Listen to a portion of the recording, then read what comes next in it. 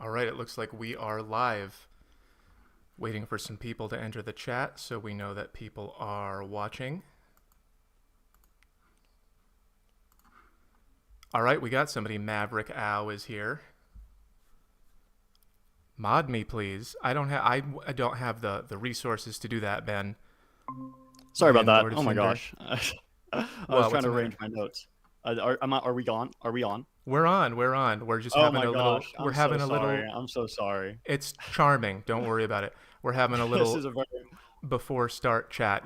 Can you guys hear us both? Can you just say in the chat if you can hear both me and Macken? I am new at YouTube.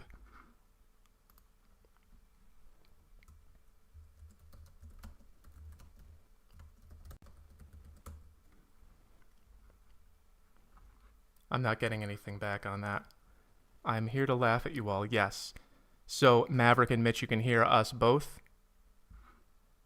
Okay. All right. Well, we're ready to go then. I think we've got some plenty of topics to begin with. I am just like, what's going on here? Is the window showing not my webcam? No, it's showing fine. It's showing fine. Is it frozen? Well, Macken, are you there? Oh no, Macken's not there. Macken's frozen. All right, I'll be having a discussion about Macken's picture by myself. No one else is in this meeting. Macken Murphy has left. I'm sure he's got the link. Am I backwards to you guys? Or am I straight? We can see his screen all clear. I think I'm backwards. I'm going to have to reverse that. Transform. Flip. Horizontal. Okay, now I'm correct. All right, now I am no longer mirrored. We're waiting on Macken to return, everybody. Macken has got cold feet and he bailed out right away. Kidding. Just a little bit of technical difficulties that we are very used to at this point. How are you all doing? Tell me how you're doing in the chat while we get Macken back. Copy link. I'm emailing Macken Murphy right now. I am absolutely nobody, or I was absolutely nobody 2 months ago. And now I am talking to world famous sex researchers, and it's all because you guys clicked on my videos and told me how cool they were.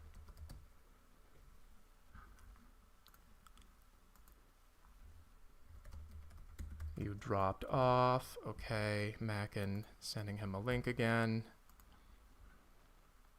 So everything is working perfectly except that my guest is not here because he's in Australia and the data bounced the incorrect way. Can I do some videos on creativity? Yeah, I will do that. I will. Levels of consciousness, awesome. Thank you. All right. All right. I'm so sorry. Don't worry my about other it. computer completely froze. Like literally as soon as I first accidentally exited out Yeah. and then my computer froze when I rejoined. So I'm here for real. I Good. completely apologize Last time to was the just a doppelganger. yeah, well now you've got a slightly lower quality camera. We're using my worst computer, and I've Oh had to no. kind of. Does my microphone sound okay? You sound great Cool. to me. I've had If you to I've had guys, to yeah. kind of rig it strangely so that way this microphone actually connects. So I've been having a lot of trouble over the last few minutes. How Yeah. are you? I am, oh man. I mean, I'm doing like better than I ever have been, which still is not good, but that's just my Yes, story. How are you? I'm good. I see that you've recently become spectacularly famous and Yes. wealthy over the past week and a half. Yeah. So congratulations, Yeah. Ometh. It's really the out of absolutely nowhere, but thank you. And Yeah, congratulations to exactly. you for all of your stuff too, whatever it is. No, I know what Oh it is. well, I know what it yeah. I is. mean, It's Oxford and there's very little to talk about. Yeah, yeah. but yours is so recent and sudden. It's incredible, and I feel like I've hit the lottery. I asked you to debate a month ago when you were, you know, Yeah. getting half as much attention as you are. Yeah. So this has worked out better for me than anyone. It also worked out great for Atlas VPN, who I'd like to mention again because they're my first promotion, and Yeah, talk about buy low, sell high. they got the deal of a lifetime. So let's get into Anyway, it. yeah. We're here because Macken does sex science. That's what I call it because it's fun. And I have read some sex science, but I have more expertise in psychology and developmental psych and spirituality, and I'm more of an interior out kind of person, and Macken is more of an observational person, and he has some vague and sometimes general, sometimes specific rather, points to make about the things that I'm saying, and we're going to kind of talk them out in front of you all, and it's going to get just rough and rude and brutal. I don't think either of us have the personality for that, but Yeah. it's yeah, I'm here in a constructive spirit. I'm aware that your audience already just absolutely hates me. I've been seeing the comments coming in ever since we Mm-hmm. started promoting this. Mm-hmm. It's gotten to a point in my career where my TikTok feed used to be so peaceful, and now Mm-hmm. it's all Homath fans in the comments. I But bet I'm that not. is so fun.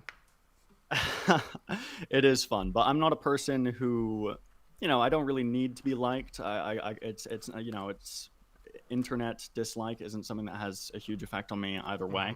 Mm-hmm. So it's not made me particularly uncomfortable. Mm-hmm. And I'm also not someone who's I'm not someone who's worried about having a conversation, right? Yeah. A lot of people, when they have some kind of beef or whatever, and this is something that I'm grateful to you for. Mm-hmm. A lot of people, when they have some sort of beef, they're terrified to actually have a conflict about it. I mean, Rolo Tomasi blocked me on Twitter after following me because he Oh was, yeah. too nervous to speak to me. It's like completely ridiculous. It But I'm doesn't I'm look glad good. that Yeah. I'm glad that you're able to speak to me, and I have no problem speaking to you, Absolutely. even though your audience isn't a fan. I mean, I'll just say one thing to your audience up front, I guess, Yeah.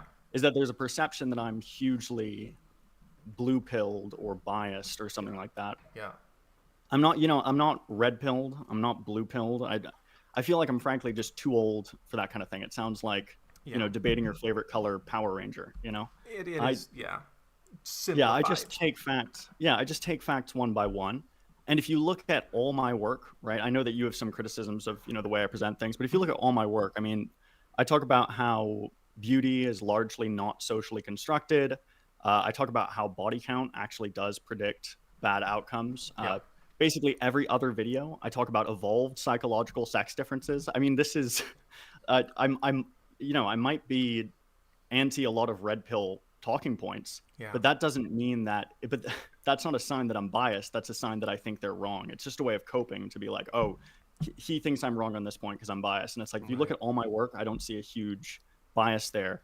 Then another idea is that I'm just, I think there's a lot has been made of the science versus personal experience side of this, Of which course. I've obviously leaned into and you've leaned into as well. Yeah. And your audience has leaned into that. They say, like I'm just in my office all day and I have no idea what's going on going on in Yeah. the real world dating Yeah. wise. I'm a 26-year-old man. How would I not at this point in my life Have have had some? something. Yeah, I mean, this is ridiculous. I mean, if I've had all the normal. I don't talk about my personal life, and I don't feel comfortable with that. But I've had all the normal experiences and Yeah. a few abnormal ones Yeah. romantically. So it's not like I'm just in the office all day. And on Yeah. the personal experience point, I mean, there's going to be some tension throughout this conversation, and we will get into it because we're going to be talking about your most influential commentary on the mating market. Yeah. I think it would be good to just to illustrate the way I think about this thing, the tension between personal experience and data, Mm-hmm. is, for example, something that I talked about recently on my podcast that I was thinking about, which is the data on beards and attractiveness, Yeah. right? Facial hair and attractiveness. Yeah. So we have just decades of literature looking into, okay, do women like facial hair? Do they not? Does adding facial hair make the same men more attractive, right? Yeah. Do men with facial hair have higher reproductive success? And the overall tilt of it seems to be, right, Mm-hmm. that some facial hair is more attractive than none, Yeah. right? Some degree of facial hair. Yeah. But that doesn't align with my personal experience even slightly, right? Of If course. I've got a little bit of stubble right now, if I show up to my girlfriend's place with this amount of hair of my face, right, Mm-hmm. she's going to greet me at the door with a razor, right? Yeah. So my personal experience tells me that women like clean shaven men because women have never liked me with a beard. right? Sure. It just doesn't suit me. Sure. So it would be stupid for me to look at the data and say, oh, I must wear a beard because the data says that on average men are more attractive with beards. That would Yeah. be stupid. Yeah. But it would be equally stupid for me to say, oh, beards don't suit me. So all of you, right? All of you, the data on beards is fake. Beards aren't actually attractive. That would be stupid as well.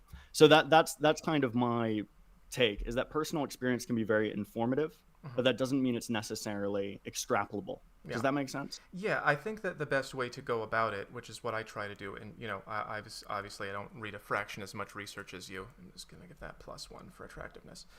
Um, is that I like to read as much as I can, but I'm very skeptical of everything that I read coming out of universities, because there's so many. Like you witnessed recently, there was somebody in one of my comment sections who I have a draw up for it. We were talking about the myth of man the hunter. I'm gonna Oh block yes, this yes, one. and this is Yeah. this is something that's worth talking about. Where there was all this, Yeah. there was this paper that said, look, women hunt too, and then non-academics were like, hey, it's a myth They got that, this idea that women were participating in the woolly mammoth hunt.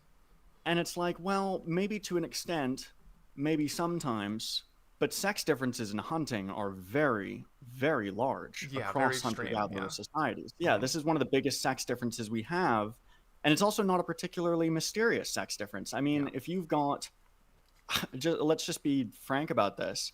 If from just a strategic perspective, if some people have to go hunting, and half the population is on average larger, broader, and more aggressive, who's going to go do it, right? So it's like, yes, women do hunt sometimes, right? Yeah. And that paper, that was a worthwhile contribution to say, hey, sex differences maybe not as big as we thought. Yeah. But that's not the same as saying there's no sex difference. And Right. so all these non-academics take that data and they use it to feed their, they use it to feed their ideology as Their opposed to biases, actually. yeah, exactly. Yeah, exactly. And that's And one of and the it most, was funny because you actually you did well there because you went to the actual paper and you're like, hey, that's not what the authors of the paper were saying. Yeah. Like you're misinterpreting them. Yeah. Yeah. There's a lot of that, and I get very skeptical. And people, I can imagine. Even me. This is my job now, and I still don't have the time to read all of that stuff in that detail. There's a lot of noise out there, and I think that you've got to live your life, and you've got to read the data, and you have to have some skepticism of what happens in both. Like you've got to know that some of it is just not applicable generally or to others, or that it might be like the myth of man the hunter thing. Yeah, So. exactly. And I think we'd better start disagreeing because we're being way too friendly right now. It's too much. It's not very rude. Yeah, I promise rudeness. Yeah, people in the audience, our audiences completely despise each other, and I think it's high time we give them something to. We can't have them be friends and share audience now. So. Yeah, exactly. I think we need to maintain the hatred, and your audience needs to continue calling me a simp and a cuck and a white knight and all those things. Absolutely. So let's give them some content so they can feel good about themselves. All right. How about we Here's why start? you're a Do you? simp. I've got a draw up for that too. Yeah, no, you go ahead. Okay, good. I want you to lead and just sort of tell me what you think about what I'm saying. That's of course. Well, How about we start with what I was hoping to start with, which is this is obviously your name, not mine. The standard female delusion charts. Yeah. If you could maybe bring those up, and if you could, and talk. I guess because some of my audience is going to be watching this. Could you just make your point? I'll give you as much space as you want, I think and then I'll comment on it. There it is. Okay. I've brought it up. So you want me to just kind of explain it, right? Yes, although I can't see it currently for what it's worth. Okay, I believe that it's working. Let me just check, guys, on the YouTube. Yeah, it's working on the YouTube. They can see it. They can see the charts. Yep, it's full screen. Okay, so you explain it. I've got some critiques of this beyond the name. And how about you talk them through it, and I, without the benefit of being able to see what's going on, I'll try to give my criticisms. Sure. Okay, so this is the standard female delusion chart. I grouped it together with these gray boxes. This is the most important part of it that I'm circling right here. It's how women see men and how men see women. in an unfamiliar setting. This is the most important part of it. So I think that overall men tend to view women fairly. There's a lot of 4s, 5s, and 6s, and there's very few 9s and 10s, very few 0s, 1s, and 2s. And that Yes. is men evaluating women that they haven't met and don't know anything about.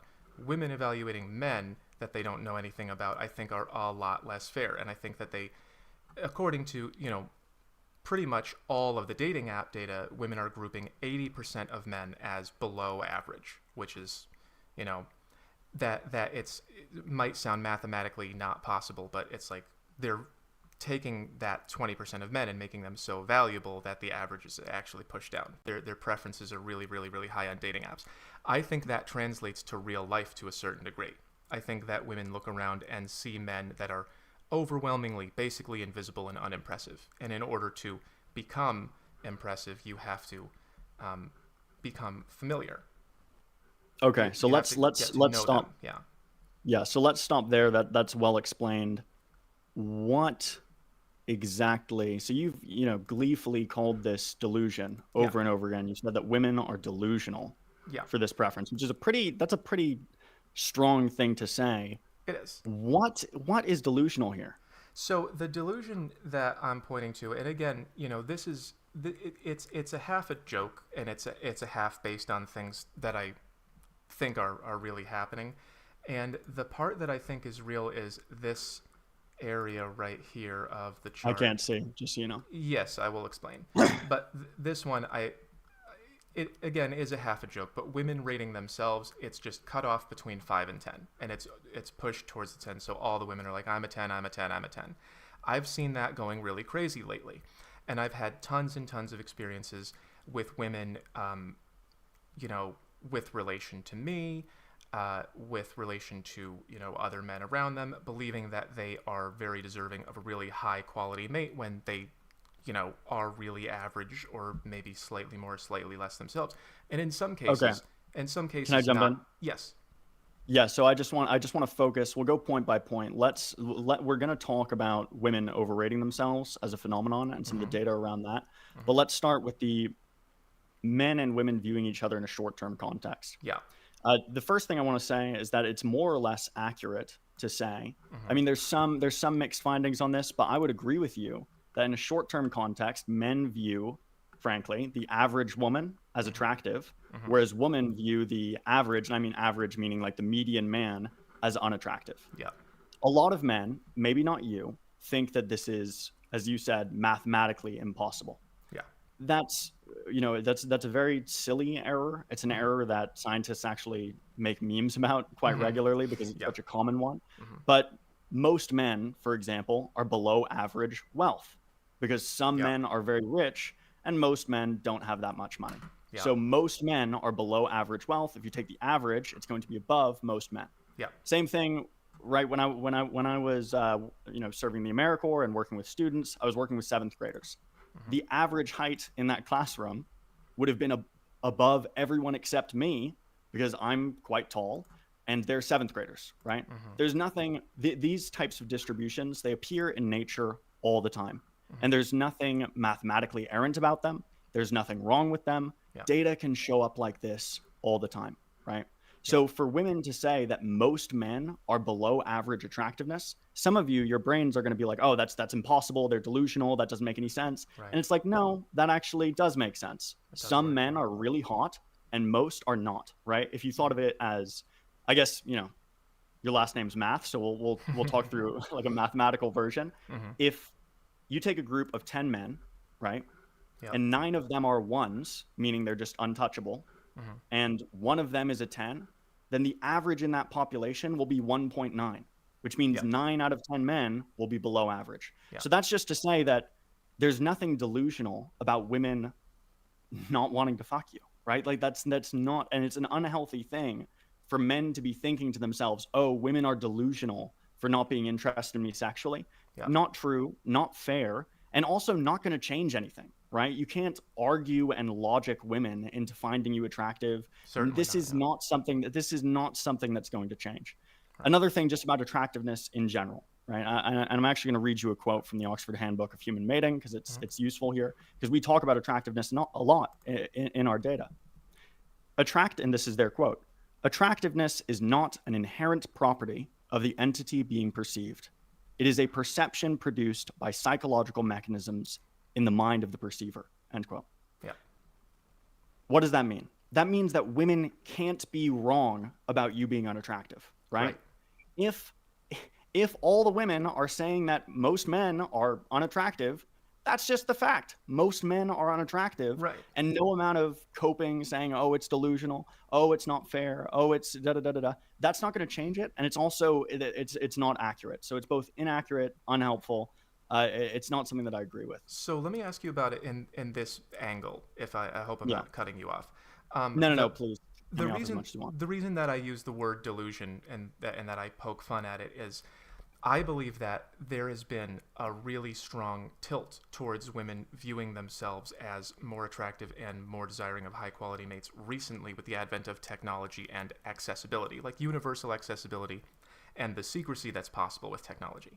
The ability that we have to connect, again, women of all levels of quality to the highest quality men so quickly and efficiently.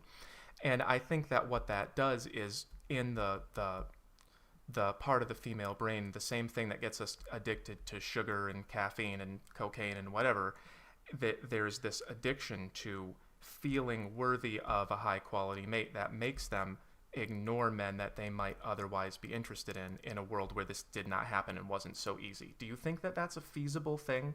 Because that's the basis of what I'm saying with the standard female delusion chart, that the accessibility is making them pursue these relationships because they can get them short term, which makes them think, well, if I was having a short term relationship with a man, it would be because I considered him long term. They're projecting that onto the man. So these are two important things that I think we're gonna have to come back to systematically. Sure. So I think we'll cover men lowering their standards for short-term mating when we get to zones, if that's Yes. okay. Mm-hmm. And then the hypergamy chart that you've drawn, I actually want to talk about that in detail on its own. But let's talk about the specific quality that you've extracted here, which is women overrating themselves. Yeah. Right.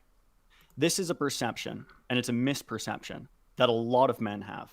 Oh, women overrate themselves. Women overrate their attractiveness more than men.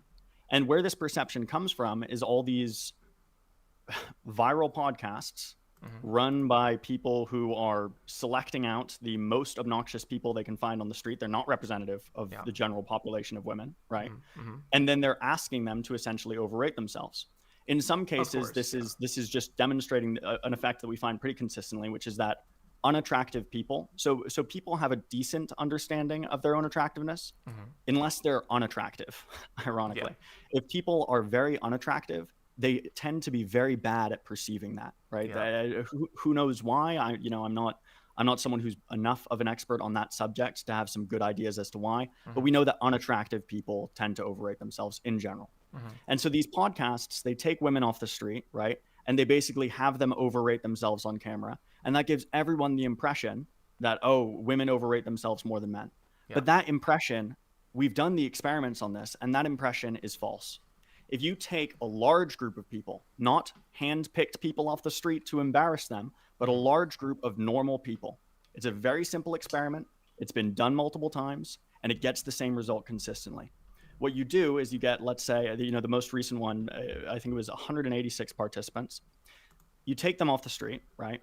And you get them all together, and you say, okay, everybody rate themselves sexually. How sexually attractive are you? And then everybody rate each other. And what do we find? Well, ironically, off your graph, we find that men overrate themselves much more than women. And there's evolutionary reasons why. You mean that they think that they're more than the women think they are?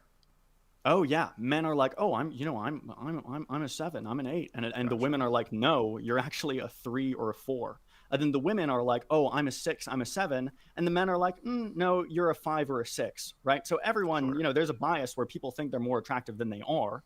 But the irony of your female delusion chart is that it's wrong in singling out women when Sure. men are the ones who do this much more. So, And frankly, there's yeah, going to be, and you know what? The other side of this is another thing about these red pill guys that I find so annoying. They're in the comments, and this isn't my original observation. This is something that a lot of people have observed. But they're in the comments on these videos of women overrating their looks, hmm saying that I'm a high value man. I'm a high value man. They think they're a high value man, and it's like, what are you doing in the YouTube's comment section then? right. Shouldn't you be doing like, it's like that seems to, just based on the activity that I'm watching you doing, that seems a little delusional. There's quite a lot of So that, yeah. yeah, so the reason that your female delusion chart annoys me Yeah. is, one, I think it's unhelpful. I don't think women like being told, "Oh, we're delusional," Yeah. right? En masse. I don't think that's good for the mating market. I don't think it's helpful for men who are struggling with dating to be told, "Oh, women are delusional because they don't find you sexy," right? It's like, okay, hmm thanks for telling me that they're delusional. That doesn't change anything. hmm And I also don't think it's I know it's not accurate to say that women especially are the ones overrating themselves, because men have a systematic habit for decades of research of overrating themselves. So So the men overrate themselves I much want more. to I want to talk And about I can that. talk as well, and I Sure. don't have to, but Sure. if you're interested, I can explain the evolutionary reasons why men are more likely to overrate themselves. I don't think it's a social phenomenon. There are some scientists who think it is. I think Sure. that men have an evolved bias to over perceive their own attractiveness. Yeah. Probably for, just to give the TLDR version, confidence, and so you don't miss opportunities. But Sure. please, you can. I've Yeah, spoke for yeah, quite some time. yeah, yeah. You can take as I much time as you want to respond. there's one main thing that I want to get at in all that, which is that what you said is that attractiveness it's perceived, and that's what attractiveness is. It's how much people like you, and I'm trying to compare with the standard female delusion chart. I'm trying to compare objectively measurable things like the fitness of your body, or the symmetry of your face, with the perception. So there are things about bodies that are perceived as attractive and less attractive, and then there is the way that society is going, which I think is changing the way that people perceive. Like, I don't think that perceptions are static throughout time. I think that if you take a bunch of men that are tens, right, and you put them just on an island with a bunch of random women, the women will evaluate those male tens to be another 1 to 10, hierarchy.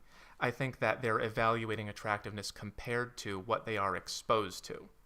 And so Do you think that I disagree with what you're saying right now? I guess I'm not totally sure. Yeah, I don't. I Okay. think, as I said, attraction is in perception, Yeah. and so a lot of things are going to alter perception. Right. Now, I think, and we'll talk about this when we get to the hypergamy section. Yeah. I think we have some disagreements as to what's causing, maybe, let's say, I think that you have a perception that standards have been inflated grossly. Yes. And I think that we'll find some things to disagree about there. Sure. But maybe I'll tell you what. I mean, I was thinking that maybe we'd talk about female infidelity next. But Sure. I'm happy to go straight into hypergamy if you want. Sure. I do want to And I don't have the. Can you check that the audience has the benefit of seeing? Because I can't see anything right now. yeah, I'm seeing a cartoon that says beards. you guys see? Yeah, I think we're doing good. They've Yeah, been seeing the graphs that they should see. they're responding as normal. Yeah. So yeah, Oh, okay. before we move on to the next thing, I just want to talk about how there is, there's like the actual object. I'm going to switch off of my chart. I've got too many things to juggle. So there's the actual object that's being seen, and then there's the seer of the object, and the conditions that are surrounding the seer are going to, influence the perception. So Yes, the I agree. conditions, yeah. So when I refer to this as delusion, humorously, because I don't think it's necessarily delusion, although there have been a lot of cases. Why not call it just the female perceptions of attractiveness chart? Why Because do you have it's to call not them delusional? hilarious. Because I I, want th- to I I want to hit people in the funny bone. I don't think it's hitting a lot of women in the funny bone. I know that I'm going to Yeah, get a lot of simp, a lot of cuck, but it's frankly, it's like, I do agree that many women are turned off by it, but the ones that do get it and agree with me about what I'm saying are the ones I want to talk to. And I think I do have to kind of soften up at some point and rebrand a little, because I do want to get to those women. I do want to have them in my audience. But for the moment, I'm enjoying being kind of rude. And it's like, calling it delusional, it's a funny way of, I think, alleviating pressure on men who feel, rejected by the dating market, by saying, hey, women have got these phones and they're no longer viewing you as viable because their conditions are, they've got all these men who want to have sex with them, and they think that they almost got married and they didn't. And so the delusion is thinking that these are viable options when they're not, which is I changing the understand. So perception itself. you're making fun of it as a way of comforting men about not being attractive. Yeah, and also about pointing to the actual circumstances of women's standards have changed because of Yeah. technology. Well, And that's something that I want to talk about next. I guess okay, I'm definitely willing to bend over backwards to give you the benefit of the doubt, mainly because, we've spoken privately, and sure, you often say things that are very nice and wholesome, and I think, yeah, oh, he actually, he wants the world to not suck, right? yes, that is the And point. the reality of your situation is, right, I'm coming in here maybe naively and trying. What I see here, just Mm-hmm. with your content in general, Mm-hmm. is that you're either going to become a positive influence or you're going to become king of the incels. Yeah. Okay. Mm-hmm. And I genuinely don't know what the fuck's going to happen with you. And I'm coming in here with both hands and trying to grab the steering wheel and push it towards something positive. Yes, And and I have frankly, I I think have that, felt look, that a I little. recognize that when you made the female delusion chart, Yeah. you were speaking to, a couple thousand people, and it probably didn't feel like a big deal. Yeah. But now you're speaking to millions of people, Yeah. hundreds of thousands of people. Oh I'm yeah. sure that your reach has hit millions. Yeah. And so it's like, okay, what you say now has an impact It on does. culture, On right? the And general so, culture, yeah. on the general dating culture. Yeah. And so if you tell hundreds of thousands of women that they're delusional for Mm-hmm. having the most normal preferences ever, right? And also, and Well, I'm another sorry, thing did you that say normal? we should have spoken about is that the long-term preferences of men and women are, I mean, you're actually more generous than me. I still think women are pickier for long-term mating, Yeah. but you say that, they match up, right? I mean, More so is what I mean to more they say. match up more so. Yeah, I mean, you show it as dead even. I think that was you throwing everyone a bone. It's just I think that men yeah. still have to compete harder than women for mates, even in a long-term Yeah, context, and I would that's agree. Yeah. illustrated by a variety of data. Yeah. What's on the screen right now? What are people seeing? I think that they're just seeing us side by side. Us side by side. How do you feel about so I guess you know how I feel about the female delusion thing. I think that, it's fine to talk about these data, it's fine to make jokes, Mm-hmm. but I think that, framing it as delusion, it's going to lead a lot of these incel types to be like, oh, women are delusional for not wanting me, I instead of think thinking, oh, actually, I have to change some things about myself if I want to get into that, and maybe I can't change those things, yeah. and so I just have to stick to long-term dating. So I do want to talk sort of philosophically about the effects of that. I think that the angle that you're coming at this right now, where the sense of humor that I'm bringing has a tendency, or not a tendency, but a capability, possibility of making people feel even worse about the situation. I Mm. think it would be a really good idea to investigate whether or not that's true, because in my personal experience, like, I've been all over the chart. I have been all the way up and down this whole thing. When I lost weight and got in shape and started developing some confidence and liking myself, I say that I moved from a 4 to an 8. Girls started telling me that I was an 8. Some girls have told me that I was a 10. They were just in the middle of being interested in me at the time. That's like love goggles or whatever. But I made a really big shift. I've been all over. I've been in the top, the middle, and the bottom. And when I was in the bottom, the one thing that relieved the most pressure for me was people who were not in the bottom laughing with me about the situation. Like, hey, this is how things go. This is how Okay. people are. This is the way that women act, and this is how they see you. And being able to laugh about it made me more able to admit it. I think that being quiet about these things and saying, well, let's find the right words for it and let's treat it gently, for sure, calling it delusion is turning women off. My audience has shifted away from being a third women to less. It has gone lower recently, and Mm. I do want to get them back, and I am going to have to change my language for that. But I also need to be ridiculous to let people know, like, hey, man, it's the world that is silly. It's the world Yeah, that is like, understood. I mean, I take issue with the specific word delusion, but I also yeah. recognize that I'm one of the least funny people ever to emerge on Earth, Yeah. and so I don't want to You be the have other guy. qualities. I don't want to be, yeah, sure. I don't want to be fact checking. Of I don't want to course. be fact checking a comedian. But Of can you course. actually pull up I think now is the time to talk about hypergamy, because Yeah, let's do we've it. talked about our disagreements enough, and I We've think been that we here can go for a bit, straight yeah. there if you're comfortable. Yeah, we can go to the So hypergamy chart. let's show the chart. Can everyone see it? What's happening here? I will zoom in on mine. Let's go to Yeah. the. So I want people seeing That's the you. There's me. hypergamy chart that Okay. you've drawn. All right. They're seeing it. Yeah. So they're seeing that men pursuing women, it's kind of, all over the place. Women pursuing men in an unfamiliar context, which is Unfamiliar. important. They tend to pursue up. In a short-term context, I think we'd agree that it's basically a looks game, Yeah. right? Yeah.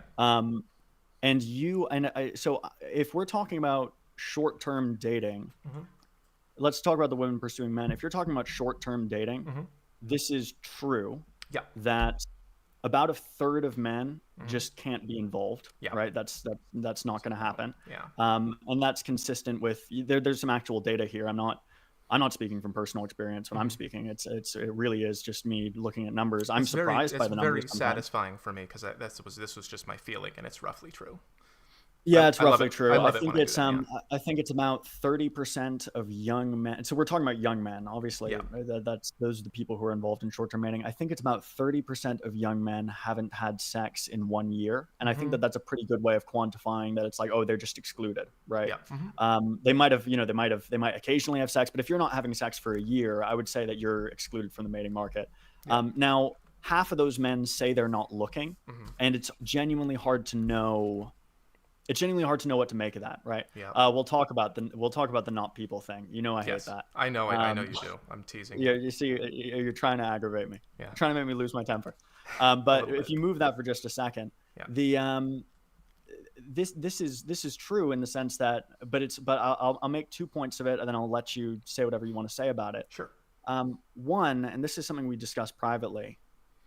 This women pursuing men side of things, it's just as much about men's psychology as women's psychology. Of course. Very permissive for short term. Because if men didn't lower their standards for short-term dating, then this graph wouldn't look like this, right? Yeah. Yeah, exactly. Men do lower their standards for short-term mating. This is something that we've discussed. Yeah.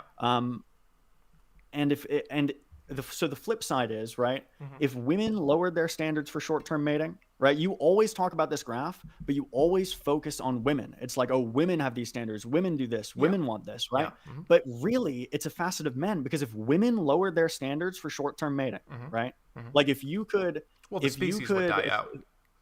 Well, think about the most attractive female celebrities. Yes. Imagine if they had male groupies the same way male celebrities had male groupies. Yeah, right? absolutely. Yeah. Men would absolutely show up for the short-term encounters, 100%. but women on average don't lower their standards for short-term mating in the same way men do. Right. So my issue with this graph, it isn't so much the reality of it. I will say that a lot of people get quote unquote, and again, talking about the Power Ranger colors, a lot of people talk about, getting black pilled by this. Yeah. Long-term dating does not look like this. No. It's still kind of harsh, but about 80% of people who want to get in relationships can get in them. Right.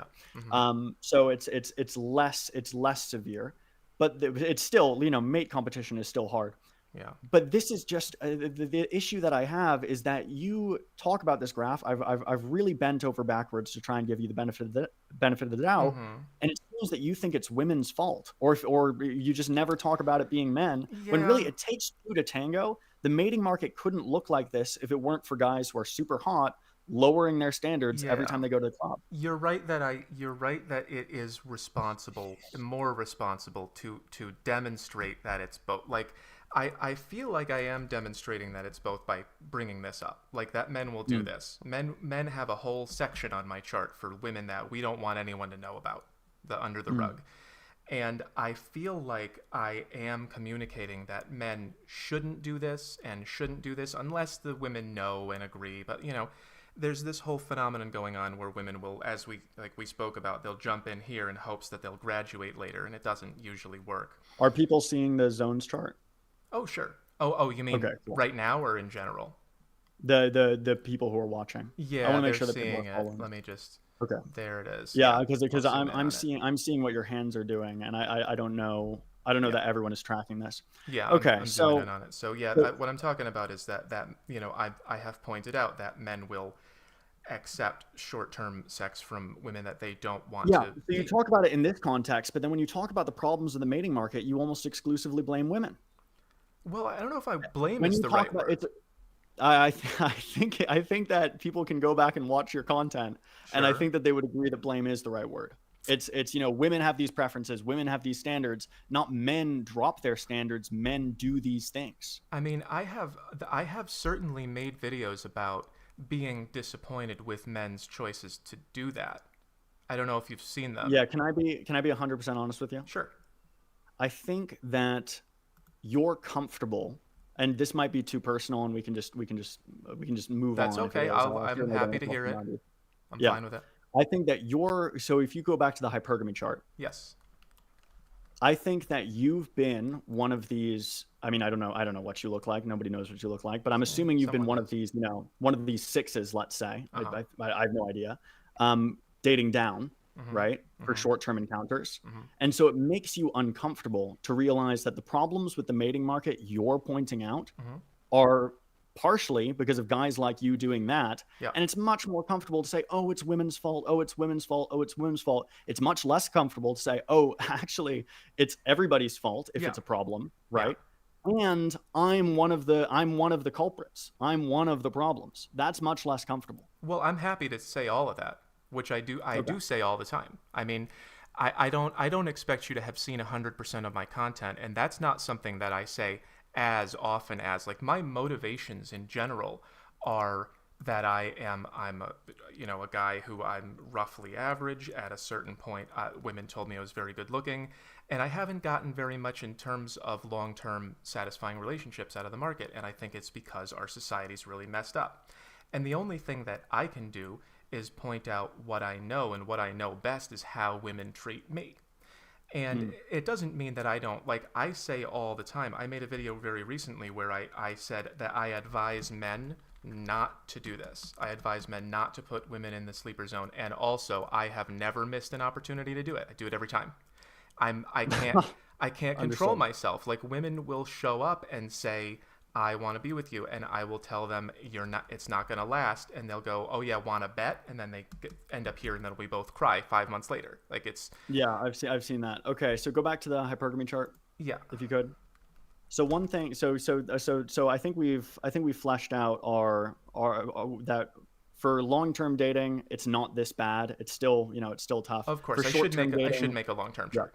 No, but a lot of people, and this is another thing that I just want to point out because I can't see the comments, but I know I've done these debates before. I Hmm. know all you guys are probably whining blue pill, whining simp. I don't know of anyone else who's willing to acknowledge that there's some dating up in this Hmm. context who's accused of being blue pill or whatever. Anyway, There is a little so bit of that in the comments. Yeah, a little bit. I'm just flagging that maybe open your mind to the idea that the reason I'm disagreeing here isn't because I'm biased. So I'm willing to acknowledge that yes, about a third of men are not going to enjoy short-term mating, Hmm. right? That they're not going to have access to it, and it's going to be because of things that are partially out of their control, right? Yes. I mean, a lot of men can get jacked, and that will that will change their life, right? For Yes. that's certainly an option. That's But I what also happened to recognize me. that look, yeah, exactly. I also recognize though that and I think that some men would be surprised how much getting jacked, getting fit, whitening your teeth, fixing your hair, all Hmm. that stuff. It is surprising how much of a glow up can do, even It if really you're, is. Yeah. yeah, even if you're short, right? I have no idea how tall you are, but even if you're not tall, let's just say that Yeah. it can be surprising how easy it is to get to a 4 or Yeah. 5. And once you're there, well, now short-term mating is maybe an option. But I'll Maybe. agree that, for some of those guys in the bottom third, it's genuinely out of their control. And that's Yeah. that's that's genuinely unfortunate. But I would also say that for a larger portion of them, they're not completely excluded because they can still, fall in love, get a girlfriend, all those things. I know nobody wants to hear, the good news, but there is good news to be talked about. That's Yeah. number one, right? Yeah. The number two thing that we disagree on, right? And I actually don't know that we disagree on number one. Number two, Yeah, and this yeah, is an but area, just before that we might be more. just before Yeah. we get too far off of it, my next video that I've been telling people about for like 2 months, I'm calling it self-maximize, and it's one of those things that's going to take me a while to work on, but it's about what men can do. Can't speak and write at the same time. It's going to be about what people can do, men and women, but mostly men, because I think men can make more of a difference in their attractiveness. What you can do in order to be the most that you possibly can be so that women like you, which is why I want I don't like the word incel. I don't want to call my fans incels, but anybody of No, that. I'm not saying your fans are. I'm actually Yeah. not saying that. I'm saying that you have, based on going through your comment section, Yeah. you have a portion of men who I would say are incels, and then you have a 100%, portion who I would call incel adjacent, right? And this is Yes. another thing that's so important is that those guys are not going to listen to me. They hate me, right? That's they take right. one. They That's did frankly, right? They take one look at my canthal tilt or whatever, and they say, you know what, Yeah. this guy I just can't relate to him. He's not Yeah. going to give me any advice. He's not going to get it from my angle, yeah.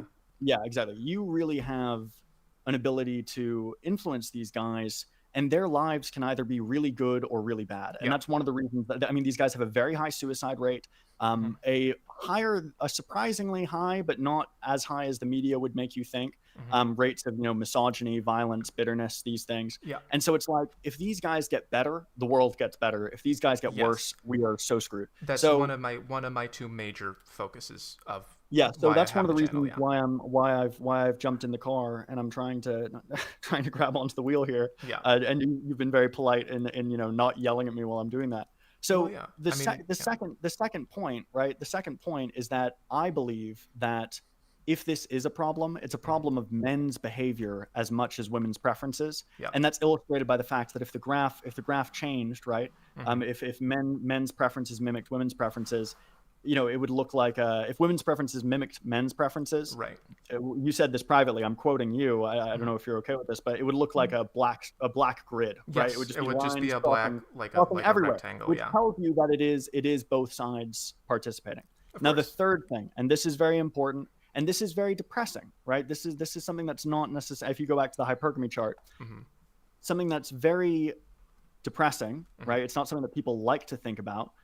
And also should illustrate again that I'm not someone who just likes comfortable truths, right? That's the accusation, is that whole idea of the blue pill. The whole idea of the blue pill is that I like comforting truths. Yeah. I've said some very uncomfortable things in this conversation, and I'm about to say another one. This graph, this isn't the result of dating apps. This is what mammalian mating looks like, and usually it looks worse than this. Yeah. Of So course, there's yeah. some genetic evidence, right? So if we were walruses. elephant seals, Yeah. exactly. If we were elephant seals, then this graph would literally be, you'd have to go 1 through 50. 100. Yeah. Yeah, exactly. And it would be 1 at the top, and literally all of the females going to that 1 with the occasional interloper, the occasional female affair. And with humans, thank God every day that we're not elephant seals. It would be a lot worse. Yeah. But it's not dating apps that's made it. Mating, frankly, from a global perspective, people say, dating is harder than ever. People say, dating is harder than ever. And it's like, bro, you haven't dated in any other period in time. Like, it's just like. So let me see if I can it's always zoom in been on hard. that. So 8,000 years ago. Wait, let me just make one quick point. Sure. So we have to give you an idea. Different scientists have different opinions on this, but based on genetic evidence, it's relatively reasonable to say it's 100% a fact that we have more female ancestors than male ancestors. Yeah, there was the 1 to 17 thing. Exactly. 8,000 years ago, for a brief period, it was 1 to 17. Yeah. So 1 male reproduced for every 17 females. Now, that could have been due to a high male death rate. It's not necessarily the same as dating, but there has to be some multiple mating happening there. Yeah, and what does that selective mean? pressures. Yeah, there were no dating apps 8,000 years ago. Okay. And we have more female ancestors than male ancestors. And most people will say that it's about a 2-to-1 ratio. 2-to-1, yeah. Right? 40 yeah, to 80, which means that half of men are reproducing with most of women. Mm-hmm. And that means that today our mating market, it might be hard. I'm not saying that it's not. I'm not saying that it's not hard, but it's actually easier than usual. And that's an uncomfortable truth. It's So like, oh, not only am I having a hard time dating, but it's yeah, easier than ever. yeah. That's an actual red pill, something that's actually tough to swallow. I agree that the time we're living in now is a lot more comfortable than raw nature like elephant seals. My concern specifically with how it's being changed, and I mean, I want to ask just very briefly, like as close to yes or no as we can get. Do you think that this is getting more concentrated because of technology? Do you think that their preferences are getting more concentrated towards the top? Oh, can you hear me? Sorry, I think I got muted. Yeah. Did we go out? Yeah, so okay, so it looks like I'm here. I think relative to 20 years ago, and there are other people Mm-hmm. who have more expertise on this, Yeah. in a short-term mating context, Mm-hmm. relative to 20 years ago, Yeah. probably. It Okay. seems that young male virginity is on the rise, right? Yes. There's some skeptics here. Also, wait, I think that my mic has actually changed. I think so. Yeah, you're a little echoey, Yeah, but we can hear you. yeah, I've had to rig this. Do you mind if I just take like a minute to try and fix this? Sure. I'll just Okay. I'll draw some more You beard can, beard yeah. guys. We're having technical difficulties.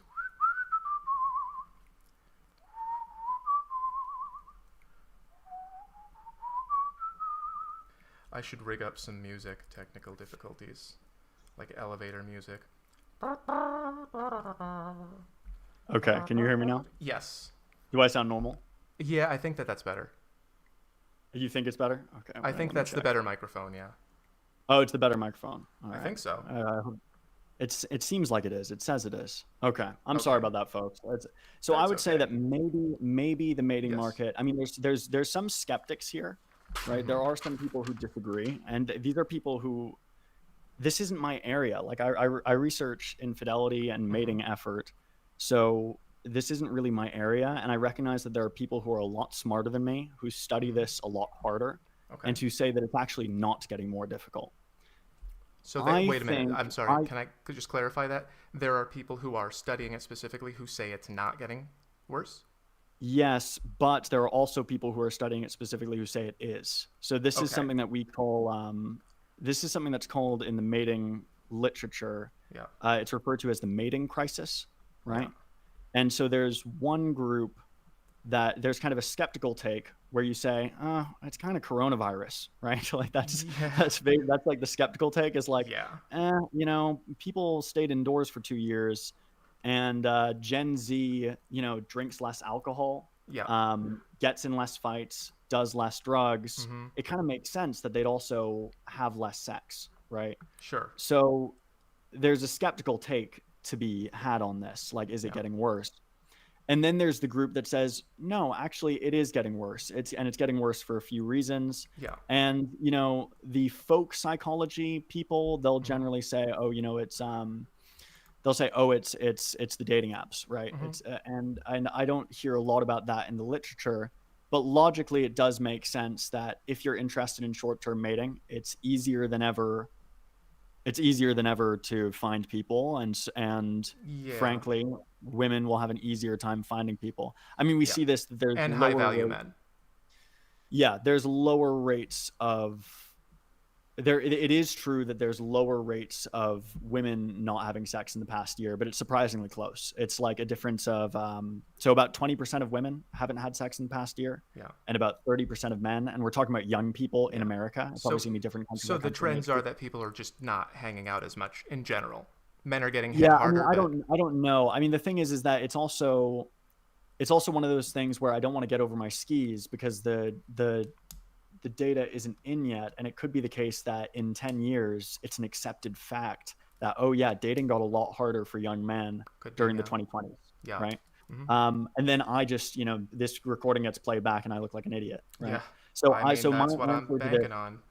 yes. My answer to this question of are things getting worse Hmm. is two part. Part Yeah. one, even if they are getting worse, they're Yep. not as bad as they've ever been, That's right? They're right. definitely not as bad as they've ever been, That's right. not I want to even get to close. that. Yeah. And then part two is, I don't know, that maybe they are getting worse, but again, if they are getting worse, they're not getting as bad as they. And also, just as a, I don't want to. This is going to sound blue pilled, and I know It's that I'm going okay. to get flack for it, but it's also true. So it's kind of like, Yeah. well, why am I getting so much hate for saying something true? That's exactly. Most Yeah. Say it. most people, most people are in relationships. So you mean Most people are in relationships. as a percentage of humanity, more than half are in As a percentage relationships?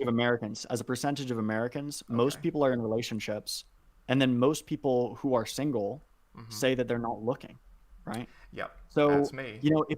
if it's bad, if it's bad for you, and maybe this isn't, maybe this is, I mean, again, it's a Power Ranger thing. Mm-hmm. I hate trying to sort everything. Yep. Maybe this comes across, maybe this is going to blackpill some people, but if you're having a tough time, that Mm-hmm. doesn't mean that everyone's having a tough time. No, it doesn't. Most people are in relationships. And even more than that, I just read a stat that and this I'll have to double check, but I think most men over 15 in the US have at least one kid, right? So if you take Mm-hmm. all the people who are over, most of these people are going to be over 30, obviously. Mm-hmm. But overall, I mean, people are still doing what humans have always done. We're pair bonding and we are having kids and it's So going fine. And that again, personal specifically, experience yeah. can be misleading here because for me, it's like I'm in a long-term relationship that I'm very, very happy with. She's the best, right? That's All great. my friends, my Love to close hear it. friends, they're in long-term relationships Yeah. and, they're, in love and having a great time. I would say that my five closest friends are Yeah. all in long relationships. And so my personal experience is like, God, there's this, people tend to hang out with people who, birds of feather flock together. Yeah. People who aren't single tend to hang out with each other. Of course. And so, A lot of echo you chamber know, stuff. yeah, there's a lot of echo chambers. So I'm trying to pull myself back from coming on here and sounding like Steven Yeah, like Pinker and everything is. saying, So yeah, a comment. everything's Yeah, fine. a comment that But but someone made to but me. that's Sure. the personal experience side of things for me is that like actually my side of things is that, Yeah. the world is doing pretty well in mating market wise. And I recognize that that's biased. But then the Yeah. data also does seem to back the idea that if things are going poorly, they're going poorly for a small group of people. Yes, but I think that can. So this is what I want to. This is like I said earlier. I think in the first promo that I did like 5 weeks ago for this, I said that I think that most of our disagreements are going to be perspective based because I agree with most of what you said there, just not sort of the ramifications of it, the effects of it on the world. Because even if it's getting worse for a small number of people, there's that principle like it only takes 10% of a population to start a revolution. If there's an imbalance, even a small one, it can set off very large systemic effects. And Yeah. what you said is that, there was a point where only 1 out of 17 men had children and the rest were dying or just being slaves or whatever his horrible history thing we did. And that 2 times as many, like 80% of women and 40% of men have reproduced over time. And Yes, it's probably something like that. Yeah. I don't know the yeah, exact numbers, but it's probably something like that's that. what I heard. I'm just going off what I Yeah. heard. So the point that I'm trying to make is that in a world where only 1 out of 17 men is having kids, we don't have electricity. We don't have grocery stores. The phenomenon of civilization comes from most men being happy enough to work. Like, Yes, and that's the problem. Is it, so this is something that now I'm very curious actually. yeah. What percent? So right now, I believe it's about 80% of people are in relationships of some kind, Mm-hmm. and most of the 20% aren't looking. Mm-hmm. What numbers would make you happy? I mean, Mm. it's like, look, we're not going to get to a world where, I mean, this is like, I mean, I get it. I agree with you. More people in long-term relationships. Mm-hmm. I'm you know quite traditional in my Yeah. worldview in the sense that Mm-hmm. I think that monogamy is wonderful, Mm-hmm. and that's Agreed. from a social perspective. There's a lot of evidence that it's good for society, Yeah. and it seems like that's still the norm. What numbers would make you happy? So again, it might be frustrating for you because you live your whole life by the numbers, like you're a science guy. It's not numbers that would make me happy. What would make me happy is like a guy like me. I'm smart. Lots of women have been attracted to me. I went to college. I work really hard. Like, look at what I'm doing. I'm accomplishing a lot right now. I clearly am a capable person. I have not been able, with all my heart and soul, to find a meaningful, lasting relationship. I've had women cheating on their boyfriends and husbands with me. I've had women cheat on me. I've had women pull the rug out from under me after just 3 months and go like, I'm polyamorous now, or I always have been, or whatever. I don't want to see numbers. I want to stop having those experiences, and I want to stop talking to men who are having similar experiences. Mm. I don't want to be living in a cultural social context where that's a common experience for us and we're all sharing it and saying like, what the hell is going on? Everyone's polyamorous all of a sudden. Everyone has like I don't think you would disagree that we have higher partner counts than we used to, and that it's a Yes. pretty big shift.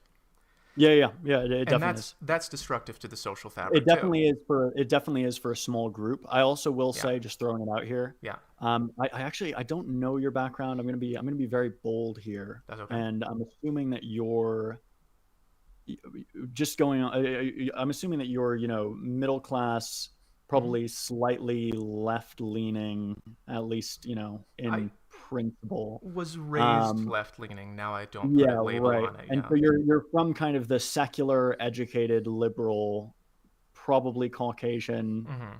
I mean, class of Americans. yeah. I mean, I don't know. Yeah. And now I'm gonna get people are saying that I'm so woke, da da da da da in the Yeah. comments. Yeah. Okay, Yeah. just cry harder. No, I The think yeah. Thank you. so Keep going. so you're in this group that does have high partner counts, Hmm. but I'll just open your mind to the idea that there's a lot of people living in America who have completely different. I mean, you can go to conservative religious communities anytime you want, Yeah. and the idea of being with more than three people in your life It's is like, absurd. whoa, Yeah. you It's really, horrible. you really saw the world, didn't you? Yeah. I always talk about And so Arkansas. Like you never meet anyone from Arkansas because they all just know yeah. each other. Yeah. Yeah, and then also, there's people who are, living in conservative immigrant communities, Yeah. and it's just complete. There's a whole wide world out there, and so the partner counts. Just to throw it out here, the Hmm. partner counts. I would say that the average. This is probably going to drop like a grenade. People Hmm. thinking that I'm just proving that I'm the stupidest man on earth. Mm, But I will say it because I do believe it. sure. I'd say that the average partner count in America is somewhere around 5, if we're looking at median. Okay. Um, and that sounds really low to a lot of people because a lot of you are in these very, liberal or at least liberal adjacent urban Caucasian communities where Yeah. partner counts are high. Libertine. But Yeah. if you step outside that bubble for a second Yeah. and try to open your mind a little bit, you'll realize that America is a very big country with a lot of different cultures, Of course. and I would say that it's low. Now the 5 number, people are saying, where are you getting that from? So that's from census data excluding virgins, Hmm. which came up with a number where women had an average partner count of 4. This is Hmm. self-report. I know, Hmm. self-report. I'm an idiot. I'm an Mm, idiot for thinking self-reports have any value. I understand. I'm don't not be talking to so you. I'm hard talking on to yourself. I know. I yeah, do. yeah, yeah. But I also I've done these debates before, and I know all the critiques. I've heard them all before. Hmm. And then men said 6, right? I'd Hmm. say that so men say they have a partner count of 6. Women say they have a partner count of 4. That sounds insanely low to a lot of people. But it's And so I would say that averages. comes from yeah, and I would say that from median specifically, the mean is a lot higher because some people sleep with hundreds of people, and 0 is the floor, right? Yeah. There's a couple of So people out there with 1,000 sex partners ruining it for everyone. yeah, exactly, Yeah. exactly. Yeah. Yeah. Yeah, Yeah. there's what we call in the data. This is known as the promiscuous 5% or the promiscuous 10%, Yeah. depending on who you're speaking to. Yep. Yeah. And that's So who I'm targeting in a certain way. yeah. So I would say that partner counts have definitely gone up, but Yeah. they haven't been. And there's a lot of the things I've said here. I should just flag. Just a lot of it, a lot of it is really well summarized on datepsychology.com. There's a graduate student who is just writing these incredible blog posts that's Hmm. relevant to red pill, black pill ideas. Yeah. I don't know where he gets the time, but Mm. he collects incredible amounts of literature on red pill and black pill ideas, and Yeah. just kind of is like, well, does this line up? It's one of the most heroic science communication efforts ever, Mm-hmm. and it's taught me quite a lot. And he's a straight shooter, so that's somewhere to go. Yeah. But the partner count data, this is something that can be examined, and it is higher than it was, but it's also much lower than I'd say that most of your comment section thinks. I'm sorry, say that again. It's higher than it was, but lower. So the partner count is growing, but still the average partner count is not like 15 or 20. Yeah, It's just, yeah. people tend to think. I was just speaking to someone actually yesterday who Yeah. said that their guess was like 20 something. I Mm-hmm. was like, wake up. That's someone who's living in a certain culture. So I agree with you Yeah. about that. I'm trying to illustrate here. I'm not sure if I'm doing a great job, but I'm trying to illustrate how that one segment that you're talking about, um, I'm just trying to do a little pie chart there. But that one segment that you're talking about, and if they're experiencing an imbalance where they're having all this sexual behavior, it's not really just confined to their lives. I wish I had my aqual chart. I'll just draw it. Were you following that at all? The aqual, the quadrants. Let's draw the quadrants. Were you Mm. you familiar with what I'm talking about there? I think I will be. I've definitely done way too much Yeah. consumption of HOMAth content. Yeah, The I bet. algorithm thinks you're my natural nemesis, and the Yes. algorithm thinks I'm your biggest fan. Yes. Every time I open up my phone, I get my entire feed is HOMAth because I've just been preparing for this debate because I don't want to misrepresent you. But Yeah. yeah. So Oh, the quadrants. Yeah. yeah, I know exactly what you're yeah. talking about. So Yeah. you've got the interior and the exterior views, and you have the individual and the collective. So this would be, your mind, your culture, your body, and your job, and your just measurable things about you, and then your society, and like how, what's the GDP, basically, that sort of thing. Um, I think that what you're talking about is, there's been a change in individual minds, and there's been a change in culture that is leading to people having higher body counts, and that is having effects on society. Like the reason that they have these things, put together like this is because nothing can happen in just one. It's going to influence everything else around it. So even if it is a small subset of people in the culture, in the society who are doing this, it's so out of balance that other people are being affected by, like, imagine falling in love with someone, finding out that they have a partner count of like 400 or 500, and that's not a rare thing. It's kind of like how the world's fattest man used to be kind of like you know someone you see every day now. Yeah, So I understand what you're saying. I the, guess another thing yeah. that I'll just throw out there is that the effect of this is one of the most peculiar statistical facts Mm-hmm. that I know, but Mm-hmm. the math does work. Mm-hmm. And again, your last name is math, so I'm happy to discuss it. Mm-hmm. Is that the average person you sleep with will have a higher body count than you Oh, that's funny. because they're going to get because if you're exposed to them, right, the odds of Mm-hmm. you being exposed to them are Yeah. increased, right, by Yeah. the fact that they're seeing more people. Yeah. And the same phenomenon, the average person, the average person who you're friends with has more friends than you on average, Yes. right? Again, I'm saying the word average over and over again. It's for the same reason. It's Right. because most people who have friends have more friends. Of So course. yeah, you're right that a lot of people are going to get exposed to the fact that people have higher partner counts. And I'm Yeah. also not someone who denies that higher partner counts Yeah. I mean, negative I predictions. I I will feel, note yeah. that those negative outcomes, and you haven't disagreed with me on this, Yeah. but the other, I don't know if you even go by I don't even know if you answer to the name red pill. Certainly others would Mm, label you that way, but I love the original meaning of it from The Matrix, which is face the truth no matter how painful it is. But it's yeah. become a kind of like man good, woman bad thing, and I just can't get Yeah, behind it. understood. Yeah. Understood. Okay, do you want to should we I'm trying to think what's natural to talk about next because Well, I don't want to stall out. Do you want to yeah. I just if you don't have anything more to say about do you have more to say about the internal exterior thing? Because yeah. you were quite clear in explaining what you meant, but Yes. you're welcome to. I just wanted to just sort of make the point that, whether these things are, everybody or just a few people or whatever, I think that it's pretty undeniable that we're all feeling the effects of rapid social change, and that a lot of people are feeling lonely and afraid, and People are more isolated than ever, and this is measurable. They measure things like selling decks of cards, and people are not hanging out with each other anymore.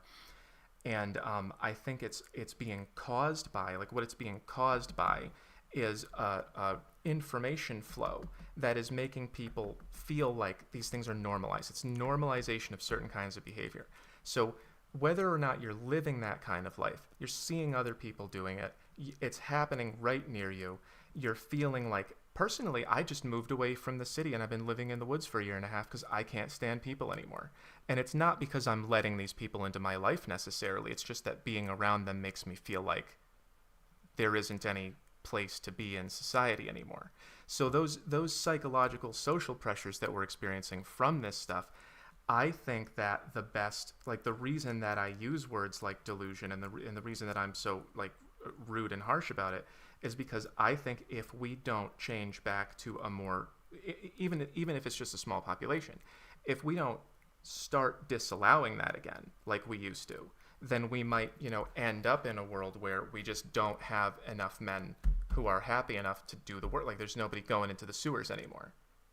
Yeah, I understand. Okay, so let's spend another minute on the hypergamy thing, Yeah, and I just want to listen to you. I don't really have anything more to say about it. I think I've been very clear as to I do. what's, Yeah, what I yeah, agree with and what and I find very. I do get So it, and I do wanna keep talking to you more in the future and figure out how to yeah. better address who I want to address and how. But Yeah. So yeah, this women pursuing men, let's focus on that. sure. You view this as an issue, and you view it as an issue that's probably getting worse, certainly Mhm. getting worse for a small cohort of men, and Mhm. I think we'd agree that it's bad for a cohort of men. Mhm. What's the solution? What's the solution here I in your so mind? I don't have any ground to stand on to provide a solution. I can Okay. imagine things.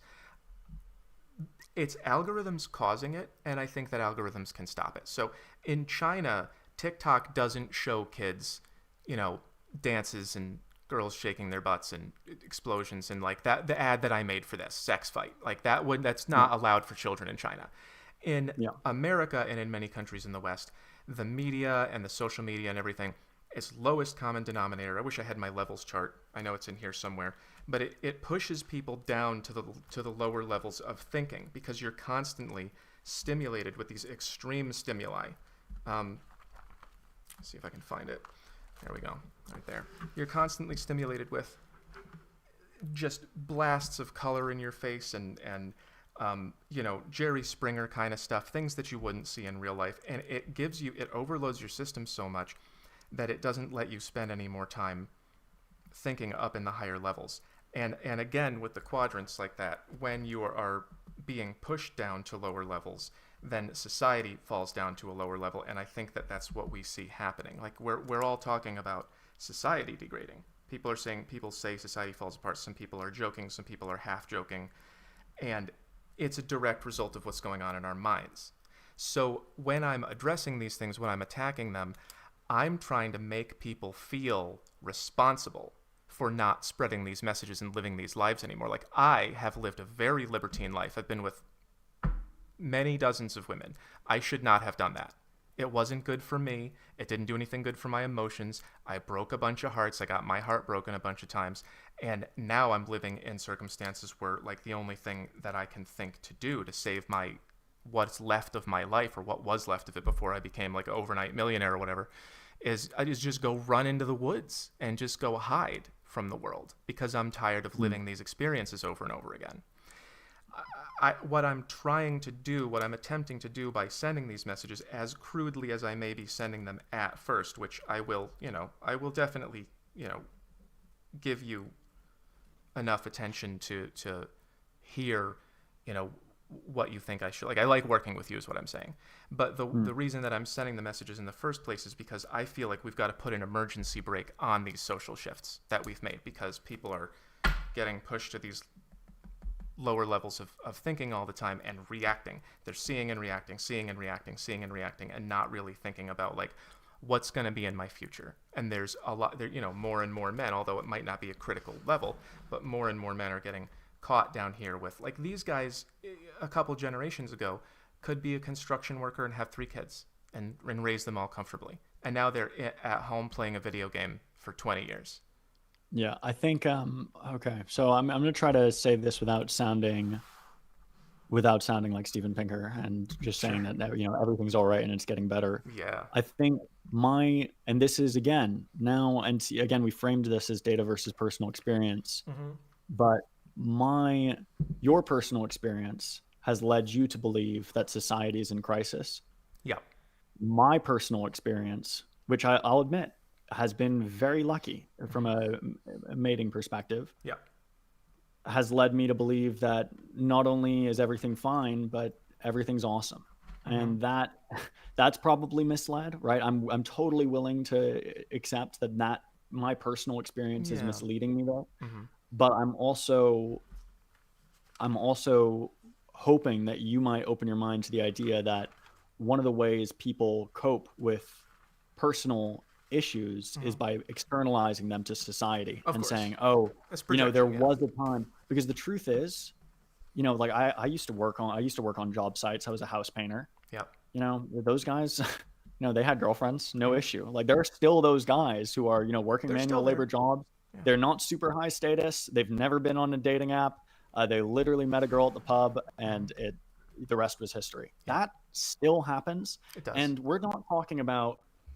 and frankly, we're not talking about guys who would have been construction workers when we're talking about incels. These guys have, and I'm talking statistically. I Mm-hmm. recognize that just because there's been this terrible memification of the Mm-hmm. term autism, right? Yep. So that it Yes. sounds like it's an insult.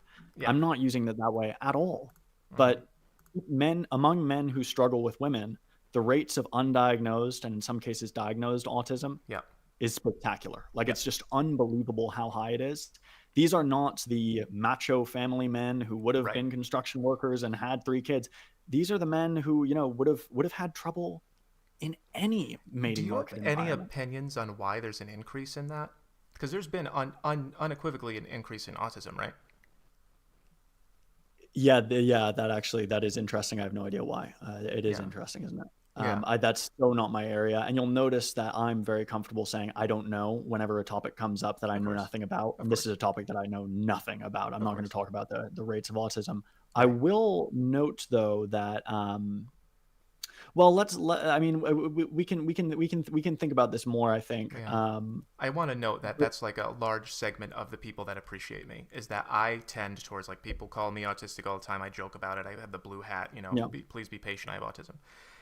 yeah, And the way that I explain things, like I fought my way through getting experience, and I'm saying like, hey, here's how people work, and they're very yeah. appreciative of that. So, just wanted to Yeah, note. and so, and you know, and this is the thing is that, you know, if you were one of my students, the HOMAth Yeah, grade range would be everywhere from, oh, A plus, what a wonderful assignment, yeah, to, oh my God, get the hell out of my classroom. What yeah, did you just say? yeah, Right? And some of your content, right? Like I told you privately, the video about, you know, when it's socially appropriate to approach women, right? yeah, A lot of men like myself have literally never thought of that. It's always been gut instinct. It's yeah, like maybe now, maybe not, maybe this is acceptable, maybe not. I have no yeah. idea. You know, I met my girlfriend who I've been seeing for a couple of years now, Mm-hmm. in the wild. Just walked up to her. Yeah, You know, that still happens, and I have no idea when it's appropriate or when it's not. yeah, But your video where it was like very systematizing, laying out rules, my yeah, first thought was, when I watched it, I was like, oh, this is gonna be helpful for men who have autism. And yeah. then I go to the comment section, and sure enough, there's like 6 comments saying, hey, I have I autism, and have this is autism, and great. this helped. Yeah. Uh Yeah. huh. Yeah. So Yeah. that's It's that's a. cool. And it is, and this is another thing is that I see, I have no idea whether you're gonna have, you know, some of your content comes across as just bitter misogyny that could make things worse, and some of it Mm-hmm. comes across as, you know, frankly, you know, helpful and positive and Yeah. aiming towards, you know, I like a doing a. future where some of these threes, I mean, maybe Yeah. the ones and twos, there's not much to be done, There's but some not of these much. There's threes not can, many of them either. Yeah. yeah, can be pushed around the corner. What I'm. I think that Yeah. we should we maybe move We to should move to because a new I'm just, topic. Yeah, we've been on it for too long. yeah. I wanted to. I had a thought there that I kind of dropped out of my head. I wanted to. Well, if you come back to it, that's totally Oh yeah, yeah, acceptable. yeah, yeah. Yeah, Just really quick. I think that I like doing a little bit of both. Like I like to treat it with levity, and say things that are not entirely serious and demonstrate that I am bitter because it's relatable. Like my numbers are blowing up, and it's because people can relate to me. And it's not just men. Like I make videos that women, 1.7 million women watch it too. And it's because I feel what they're feeling and I say it. So that's part of what I do. And then another part of what I do is like, hey, here's actually what's going on. It's not just feelings, but here's actually what's going on. And I think that when I say things in that bitter way, you're kind of like, ooh, you're doing some damage there. But I feel like what I'm doing is reeling people in so that I can show them, here's how you get better. Interesting. Okay. Well, should we talk about, we've got one thing that... do you want to talk about, I feel like we could go either way. I'm happy to talk about rates of female infidelity. It feels kind of disjointed from the conversation. Do you want to talk about zones? Let's do paternity fraud first and female infidelity. I genuinely don't understand how science can know who cheats more. Can you explain that? Yeah. Well, it's not a no thing. I mean, this is something that people misinterpret about science. So let's talk about what science is. Yeah. Science is so data, right? So let's talk about data first. Data is collections of personal experiences in these cases, right? So people have this dichotomy in the hype for this debate of like personal experience versus data. And there is a difference because some data is not personal experience and some personal experience can't be captured by data. But good data in a lot of cases is just collections of personal experiences, right? Yeah. And science, certainly the type of science that I do, right? The type of research that I'm actively involved in, it's making predictions about data before you see the numbers. Yeah. So you say, I'm about to collect this data, and because I have this worldview, I think that this is going to be shown out in it. And then when you make that prediction accurately, it's like, oh, your theory seems strong. Let's do another test. You're pressure testing your own ideas. Yeah. And when it doesn't come out that way, then you're like, oh, maybe I was wrong, right? Maybe my theory was wrong. I have to revise things, right? Yeah. So a lot of people are skeptical of science. They view us as like these authoritarian, egomaniacs. Not true at all. Yeah, we like you're saying what's real, Yeah, we're pressure testing our own ideas constantly. And some of the most profound experiences of changing my mind as a man have been in the process of dealing with data and making predictions about it that turned out to be wrong. I was like, I thought this was true about the world, and then I collected data, and the data told me I was wrong. Yep. So now let's talk about who's more likely to cheat, men or women. Yeah. First off, we just have to come in this from a predictive point of view, right? We're mammals, okay? Male mammals have more to gain from sexual variety than female mammals because male mammals can increase their offspring count through multiple mating in a way that women can't, in a way that female mammals can't. I'm just talking about mammals right now. Yep. So if we've got squirrels, right? A male squirrel, and I don't know how male squirrels, I don't know anything about squirrel mating systems, but in theory, a male squirrel can have 3 female squirrels pregnant at once with him. But a female squirrel, even if she has 20 boyfriend squirrels, only one at a time, she can only be pregnant with one of them at a time. Yeah. Right. So her reproductive rate is limited, right? She can max out her reproductive rate with one male. And this is true of humans as well. So the woman with the most children in history, and this is disputed. It might be an apocryphal anecdote, like, but 60 or something.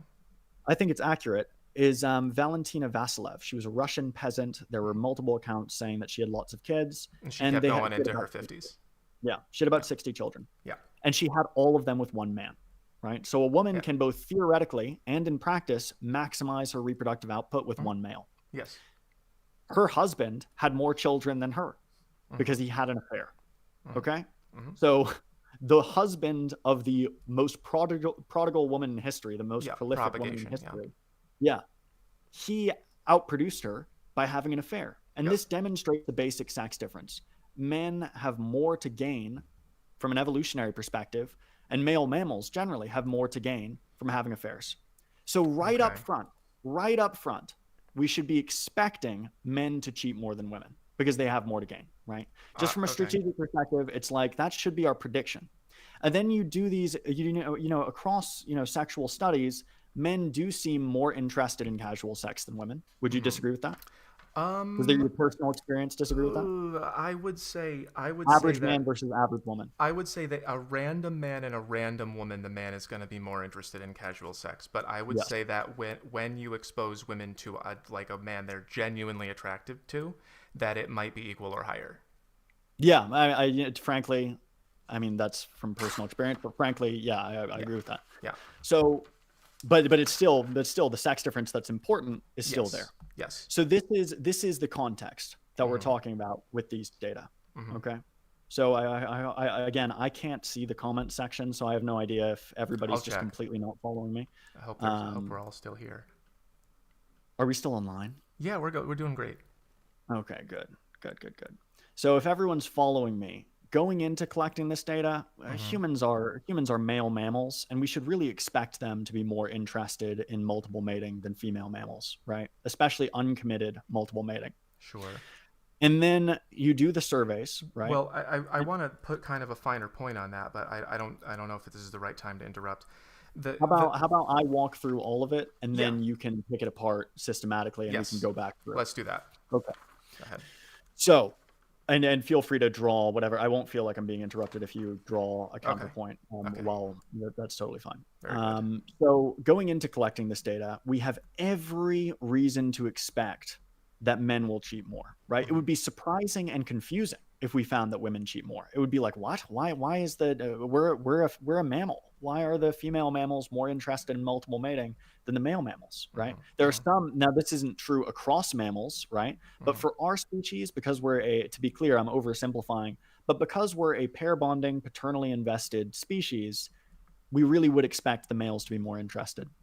And then you do these kind of, you look at the anecdotal evidence and the circumstantial evidence where it's like, oh, who's going on websites to look for affairs, right? You look at their Mm-hmm. user base, it's all men, right? I Yeah, think Ashley Madison or whatever, the biggest one, I remember reading about this. They absolutely. was like 200 women and like 100,000 men. I'm Mm-hmm. pulling that number out, but it was something insane. It's And it's like, huge oh, interesting. overbalance. Yeah, men do seem more eager for affairs in that context. Yeah. Then you look at consumption of things like pornography, and you see that it's like, oh, both men and women consume porn, but undeniably, men are consuming more of it. And then you ask men about and women about their fantasies, and it's fantasy studies are always bewildering to me. I'm shocked by the diversity, Mm-hmm. but we do see, right? Mm-hmm. We do see that men are more interested in multiple partners in the abstract, right? So a lot of the Of course. predictions that would come from mammalian biology you find. Mm-hmm. Then you look at the data of in practice, right? And here's where I understand the criticisms and I understand it's going to get controversial. Mm-hmm. But if you do a large study on who cheats more, men or women, right? You Mm-hmm. literally survey them. You're just, anonymous survey. Have you ever had an affair, right? Mm-hmm. Men will this doesn't reflect actual practice, but at the Yeah. very least you have to admit that men confess to having affairs about twice as much as women, depending Yeah. on the study. Okay. Right, 50% more to twice as much, right? Mm-hmm. There are Mm-hmm. some casual online surveys that have found different results, but the real rigorous data on this, the stuff that's really tried to get a good answer, Mm-hmm. men confess more. And I'll speak as a scientist here as well. Anecdotally, I had to collect data for an infidelity study. We were doing experimental work, and we needed people who had actually had affairs before, right? Mm-hmm. Yeah.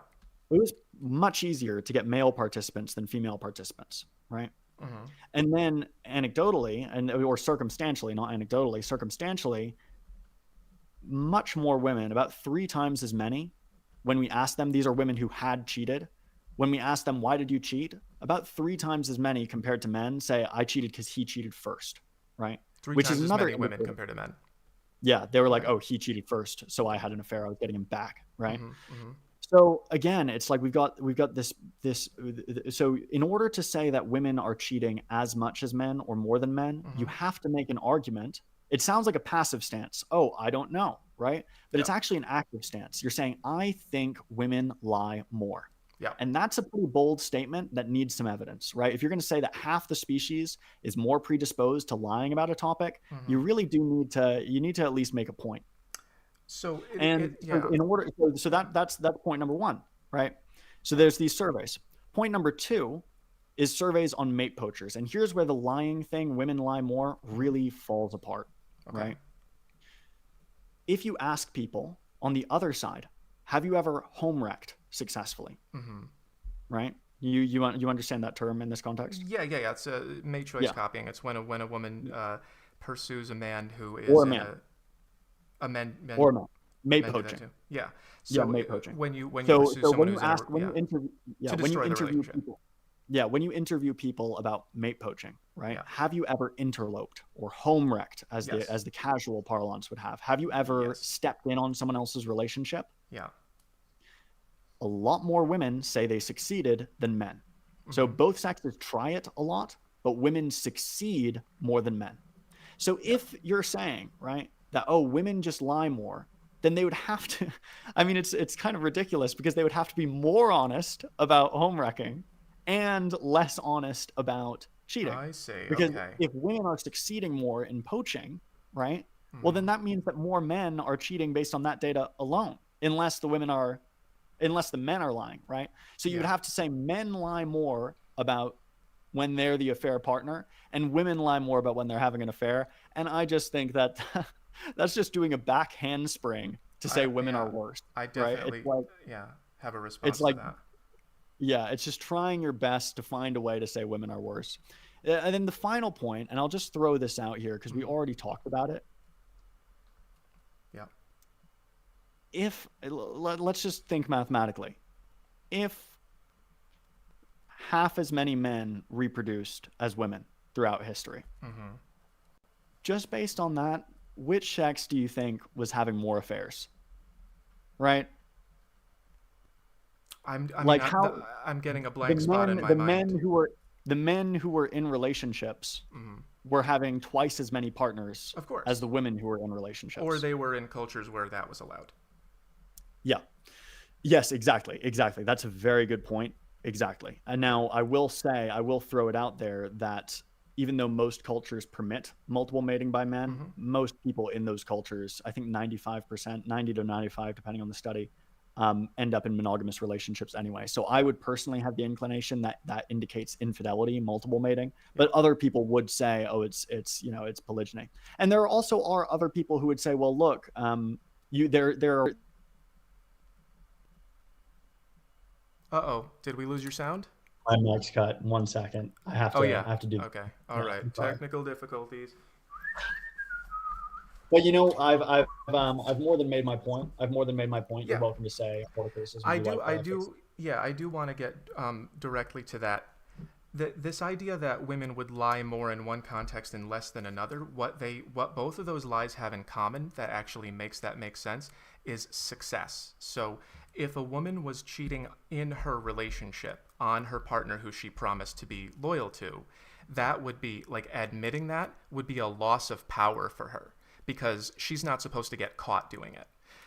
Men, on the other hand, when they say, "Oh, I've cheated all the time," men try to maximize their machismo and I mate so much. Women want me so much. I mate a lot, but women have to Mm. downplay that in order to keep their value high in other people's eyes.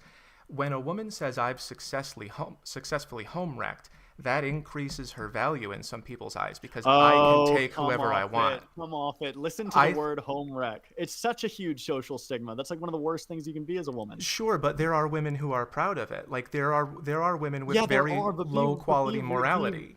please be realistic here. I think This I seems think like I a am. backhand spring. I think I'm being realistic about what happens in the. You think it's a positive thing to be a home wrecker? Whoa, hang on, let me finish the sentence.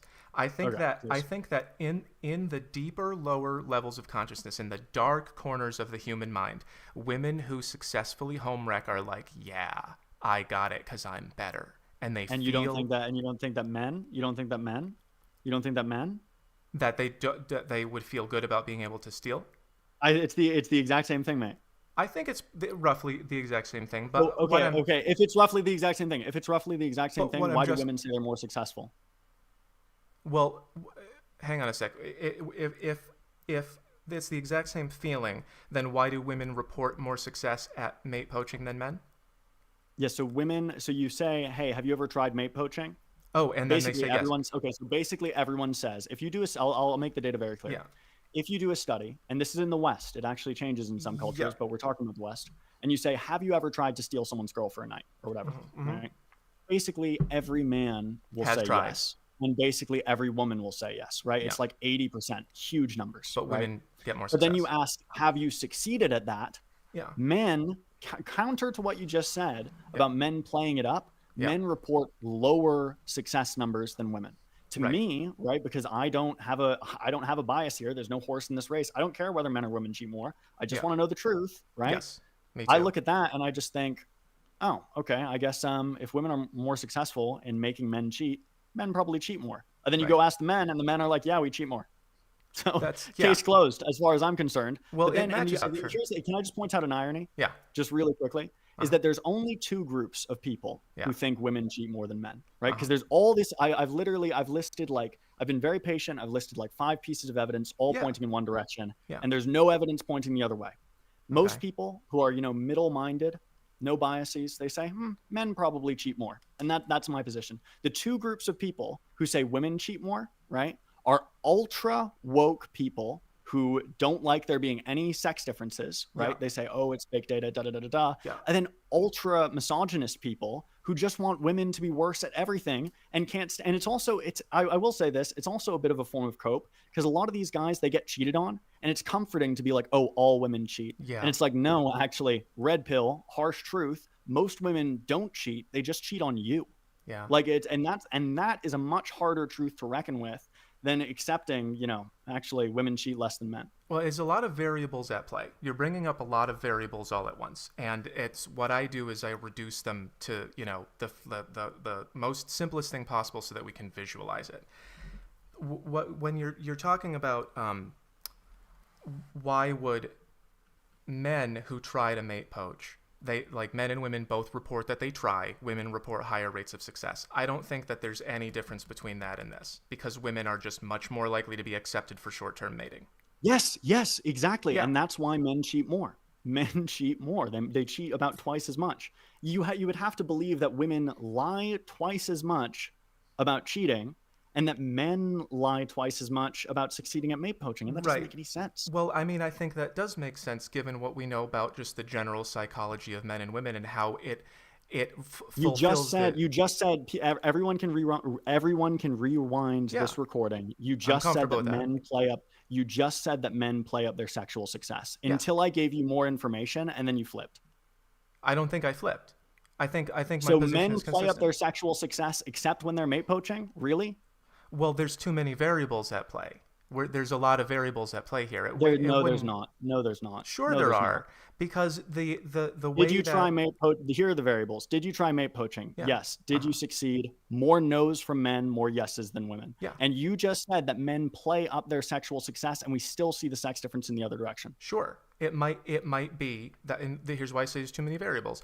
It might be that even if men are playing up their success, it's not enough to compensate for how much more successful the women are. Do you think that it's possible that you have a bias here where because I feel like if all the data pointed in the other direction, right? If I came on this show and told you all the data showed that women cheat more than men, I think you'd be sitting there nodding. I think you'd say, "Oh, oh yeah, probably." I don't think, but because I'm saying that it's men, because I have all the evidence against men, you and all these people in the comments are struggling with it. I understand why you say that, but I don't think I'm speaking with bias at all. I think that I'm speaking like I don't know what's going on. I don't think we can know what's going on, but from the perspective of what I do, which is getting into the deep psychology of it, the way that men and women would report their sexual indiscretions is going to be aligned with what makes their egos feel good. And it's the way that lying happens is not going to be consistent about one thing and another thing. So men who you just said men want to play up their sexual success, they're lying by saying that they failed at home wrecking, really? But maybe they are playing it up and saying that they succeeded, but it isn't enough playing it up to compensate for how much more successful women are at it. There's too many variables for me to calculate. If women are more successful at mate poaching, then men cheat more. Do you understand that? I understand what you're saying. I don't understand the connection between, if women are more successful at mate poaching, it means men are more likely to cheat on their partners. Yes. Right. Exactly. Yes. So because every woman who's an affair partner is a mate poacher. Every woman who's an affair partner is a mate poacher. Yeah, we call it a short-term mate poacher. A short-term mate poacher, yes. And women have much more success with short-term mate poaching. That's an interesting. I'm trying to process that. Yeah, you Yeah. might that might And be another thing that I something want to point out, an angle I hadn't thought of. Yeah. yeah, and another thing that I want to point out, just maybe step back for a second and Yeah. look at the graph that you drew yourself. This thing. Look at this. This one. Who's cheating more on this graph? Who's cheating more here? Well, the men are. The men are. The men are Yes, having exactly. many partners. Assuming that this guy has a partner he's cheating on her with a lot of women. Exactly. Right. Yes, exactly. And this is another thing that we see in literature. When we speak to people who admit to affairs, right? So it's like, hey, you say you had an affair, come talk to us. The men say, oh, I was cheating with this girl, I was cheating with that girl, I was cheating with this girl, having tons of affairs. You talk to the girl, it's usually like one guy. Yeah. So so not only do men cheat more than women, not only do men who have relationships cheat more than women, right? But the men who cheat more, cheat more. Another factor and this is another angle that maybe you haven't considered, is that when you ask a group of people, and this is where the lying thing just doesn't fit the narrative, right? All you guys want to say self-report lying, but you literally have to, it's like you have to be a contortionist to make that logic work. Another thing, if you do a survey, hey, who's single, right? You'll find that more men say they're single than women. So to me, right, it's a slight difference, right? It's, if you look at the general population, I believe it's in America right now, it's 34% to 28%, right? So that tells me that, 6% of men are saying they're single when there's a woman out there who says, actually, that's my boyfriend. Yeah. Yes, that's the old Mitch Hedberg joke. Yeah. Yeah. So so I would say that I've said everything I can possibly say on this topic, and I genuinely don't understand why you're not convinced. It seems to me that you are uncomfortable with the idea that men cheat more, maybe because of your personal experience. I'm not. I would be happy to admit it if I thought it. I hear everything that you're saying. What I'm reporting to you about the way I'm processing it is there's so many variables at play about whether the man is single or not, whether the woman is single or not, where's the concentration of cheating, because I think that you would agree that it's like the small number of men who are cheating many times on one woman, whereas the middle men don't have that. They're not getting mate poached as much. You'd agree with that, right? That's interesting. Well, we do see slight correlations. They're small. So we see that men who have broader shoulders tend to cheat more. Yeah. If they have more desirable characteristics. Yeah, and that seems to be, so it's kind of the old joke of like men who can cheat do cheat, which isn't true, obviously. These not are small. Always. We're talking about 0.2. It's generally true. I mean, I actually don't even think well, actually, I don't know. I mean, this might be my personal bias here. I would say that a good portion of men I would say the higher portion of men who can cheat do. Actually, what am I saying? Of course this is true. Of course this is true. A higher portion of men who can cheat do than men who would struggle to cheat. Obviously, yes. I would agree with that 100%.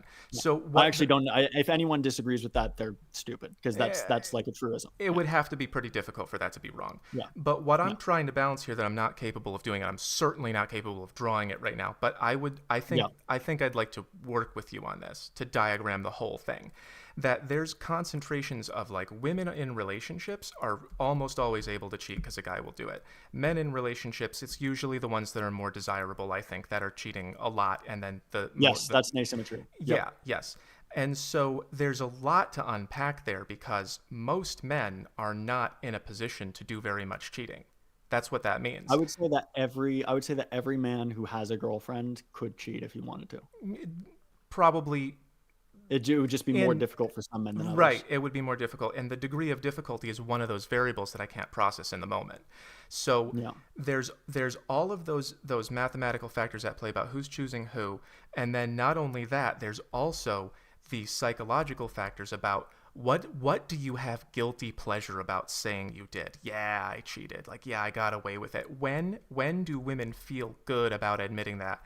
And when do they feel bad? When do men feel good about admitting it? And when do they feel bad? And how is that influencing what they say on these reports? I'm not able to process that in the moment. Okay, fair enough. You know what? Fair enough. And I recognize that I've obviously, I've studied infidelity for years. And so there's a huge asymmetry of information where it's like, and also I can't be, I very much welcome rigorous criticism. I think everything I've said in this conversation is pretty easily Googleable. I welcome fact checking, and what I will do, I'm going to come back to the comment section. I'm going to come back to the comment section over the next week or so. And if there's any like really common criticisms where people think I'm wrong, I'll add some sources and make sure that that's clear, because I recognize that there's an asymmetry of information. Do you want to talk more about infidelity, or do you want to talk about zones? I want to talk, because I think zones might be the most interesting. Zones is a great thing to get to, and we should do that. We're filling up plenty of time. I do want to talk about I want to talk about one more thing that I'm not sure if you have considered. This is an idea that I bring up to people often, and they say they haven't considered it, or they think it's ridiculous or something. What I've depicted here is, let me see if I can. I can't see anything. I hope you know. Sorry, mate. Is it like this? Is that better? Oh, okay. So what I've depicted here is that what you said is two octopuses getting together. Exactly. Brunch. One of the things you said is that we need evidence that women lie more. I wanted to ask you, what do you think about like cross-cultural validation of everywhere you go in the world, people recognize that men play it up and women, No. It's worse than that. We need evidence that women play it up with home wrecking and play it down with cheating. So the cross-cultural mechanism, like that's the reason that I brought up that data set, because I was aware of this criticism. I anticipated it. I thought about it. I considered it. And I was like, well, what data can we collect on that? And it's like, easy. We just look at the other side. And if that lying theory were true, women lie more about cheating, and maybe they do, right? They need to lie a lot more. Then they would also need to, that doesn't account for the fact that women report more success as the affair partner. Right. And this is something that you agree that it doesn't account for it, right? You agree, surely. Say it again. I agree that what doesn't account for what? That women report being the affair partner more. That the fact that they report that doesn't account for what? So men report cheating more, and that you can say, oh, maybe men just lie less about that. Right. Which, by the way, is kind of weird, because men are more antisocial than women in basically every study ever. And we're much more aggressive about lying, about being violent. Anything antisocial, we do it harder, right? Like that's just how we are. But I recognize that there are definitely reasons to think. I mean, I've spoken to some very, very smart people who think about this a lot, who say that the gap is smaller than it is. Very few people would say that there's no gap. Yeah. But this lying argument, it doesn't make sense for the other side of things, right? Where you say, okay, so wait, so women say that the women lie more when they're having an affair, but they lie less when they're the affair partner. What? Makes no sense. Well, because what I think, if that is actually what's happening, then I think the explanation for that would be that one thing, like admitting one of those things makes them feel like I'm the winner, and admitting the other one makes them feel like I'm the loser. And that I understand. And I think in both cases, nobody wants to be a homewrecker. Nobody wants to be a cheater. And I think it's literally a back handspring to try and get away from the scary idea that maybe men cheat more than women. Okay. But anyway, show me the octopuses. Explain the octopuses to me. Okay. Hang on. I am considering, what you're saying. And I think that I would love to work with you to diagram it out, because it's difficult for me to understand. People who are going about their lives and have real jobs, it's going to be even harder for them to understand. I do this a lot. I'm considering that, and I'm not saying that I'm right and you're wrong. I'm just saying I wonder if you would consider that maybe there is something going on in the deep psyche that would make them lie differently in different situations. That's all. You know what? And I think that is worth considering. Sure. But in the context of the mammalian biology, making it so expected that men would cheat more, it's kind of like, why am I being such a...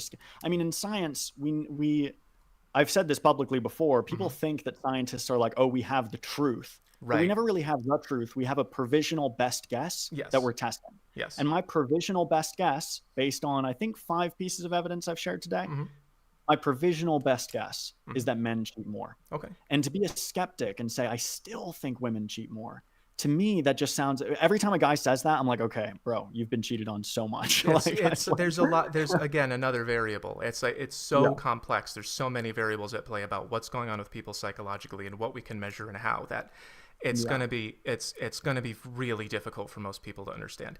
Before we move on to zones, I wanted to bring up that, like, we talked about male propagation. One male, right? Can you can see? Yeah. One male can go to many females and have many children, right? So something that has crossed my mind that I've never seen any evidence for, but I have thought about that. The reason that women might cheat is because having one stable partner to provide, like finances and materials, and then having another partner who is very promiscuous will result in sons that are also promiscuous. And Yeah, that this is the women, mainstream. This is the mainstream theory of female infidelity. It's something that I've done direct research on and found evidence for. yeah, And this is actually one of the examples where I said earlier in this conversation, data changed my mind. yes, I was very skeptical of this idea, and then I ran a very large, or not very large, but a large study in 19 countries on female infidelity, yes, and I found pretty strong evidence for this idea. Now, it's a very controversial idea, but myself, my co-authors, who are mm-hmm. my co-authors are both very, very accomplished scientists, Yes, and yeah, I mean, I do, and there are people like Marty Hazelton who are really big fans of this idea. mm-hmm. It's not the worst idea in the world, and it's something that I think is true Yeah, provisionally. Yeah, okay, I think that yes, that's the motivation behind female infidelity. Some people, so to give you an idea, some people believe that women have a singular mating strategy. yeah, I believe that dual, women's yeah, mating strategies are dualistic, I'm with you on that, and yeah, men's mating strategies are probably a bit dualistic as well, right, but not in the same way, right. which is something we can talk about when we get to zones. Right. So we're gonna leave this on that. My understanding of the data is limited. I don't have your experience with it. I am not deciding that men or women cheat more. I am just sort of holding a place for it to be possible that the female need to gain this and not lose this would be why they would lie in one direction there, and then home wrecking would be gain and why they'd lie in the other direction there. It's I entirely, understand. yeah. Yeah, I understand. My suspicion, and maybe I'm not giving you enough benefit of the doubt, is Hmm. that if the data went in the other direction, you'd believe it. I I think that if you generalize that to the general population, that's how people tend to think. I think personally I've done more work on myself than that, but I get where Okay. you're coming from. Okay. I Then you get know it. what? I'll give you the benefit of the doubt, I appreciate and, that. we'll continue. All right, let's talk about zones. What do you Yes, have to say? this is the well. This is your this is your great contribution It's the to it's to the the biggest thing. yeah. This is I'm making guys go to the gym with this. one of the biggest dating memes. I mean, this is one of the reasons that I've wanted to talk to you, Yep. is that it's one of the biggest dating memes ever, Mm-hmm. right? Yep. And it says two. How about this? I'll start with the two big things that are right about it. Mm-hmm. And this is why I think it's so popular, Mm-hmm. is because it says a couple big things that people relate to, Mm-hmm. right? Mm-hmm. Can everyone see zone? Is there a way you can pull it up in like a way I that's made it is this larger, really but visible? here's why I just bought. I just thank God I've got money. I just bought a little camera stand, so there we go. That's Okay. better. Does that If we work? can get this up, because we're going to discuss this, I think. Do you have 20 minutes? This Yeah, will I be our mean, last topic. I do. I have Okay, I have cool. all the 20 minutes in the world. Right, I forgot that. I see. I've You got have a to, life, I've got a yeah. lab. No, I live in the woods. Yeah. Well, my whole life is this, embarrassingly. It's just reading about this stuff. Yes. Let me just double check the time, if you don't mind. I know this is No kind of problem. impolite, but It's I'm okay. a fool. It's Okay, all my right. first live, and I think that everyone's gonna forgive us both. Yeah, yeah. Sorry everyone for all the technical difficulties. I It's mean, okay. They're still with us. yeah, okay. What type of numbers are we doing? I have not been paying attention because I'm my own tech crew right now. Oh, that's fine. Yeah, Yeah. don't worry about it. Let's Okay. just talk about zones. Sure. Let's do it. It'll be mostly ex post facto viewers anyway. Yeah. Okay, zones. Yeah. Zones.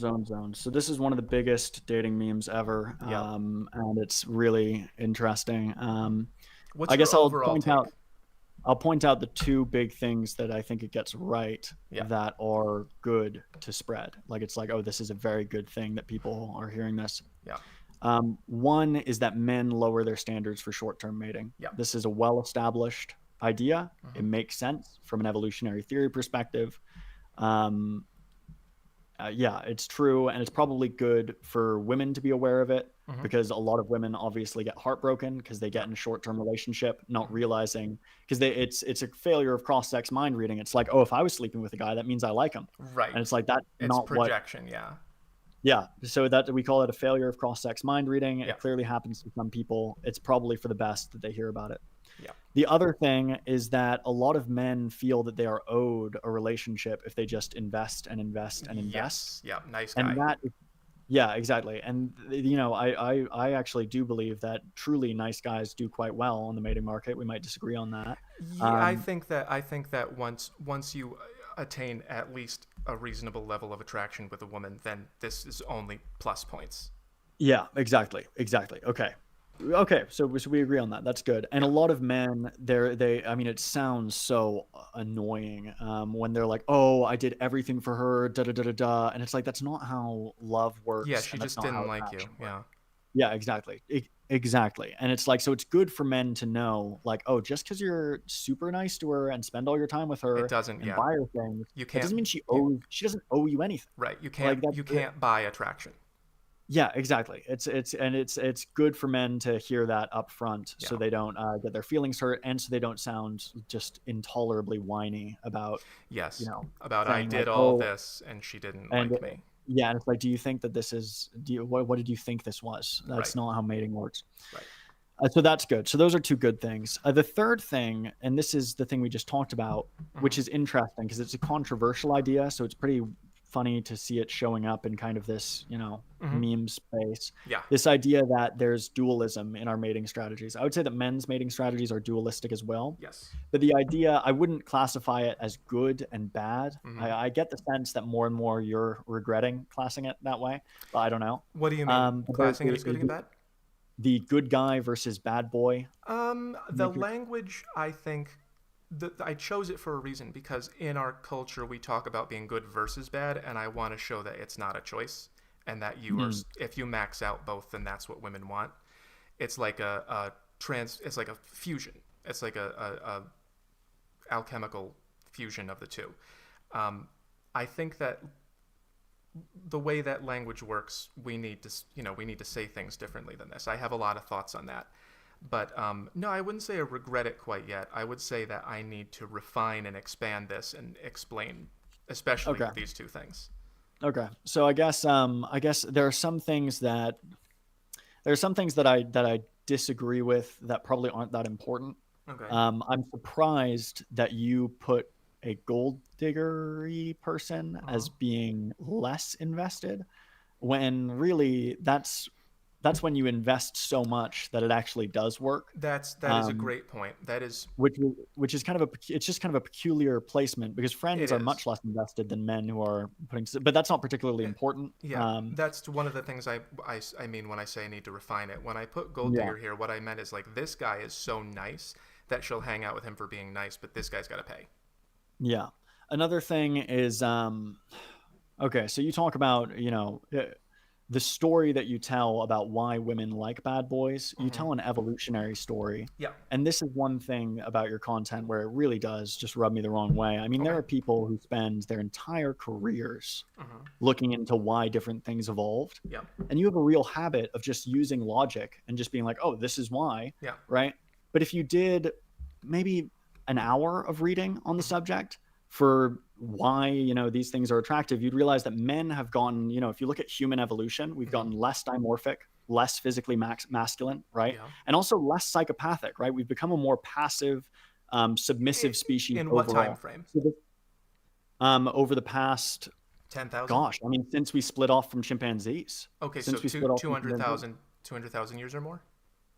much more, much more. We split off Okay. from chimpanzees 5 million years ago. Okay. Yeah, I'm not familiar So with the there's been timetables. strong selection against, and you can, if anyone's interested in this topic, I spoke to, one of the leading professors at Harvard who looks into this stuff, Hmm. and it's a conversation I had with him titled "Docility and the Death Penalty." It's a 2 hour long conversation on his research on Hmm. this.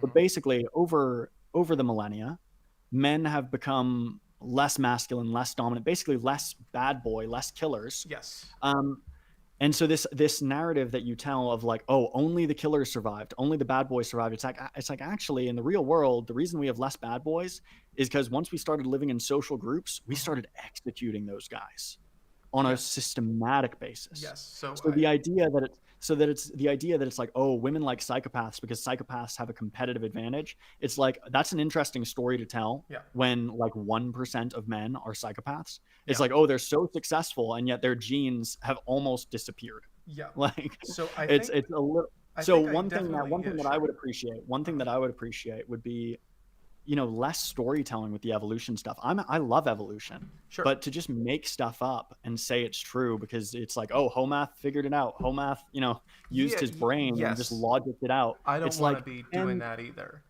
yeah, spend 8 hours reading on the Yeah. subject first, like because some people are spending There we go. decades reading on it. Yes. So that's one point.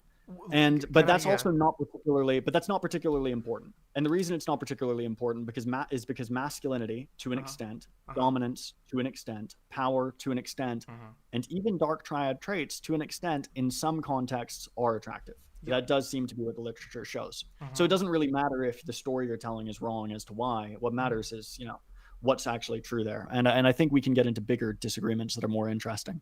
Sure. So one thing that I noticed that is almost ignored in the short term, in terms of like being attractive, right? In terms of being physically attractive, Yeah. you don't mention any pro-social traits. That's all this stuff over here. So that.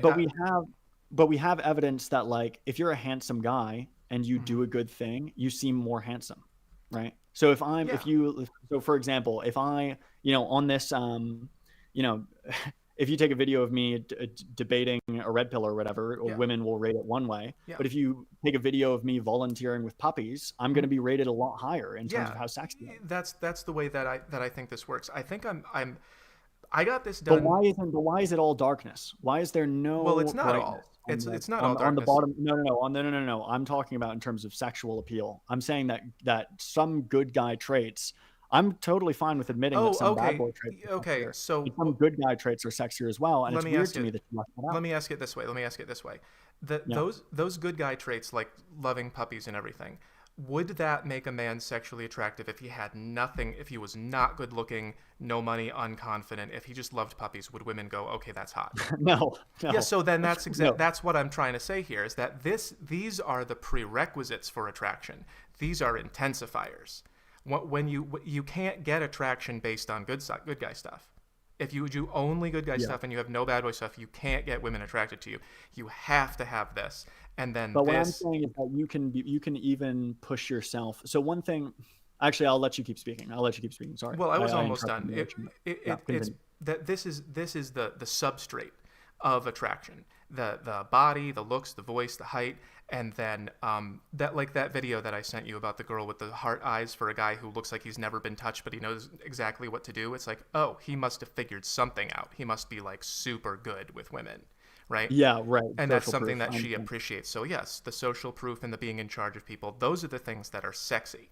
And then let's talk about sexy. Let's talk about sexy really quickly because I understand what you're saying and I think your audience understands what you're saying too. Yeah. So I want to just focus on that one point. Yes, let's do. How do you explain, right, the tremendous and obvious sex appeal to women of guys like Harry Styles, of guys like Justin Bieber, of guys like, all the members of One Direction, BTS, tons of actors, right? Ryan Gosling isn't much of a bad boy. He's, considered sexiest guy ever, right? Well, yeah, these guys are not particularly masculine, right? Not particularly dominant, powerful, confident, right? And these guys are getting tons of attention from women. Yeah. And then we have the most dominant, most powerful men in the world, right? We're talking about UFC fighters, right? Power lifters, guys who are maxed out on masculinity, getting almost zero attention to women proportionately. Yeah. So my feeling, and I'll say this, and then I'll just let you speak.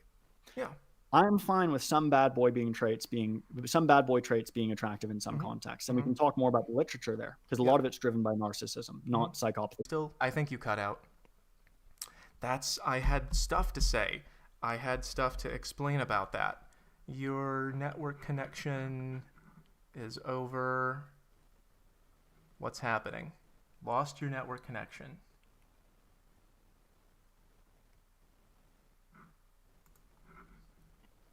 Lag. We will be right back.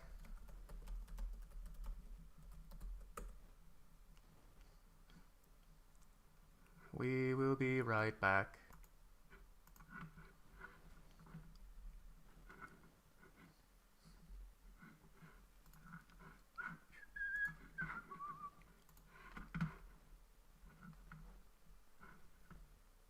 Are we here? Is it in? Is it on? I think we are. Are we back? We're back. Okay. Oh my God, what a great feeling. I was like, oh, we had to cut it short at the most interesting part. Yeah. It was getting good. I Okay, almost so lost. so Yeah. I'll finish my point on the zones thing, and then I'm going Yeah. to give you as much space as you Yes. want to respond. Thank you. Literally, Thank you you. can take 15 minutes. So I so won't I'm need just it, but yeah, thank you. yeah. So I'm the most verbose person ever. Yeah. So I often talk too much. Yeah. Oh, and look at the HD. This is so much better than it was. Yeah. This is great. Awesome. Okay. So I'm totally fine with, we see in studies that, masculinity, dominance, dark triad, these things sometimes do have effects. They sometimes don't. Sometimes they have small effects. They very rarely have large effects. I actually don't know of any study where they have large effect, where they make like ugly guys hot, right? Yeah. Like an ugly guy who's I a always bad say boy Henry is supposed to- Kissinger.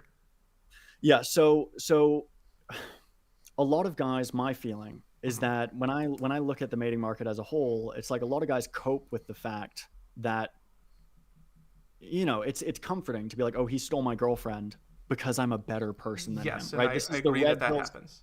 Yeah, this is the red pills idea of an inconvenient truth, Yeah. right? It's Yeah. like, oh, harsh truth. The reason women don't like you is because you're too good of a person. Yeah. It's like that's the most self-soothing belief I've ever heard. Yeah, So I'm not that's saying that terrible. women don't. I'm not saying that women don't like bad boys. I'm saying that it's very interesting that you've left out some things that are clearly sexy from the bottom half, and you really emphasize the like badness of the bad boyness instead of just the hotness, which is most of the effect, surely. Yes. Anyway, that's my whole point. So it's a great point, and what it's not that I disagree, and it's not that I didn't include that. It's that I am dealing with getting like globally famous within 3 months, within a couple of weeks, really. And I had to get this thing done. I had to get it out and get it done. There's a lot more explanation that needs to go into this about the interaction between looks and masculinity. Like what you were talking about with Harry Styles and Justin Bieber, they're pretty. They're pretty. They have luscious lips and smooth hair, and they have nice eyes and symmetrical faces. Yeah, that but there are does pretty, it. but there are also, yeah, but there are pretty guys who are a lot badder than them who Yeah. don't get a lot of attention, right? So for example, and this is, but I think it's obvious even to straight men that like boxers like Ryan Garcia, for example, right? Yeah. Very, very good looking guy and obviously very dominant, very powerful, Yes, but not doesn't like get half as much attention as a sweet singer who says you don't know you're beautiful. But right? doesn't So yeah, isn't that accounted for by the like that's like Beatlemania. It's like the biggest thing. Justin Bieber's the biggest thing in the world. Who's this boxer? yeah, but why is he the biggest? But why is he the biggest thing? Oh, because they have to have someone to be the biggest thing to sell records. Like that's Do that, or is it attractive? Is it attractive to be a hot, nice guy? This is something that red pill guys don't like facing because it's tough to deal with. But it's like the guy who stole your girlfriend. Not only is he better looking than you, but he's also a nicer guy. Yes. That's something that a lot of these red pill guys don't like to face. And so they compensate by focusing on the bad boy research, which I'm not denying, right? Yeah. And we're going to talk about that more. Yeah. Do you get what I'm getting at? Am I being clear to you? You're being clear to me. It's just that I think that again, what I said is I think most of our disagreements are perspective based. I don't disagree with anything you're saying at all right now. I think that if Justin Bieber or those other guys, like if they were like wimpy and couldn't make eye contact and were like, oh, I don't, then that would take a lot away from the attraction. The fact that he's able to lean into his fame, the fact that he's able to say, there was some point where I don't know if this is a real story, but Justin Bieber. But they're not masculine, right? These guys are often, blatantly feminine. Yeah, they're not physically. And they're still getting crowd. No, not even physically. In terms of even like for example, Harry Styles is on the cover of Vogue in a dress. I wish and I women knew are what like, Harry Styles looked like. Well, I think I might be like, I think I'm significantly younger than you. I actually don't know how old you are. I'm old. Yeah. But the point is that he's, wearing a dress and women are saying he's looking great. Yeah. And a lot of red pill guys, they want to deny that because it bothers them. But the Yes, truth is that's that there could true. be men who are, they're better than you, and they're a better person than you, and Yes. it's not that they're more masculine and dominant and they just shoved you out of the mating market. Right. They're actually really sweet guys, and she Yes. just preferred them. Yes, that is all. I think all of that is true. And I think that what I'm trying to describe about attraction and the way that attraction works does account for all of that. It's just that this diagram is crude because I had to make it really fast. Okay, I I, understand. I I, understand. yeah, I do agree with everything that you're saying there. That masculinity, it's kind of like it's kind of like something that you can add on top of looks, but in some cases, it's enough to make up for looks. It's really complex. Like women will say, he doesn't look all that good, but man, can he do this, this, and this, and it's so Yeah, sexy. well, that's gonna be true for a lot of things. I mean, there's Yes, also women who say, and you focus all on the darkness stuff, but there's a lot of women who say, my I husband's not do, the yeah, best looking guy in the world. He's not but the he's best looking nice, guy in the yeah, world, but he treats me well, right? And yeah, a lot of red pill guys, they cover their ears, they scream, that's they're right like, there. oh no, that's horrible. That's the husband Yeah, tone.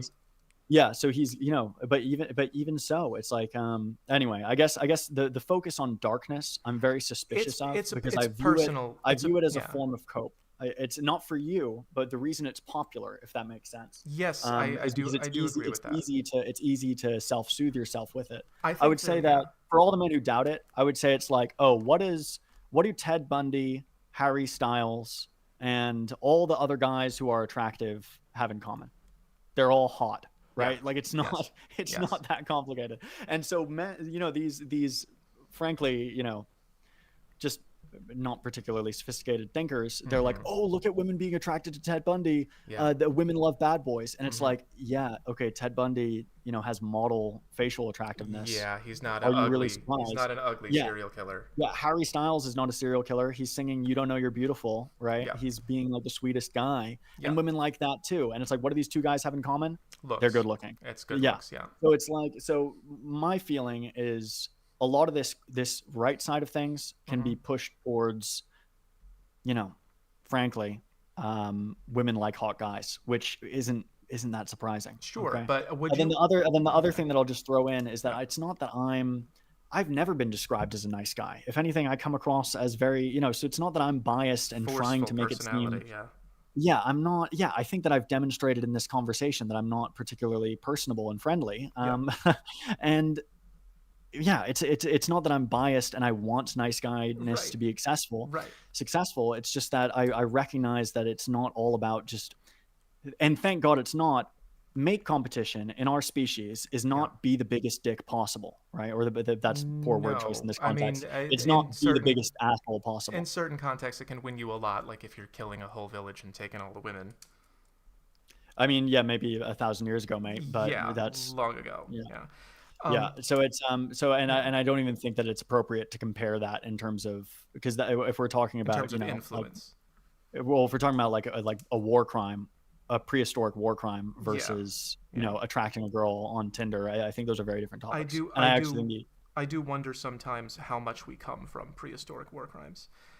There was a few things I wanted to get to. Were you? I didn't mean to interrupt. What did you? Had you made your? no, no, no, you didn't. But I will point out one more thing just on the Sure. dark triad. So Mm-hmm. look, we get small effects with dominance and masculinity, Mm-hmm. behavioral masculinity, things like that, Yeah. where it's like, yeah, that makes you, like one big effect I saw was like 10% more attractive in a Mm-hmm. vignette study, which is Mm-hmm. interesting, right? Yeah. But the dark triad is much more complicated than that. So the Mm-hmm. dark triad is three traits, Yeah. and this is just to make sure everyone's on the same page. Mm-hmm. Psychopathy, which Mm-hmm. is callousness, not caring about human life, that kind of thing. Yeah. Machiavellianism, which is manipulativeness, right? This is being a snake, Yeah. as we would say Mm-hmm. socially. And then narcissism, thinking you're the shit, right? Mm-hmm. This is Mm-hmm. me, oversimplifying. I know that there's going to be some dark triad researcher who is like, oh, it's more complicated than that. And it probably is, but for our purposes, that's good enough. Mm-hmm. Psychopathy sometimes comes out as attractive. Machiavellianism, maybe, right? Mm-hmm. Narcissism is the driving force. When we see, or it seems to be, right? There are two very persuasive studies that looked at dark triad traits, and it seems to be that narcissism is driving the effect, right? So some Mm-hmm. early research said, oh, look, dark triad guys seem to have pretty good, seem to do pretty well on the mating market, right? And then you section it out and you see, oh, it's narcissism driving it, right? Yeah. Now there needs to be more research done, and again, I think Date Psychology had a blog post on this which summarizes it. But basically, narcissism is a huge component of it. And narcissism, what is narcissism? Narcissists spend more time on their physical appearance, so they look better, right? We agree that's important. Yes. And then they come across as confident, right? So I'm not completely against the idea that dark triad traits are attractive, right? Yeah. I'm fine with it. Yeah. But if we're being good scientists, if we're being humble, right? It's possible that we're just finding the effects of good looks and good confidence being replicated in the dark triad side of things. And then also just as a factor, right? So I'm trying not to make this personal, but you've obviously had great short-term success, but had some trouble long-term, right? Absolutely. Yep. One thing that we see is that you have, cultivated and imitated dark triad individuals as part of that process. One thing we see is that dark triad individuals tend to have unstable long-term relationships. They don't tend to be the types who get happily, like if you want more people to be happily married, telling them to cosplay as a psychopath, catastrophic, right? That's number one. I think that's not accurate to my message, but I take your meaning, but the way I put a finer point on it than that. I'll get to that. Okay. And then number two is that dark triad individuals attract dark triad individuals. So if I were to start pretending to be a bad boy, right, pretending to be an evil man, right, I would attract women who it would be very difficult to have stable romantic relationships with, because research indicates crazy brings that crazy. And evil brings evil. Yes. So telling men, right, when you tell men, hey, work on your fitness, hey, show some confidence, I'm like, yeah, that's gonna work. Yeah. When you tell them, cultivate the darker sides of your personality, I'm like, okay, have fun being single at 40, mate. Okay. Like that's one of the worst strategies you could undertake. And also, if you're concerned, refinement. If you're concerned with society, right, with like things getting better, telling now, and I recognize that you've become famous very recently, so you didn't know that you were going to be this influential. Oh yeah. I got some work to do. You're suddenly telling millions of people to be assholes. Well, no. What a disaster. I hope they're not taking it that way, because the way that I talk about it is not be an asshole. The way that I talk about cultivating dark triad traits is the way that I've come up with to explain it recently is that women want to see that whatever they're scared of is scared of you. They want to see that you're capable of getting bad if you have to. They don't want you to just be mean to people, or very much less to them, but they want to see that you can turn on psychopath mode when there's a real enemy. So I think that's probably true, but I think that a lot of your audience is going to interpret. I don't really watch TV, but I think that a lot of your audience will probably get this reference. Is just that I think that a lot of them are going to think that you mean more Joker than Batman. Do you understand what I'm saying? I do understand what you're saying, and both of those guys are, vicious characters, but one of them is dark triad, and one of them is very much not. Right. Like there's no psychopathy. I am telling people to be Batman, not the Joker. Yeah. Let's talk about that for a second. Yes. Let's talk about that for a second, because this is something where I saw a video of yours this week where I literally almost canceled this interview because I was like, what is he saying here? Okay. All right. Which one was it?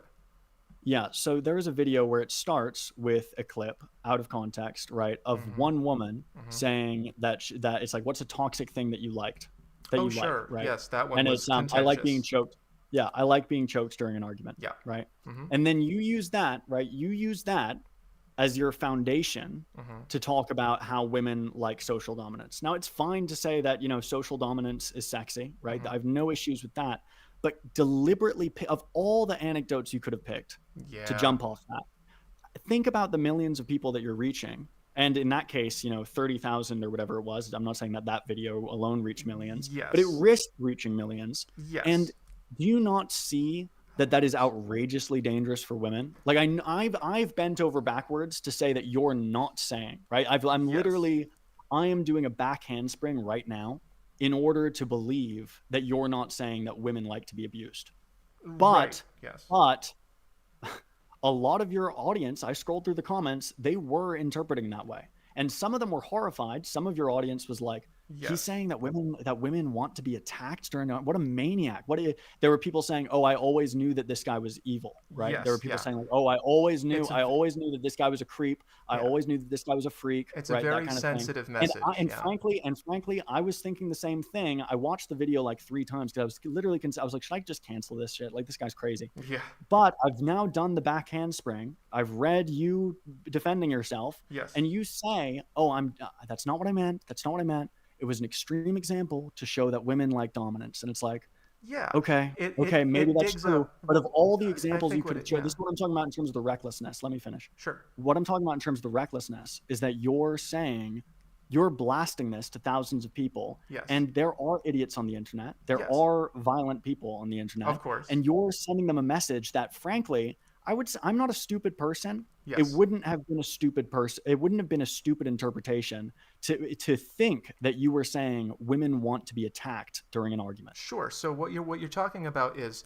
my level of skill in communicating really subtle psychological processes. I think you're deliberately being inflammatory in order to get more clicks, and I think that you're now big enough that that's a huge risk. I think that there is a lot of truth to that, and I think that I have been changing the way that I send messages accordingly. So with that particular video, what I was getting at is that there was something really surprising that I learned, which is that sometimes women kind of want you to be aggressive. Like when I came to understand what BDSM is and how it works and how people incorporate that into their lives, I was trying to point to how women kind of want to be sometimes in certain situations deep in the psyche, if right? Because I'm trying not to redo what you were upset about. In certain situations, they do want to be targets of that. It makes them feel excited and they enjoy the situation. They want to know There are obviously some women who practice BDSM and Yes. enjoy BDSM, and it's Yes. also I'm even willing. Look, I mean, I'm not having trouble accepting uncomfortable truths. Yeah. I would bet that a lot more people engage in BDSM than admit it on surveys. Sure, Right? I'm of course. totally willing to say that. Yeah. And the rates of people who admit it on surveys, it's pretty low if you use the term BDSM. But if you ask about specific acts, like Rough most things, people yeah, rough. most people engage in spanking, Yeah. right? And that's technically we're already there, right? It's That's it's life step one. form. Yeah, step one. But if that's your message, right? Your message is, hey guys, right?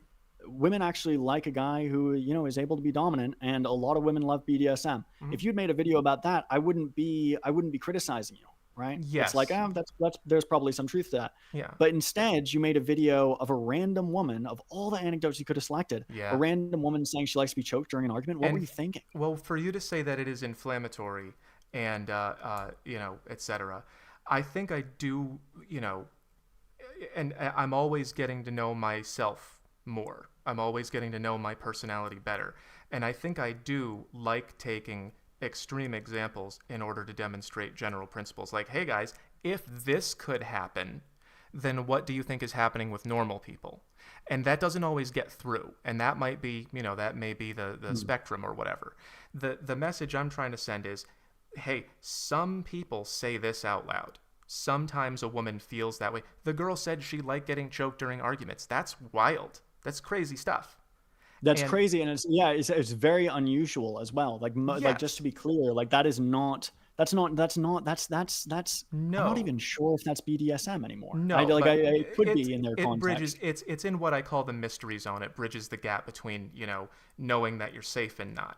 And yeah, I mean, for all I know, she has some arrangement with her partner that I'm not privy to, and I really do believe that consenting adults can do whatever they want. Absolutely. But the issue here is that you have a huge audience of men who are already disproportionately, like if you're talking to men who aren't wanted, we do see that men who struggle in the mating market tend to be more sexist, right? Yes. And you're telling them in a very unclear way, dominance is sexy, and you're choosing to use an example that, not just in my opinion, I would just say that I don't even think it's an opinion. I think that this is pretty broad. This is clearly true, that it's going to be putting whatever women they interact with at risk of violence. I think you have to be very careful about that. I think that a lot of what you're saying is true. I don't know how true. There's a tendency. I was looking for the thing, but I couldn't find it. There's That's a fine. tendency, I think, of people to say, basically everything I don't like causes mass shootings, and I'm not saying. Do you think that's what I'm doing? I think that, again, so here's a great example. It's a great example. That's the way I communicate. I took what you just said and I made it the most extreme version of it possible in order to make a point, which is what I was doing with that video. And that's the way that I generally communicate. I just go like, hey, look at Did this. you think after reading the comments to that video, and again, look, this there's more to talk about. Yes. But since there's clearly still some disagreement, Yeah, did you this one, reflect after reading the comments? Hey, maybe people got this wrong. Yeah, like this type of like putting this type of stuff up. It's just like people are going to, they're gonna misinterpret. They're gonna misinterpret it. Yeah. And I think, that's a huge risk. I think what you're telling me right now is that in your estimation, people are going to misinterpret it more than in my estimation. And that's good. Like, that's what I call good feedback. And that's the kind of thing. I think you have to be very careful. I think you overestimate how popular BDSM is. I'm not saying it's not very popular. Clearly with 50 Shades of Grey, that sort of thing. Yeah. But I think that you now have this huge audience, and you're blasting them with images like this, right? And it's really going to mislead people. Like you're talking to thousands of people. What I'm saying is, if she likes it and wants it, then there isn't anything wrong with this because it's rooted in the psyche. Yeah, they were calling it toxic, and that is it's a message that's probably way too subtle and not appropriately constructed for a wide audience. I think that's what you're saying. And now you have a wide audience. Yeah. Yes. So that's just you gotta permit me some mistakes while I'm growing. Yeah. Okay. Well, if you're agreed that it's a mistake, then I think that there's nothing more to talk about. I think that given the way that you're framing it, like I'm right now. Can you put this off the screen? I don't even like being on the screen with this, to be honest. Absolutely. Yeah. Sure. I understand. So I think that I'm formulating an opinion about my own, self and my own work while listening to you.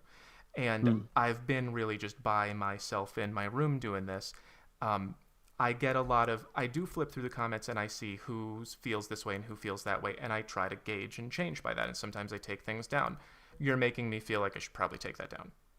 Yeah.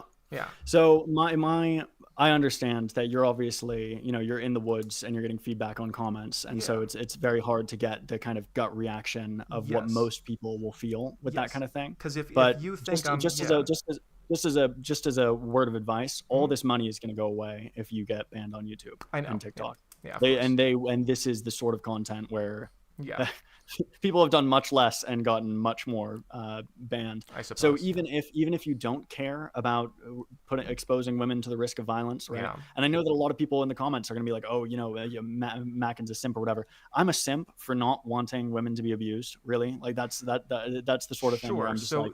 That's. I agree with you. I don't want women to be abused, but the language of like.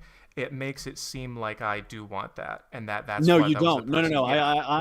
You don't. But I do think that you're very fast and loose with BDSM very much so, and it's in a way that you can't shoot from the hip on this kind of stuff because people. Yeah.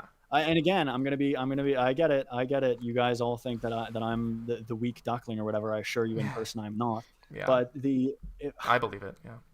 The idea that this is a low risk recommendation is insane. And also, I'm not sure.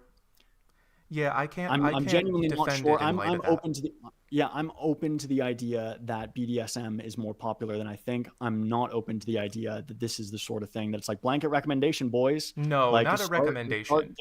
Getting the ropes out. It's not a recommendation. An illustration. An illustration of what is happening deep in the psyche, which is, I think, given your reaction to it, sounds more and more unskillful as I go, and I've got to learn as I go. I've got to learn how people react. Well, I appreciate that. Yeah. I think that on the other end of things, there is, there's clearly a conversation to be had given the popularity of things like 50 Shades of Grey.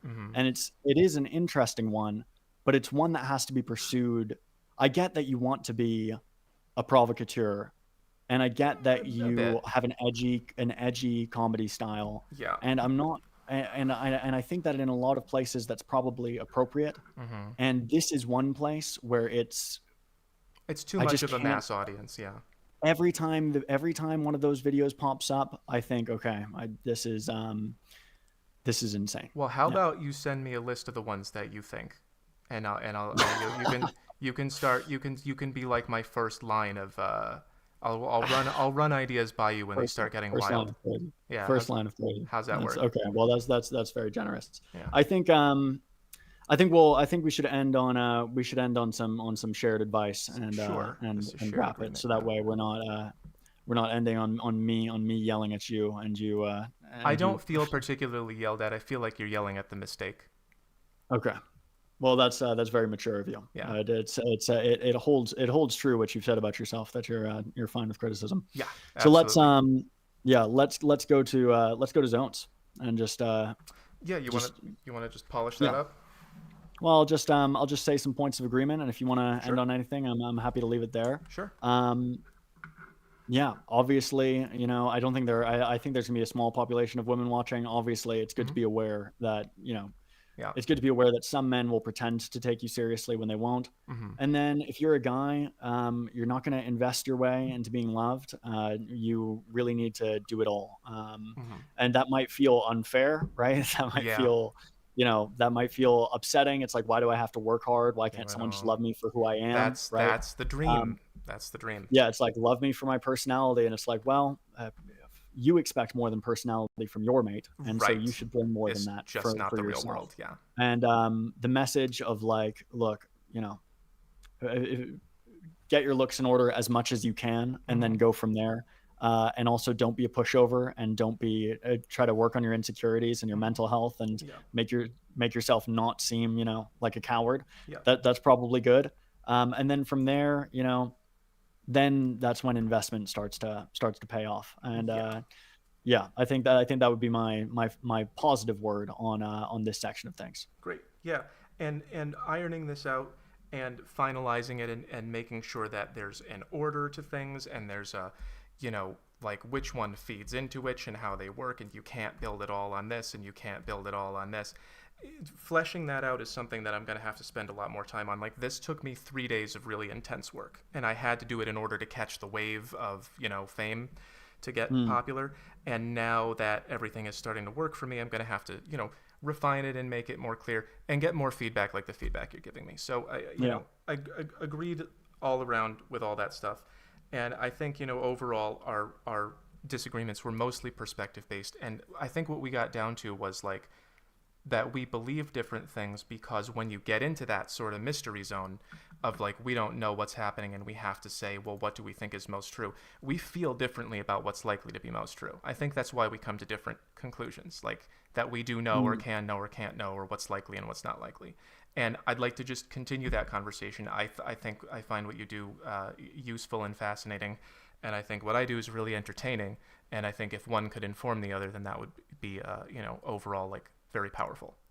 Yeah, well, thank you for having me on today, Of course. and thank you for the kind words. And I'll also just say that I think that you have one of the strangest opportunities that anyone has ever had, whether you realize it or Absolutely. not, I where you do I are do probably the realize. first, probably the first famous incel adjacent Yeah. celebrity. Yep. I don't know how else to say it. Where you're an I'm fine with it. incel adjacent influencer, Yep. where this crowd of people who is teetering on being selected out of the mating market Mhm. has found a folk hero Yeah. in the form of a cartoonist philosopher. Yep. And there is the question of does he turn them into men who think attacking women is sexy, and Right. who Which are way do we go? who are calling women delusional and making the world objectively worse, to the point where it's like, the men on the top half of the group, who, well, I Yeah, mean, of course. they'll end up there if there's an all out fight These fellows here.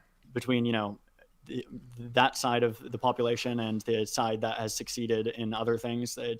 It's going to end up with just a lot of them in jail. Yep. Um, or do things get better, and do these men become more positive and end up in stable monogamous relationships with women who Yep. they're happy with? Because those are And my there's a genuine, intentions yeah, I know, and there's a genuine question still in the air, of in whether my I'll mind, and handle I it. think Yeah. in everyone's mind. Yeah, of whether it's like, do you lean into the bitterness and become this controversial guy who riles them up, or do you genuinely try to make it possible for them to get married and have kids and Yes. have a nice time in the end. So Yes. we'll It's see. thumbs up. I'm There you rooting go. for you in that sense, at least. Good, and however much involvement you want to have, I know you now, and feel free to Well, provide you have my number. guidelines. I do, and Yeah. it's good. I think Yeah. it's good. There we go. They're a Thanks, lovely, Homath. I think that lovely was happy I think end. that was hours longer than we expected. It What did was we two say? hours long. We thought we were gonna do like one, maybe an hour 15. It was almost 3. Unbelievable. Yeah. Unbelievable. I All right, mean, I'm gonna go to the lab. okay. All right. Great having you. Thank you so much. Talk to you soon. Thank you. Bye bye. Okay. Bye.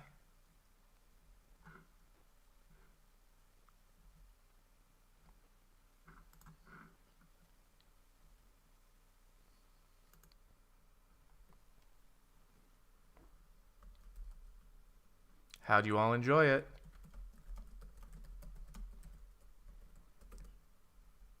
Give me some feedback before I shut down. You guys here? You guys here? What is bro yapping about? Macken is not genuine. Only men need fixed. That's kind of a point. I didn't really bring that up. How many people do we have? 200? Ashton Otley wanted to say that you handled that criticism well. It wasn't too constructive or positive. I think that it was mostly constructive and positive. I think that it was mostly like, I'm worried about harm you might do. I think Macken can be a little aggressive at times, but I think that he's trying to do the right thing. Who's this social scientist? Logical fallacy arguments, the field is weak. Okay. Yeah, I don't know about that. Thank you all for being here. It is so appreciated. Now would be a good time to insert ads. Can you guys still hear me? You guys want to flip through of my work? I am going to take that video down now. He did make me feel pretty self-conscious about it. Stay on live. You guys want me to draw you an apple or something? This shit ain't for incels, for guys who are in the market that didn't know how to speak. Yeah. No, he watched some of my content. What's your name there? Black Psycho. He watched some of my content. He has a wildly different interpretation than my fans do. He's talking about how it's being seen by a different group of people. And I think that he is... he's trying to change my delivery to stop my growth. I don't know about that. I think that he's got genuine concerns, and I'm not going to feel that bad about taking the BDSM video down. If you listen to this guy, you lose. I'm not going to obey him, Dragon. I'm going to listen to his criticism, and I really want an opportunity to step out of the echo chamber and listen to what people who don't like me think, because people who don't like me are not really commenting all that much except to say incel, and then that's... Incel adjacent. It is incel adjacent. Like, there are incels in the world, and this is the kind of thing that they like. I'm not calling any of you incels, but if any of you are, you probably would be interested in me complaining about the things that you go through. Keep the video. Just don't get banned. Yeah, that's a good point. Mac was being very condescending for no reason. It's not no reason. It's because that's how he does things. He has put a lot of effort into his career, and when people don't understand the numbers and the math correctly, or at least when he doesn't think they do, because I think we just had perspective differences. He doesn't like it when guesses and ideas are louder than the science. A moderator who keeps time. Yeah, thank you, FaZe. More long videos. They're coming soon, More Than Man. I'm moving on November 8th, and when I get to my new place, it's going to be churn. Do not change and stand your ground. I'm not going to change much. I am going to take the video down. Ad hominem for the last 15 minutes. Yeah, maybe. I like Macken. Am I single? I'm single right now. I think I'm going to be single for a while. I had a real hell of a time dating before and during COVID. Lots of lots of ouchies. Oh, are people paying money to send comments and I'm not seeing them? Oh no, I got to go back and tell everyone how much I appreciate it. There's $5. There's 10, there's 10, there's 20. Okay, thank you, people who paid money to comment. I will go read them. I don't think his criticism was genuine. I think it's just to make you look bad. No, I think his criticism was mostly genuine. I think that he's upset about some of the messages I send and the way I send them, but I don't think that he's just attacking me. I really do think that he's got his heart in the right place. It doesn't straight up demonetize you. It's not going to be much more profitable, Mateus. I've got a lot of videos, tons of videos. Smarter than him. Thank you, Greg. I think he's a smart guy. Stand your ground. When you grow, you're going to get haters. Yeah, I am. Way more helpful than you think. Oh, I know how helpful I am, Jam Jars. I know I'm super helpful. I am gonna come up with smarter ways to say these things, though. Like Macken is. I think that he's right about that. I was feeling like I could just kind of say whatever I wanted, and I'm not feeling so much like that anymore. There, I'm turning the video off, but I'm still here. Macken is envious. Well, maybe, but that's not all of his motivation, Rodrigo. That's not that. Just because he might want my numbers doesn't mean that he doesn't mean what he says. Can I get this to shut off? Yeah, there we go. It's off. There we go.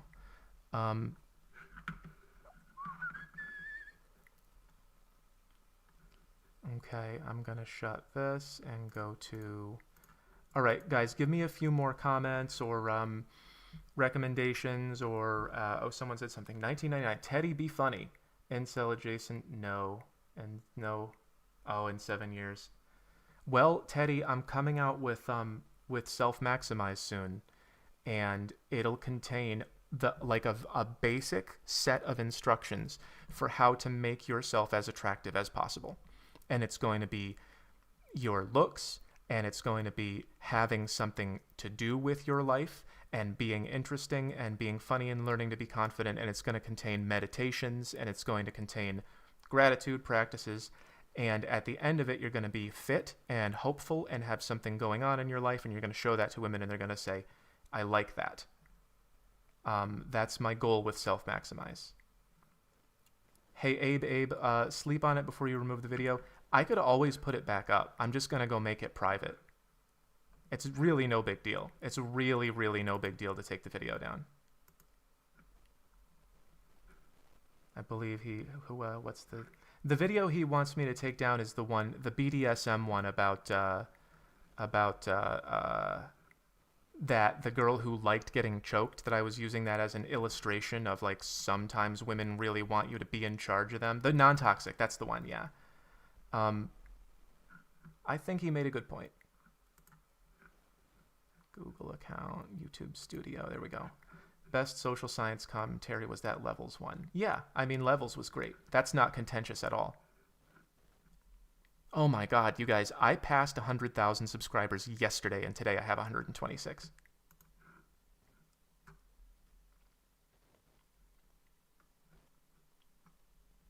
You don't need that illustration. His jealousy over how quick you grew. I don't know. You got lots of praise and very little respect. I don't know what that one means. I got praise but not respect. Comments, analytics, content. There we go. He had a hard time following the levels chart. Who did? Macken? What about shadow work? No, shadow work's staying up. There's nothing, contentious about that. That one is edit.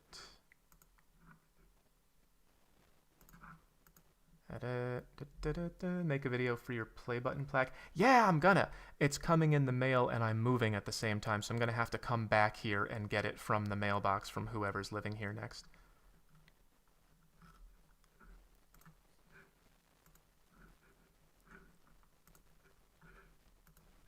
It's a drawing, come on. Yeah, it's not the drawing, it's what it communicates. He's not wrong about that even drawings can make people change their behavior.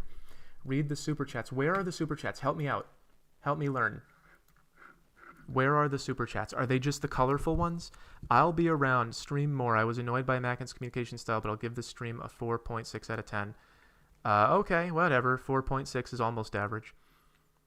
Not bad for a first stream. Keep it up. And the praise but no respect just means he's hating. Okay. Imagine how many subs you'll be at in a year. Yeah, it's amazing. I found both of you very mature and completely agreeing. You should not throw all this by getting banned for stupid reasons. Yeah, it's a good idea. It's just a good idea to not be that contentious. They'll have a camera doorbell and wondering who's taking things. I'm just going to tell them I need to check the mail. It'll be fine. No, I'm not a modern Tucker Max. I don't like Tucker Max because his whole attitude was that you should do those things and that it's fun and cool. I did them and I'm ashamed.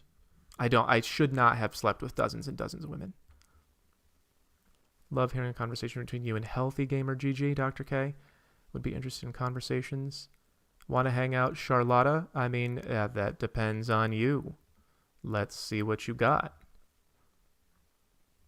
Charlotta. That's a pretty name. Pretty name for a pretty girl. Maybe we will hang out. I think you are a little too shy while talking. I didn't want to yell over him. He kind of made me at some points. But a gish gallop, just gyan to you. A gish gallop is when you say a lot of things all at once so that they can't be attacked. If you just go, and this and that, and then this and this and this and that. And it's like, well, wait a minute, what about the first this? He did that a couple points. I wouldn't call it a gish gallop because I don't know if he was wrong. Dragon, I wouldn't say he strawmanned me. I think he's really genuinely seeing things very differently from the way I see them. I'm in my own head a lot, and it's good to get feedback. He interrupted a lot, yeah. It was better that you didn't try to steamroll him. Yeah, he just showed who he was. Yeah, I always keep my cool. I like Macken. How do I think I appeared in the conversation? I think I appeared a little bit likely to let him talk over me, but when I got my turn, I think I always came back. I don't think that I had any big losses there. I just appreciate him having the conversation with me. How is Macken genuine? I just think that these are the things he really feels. I don't think that he's being snaky or disingenuous. Do I consider anthropology a science? I'm not familiar enough to comment. Yeah, David Cutie, I'm at 126K. Wasn't that wild? Wasn't that crazy? Used your time more efficiently, yeah. The Peacemaker, yeah, I'm at level 9. Next time, do timed responses. That's smart. Thank you, Jana. If you were in your head, how about Mac? He was deep in his head. I think that he's very convinced that his perspective is more correct than mine. And in some cases, when people disagree about a topic that's that broad, there's going to be some times that someone is more correct than someone else. And I'm happy to admit that if it's true. Consider a moderator. Yeah, Big Tasty. You're absolutely right. I should have done that. My life is a little bit crazy, but I will do that soon. Let me see if I can get my camera going. Can I get is the Brio on? No, I can't get my webcams off. I'm gonna go soon unless you guys want to have me say. Yeah, so Gio, he did say I'll let you speak for 15 minutes, and then it was 3 minutes before it was maybe even less than a minute. He's got a personality. He has a personality. Everyone has flaws. He's a very forceful speaker. He's not a really agreeable. He's not. No one would call him too nice, but I don't think that's makes him like a bad person or a low quality person. It's just a thing that he does. And I think I handled it pretty well. I think I'm pretty comfortable with it. He was really rude, always trying to talk over you, maybe. But I'm okay with it. I still like him. Found the weak duckling. Yeah, the ugly duckling. He said weak. He was mischaracterizing my arguments. Okay, he was mischaracterizing my arguments, but I think that he was saying, you know, that he doesn't know what I believe and he's got to interpret what I believe. And he doesn't, like, he gave me the benefit of the doubt and he's like, I'm just going to give him credit for having the best interpretation possible. And he did. And he came on here and he was very grown up about it. Like, he thought that I might be saying, like, go choke women, and I don't want people to do that. And he came and talked to me about it. Do a once per week cast. I will. I'm going to do more lives. I like doing lives. This is so much more fun than TikTok live. Draw the apple. Okay, I'll draw the apple. I will draw the apple for you. I will be drawing the apple. I am drawing the apple for you. That was fun. That was really fun. I really enjoy talking to legitimate scientists about my opinions. I think we are on level 4, where 7 and 9. Respect for your opinion. Thank you. It was intentional mischaracterization. I don't think it was intentional. I think he's genuine. I think that everything he said was genuinely what he thinks. Okay, I am drawing the apple for you. What kind of apple do you want it to be? Name a kind of apple. The first kind of apple gets drawn. Apple, please. Where can I keep up to date with your content? TikTok and YouTube. Robeson. Honeydew. Honeydew's a melon, you silly. Okay, where was the first one? Honeydew, legitimate scientist, green. Green is not a type. Fuji. Fuji was the first one. Fuji takes it. Good call. Someone said Fiji. Fiji apples. Okay, I'm going to draw a big, juicy Fuji apple. I'm going to draw the apple that I ate in Washington. I went to Washington State, and I had the best apple that I have ever had. And it was a Fuji apple, and it was gigantic. It was like 2 hours east of Seattle. Oh, you guys can't see. I'll post the apple for you. I'm sorry. My software won't recognize my camera because I was on the Google Meet. So I here I am drawing an apple, and you guys can't see it. Yeah, they had some really good apples in Washington. It was at a farmer's market, way in the towards the center of Washington State, and what a beautiful place. California is beautiful. Washington is the Pacific Northwest is beautiful. Once I make my millions of dollars, I probably will end up in Washington. It's just so nice. I have to think about where is there still freedom, and you know. Do I want to live in a free state or a pretty state? The red states are just, there's not many things for me to do there. But I am pretty scared about society and where it's going. Do you guys want me to draw? Don't go to San Francisco. Too late. Already did. I've been there. I've been to San Francisco. It fell apart so bad. Choke an apple. Okay, I have to pee, and it's 10 at night. I love you guys, and thank you for being here. Where can I see how many of you there are? How many people are here? Someone tell me where this discussion was insanely helpful to clarify lots of concepts. Oh, that's great, John. I really appreciate that. I really appreciate that. Whoa, that was a lot of things. Oh, 1,000. Oh, damn. I can't hang up on 1,000 people. At max, there were 1,500. I mean, I gotta go, but I can hang out a few more minutes for you. Ask me some really good questions. Give me a really, really good question.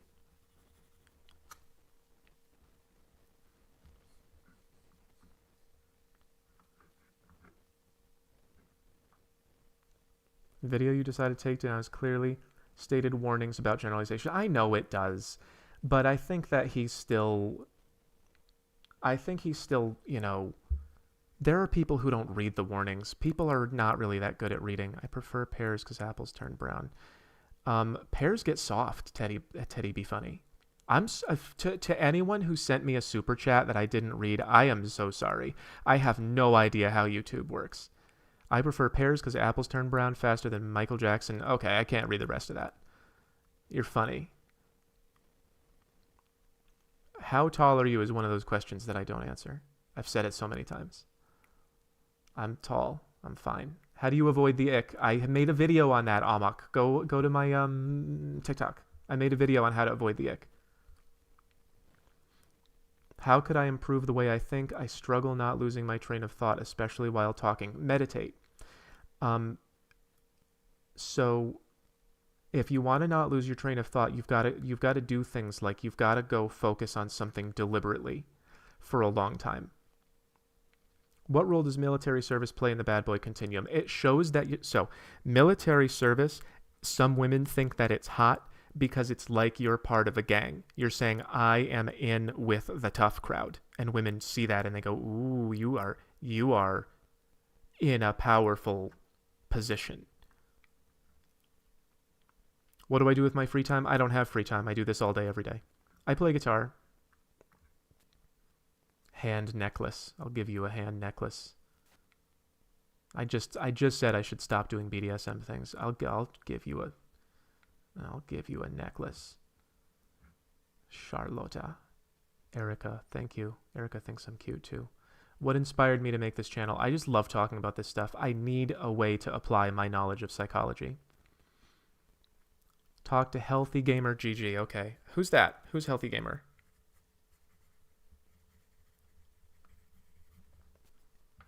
Would I rather be nice to the person I debate or have people... I missed it. Where'd it go? Would you rather be nice to the people you debate or have people see your point of view better? I think that people will see my point of view better if I can appeal to them better, Amanda. If I can appeal to people more effectively, then they will see my point of view better. And Macken is telling me, hey, this does not appeal to me and to a large section of people. And that's really helpful. That's really helpful. So, I appreciate that.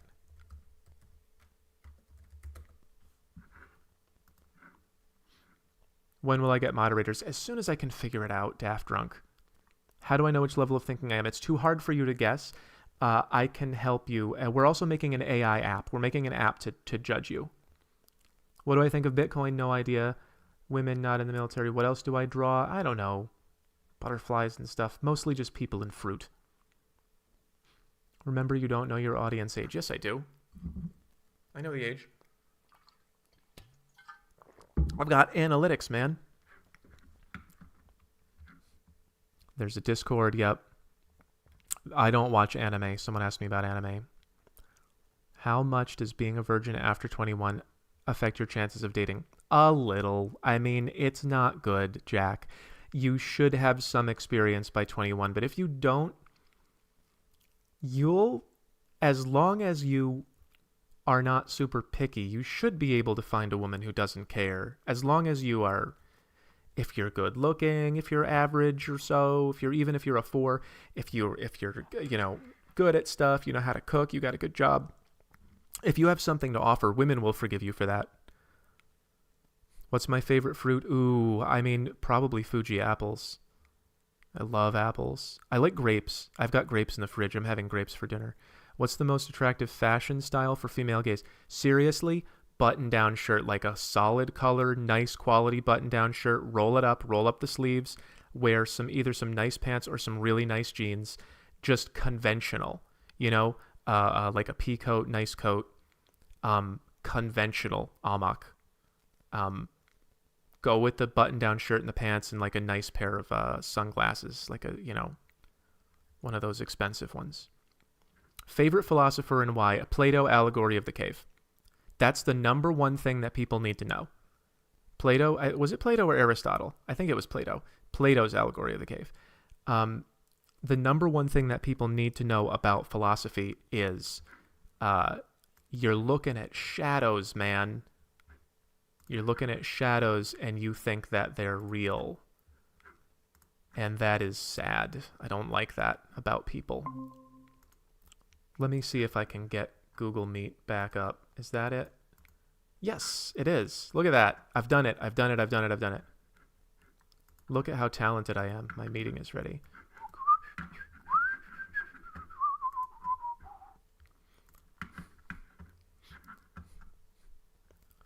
Okay, what else? How old are you? I'm old. I'm over 30. It's too much. I am not in my element anymore. Like I did really well for a while, and now I'm just kind of like, well, I guess that was my life. And nobody ever really loved me or anything. Do you guys like the apple? Apfel. Ist deine Apfelkuchen? Das Apfel ist gut. I'm gonna put a little yellow on the apple and a little red and get my colors. You guys are great. What a great audience I have. I'm very appreciative of my audience. Max started with some decent points, so he keeps talking and talking. Math is too nice. I'm not too nice. I'm not too nice. I am doing what I need to do to get the absolute best of people. Zen and the Art of Motorcycle Maintenance. No, I have not, but I think I get it. I read some reviews of it. Like, I've read what people think of Zen and the Art of Motorcycle Maintenance, and in my impression of it, I think that it is kind of just about a modern take on traditional Zen Buddhist philosophy and how it can fit into a modern life. If I'm incorrect about that, please correct me. And I think that that's great. Teddy be funny. Man, you're spending money. I'm a geriatric millennial, 41, born in 82, ended my marriage of 13 years. Never happy, working on being a better man. Well, you're in the right place, Teddy. What are you trying to do to work on being better? Like, are you fit? Are you getting fit? Do you have a great job? Are you working on your mental health? Do you need to work on your mental health? I know a lot of us do. Like, I went through a breakdown recently.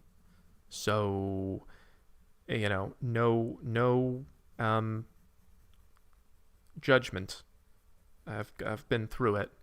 But what, how are you? Opinion on black pill? A black pill's not helpful. Big Tasty, should we be spitballing names for rebrand? Yes. Help me rebrand. I don't think I can be Homath forever. It's hilarious, but I don't need to stay. It's got to be something that's catchy, and it should ideally be funny, because I'm going to keep, doing funny stuff as much as possible. But yeah, I need help with that, yeah.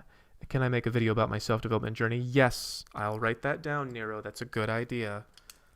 Make video about self-development journey. Oh, I feel so good right now. I actually, I have a Schecter. I feel so good right now because I don't have any more things that are coming up that are going to take all of my time away from me. And now I get to I'm going to move next week, and I'm going to just take my time making content, and I am going to grind. I'm going to grind. I'm going to make money, and I'm going to get a better grip on life, and I'm going to start. I really can't wait to get Self-Maximize done. I know I've been saying it for months, but I really can't wait to just sit down and be like, look, do you want to be likable? Here's the order in which you do these things. In this order. Do this first. Do this next. Get it done. That's going to be fun. Let's see. What else are we saying? 304 math, yeah. On that grind set. Yes, I am now hungry for apples, too. I'm going to go have grapes and yogurt for din. Man, my voice is high today. I'm stressed. This morning I woke up and my voice did that, like, I can't do it right now. It's so weird. My voice sometimes gets tense, and then I can't let it all out. There we go. A little bit of blue in the apple. A little bit of blue-green. Sprechen Sie Deutsch? Nein. Ich nein sprechen Sie Deutsch. So Cyro Kuhn says, what was my job before? I was an Uber driver. I did a lot of, is this not working? Can you guys see the apple? It looks frozen to me. Is it frozen?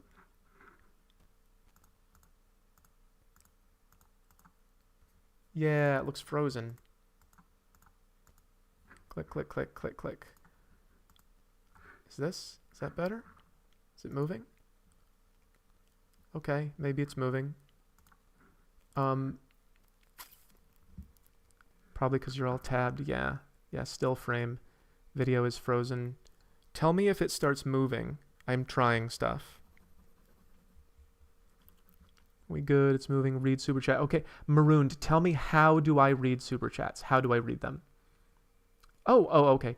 Chaste Germ, what is your opinion on no-fap abstinence or just desexualizing yourself in general? Okay, so Chaste Germ, I tried no-fap 3 times in my life. It was unpleasant and it gave me no benefits. I do not know if that is consistent for anyone. I don't know if anyone's ever had benefits from it. But for me, I just kind of got frustrated and I felt like physical pain and discomfort.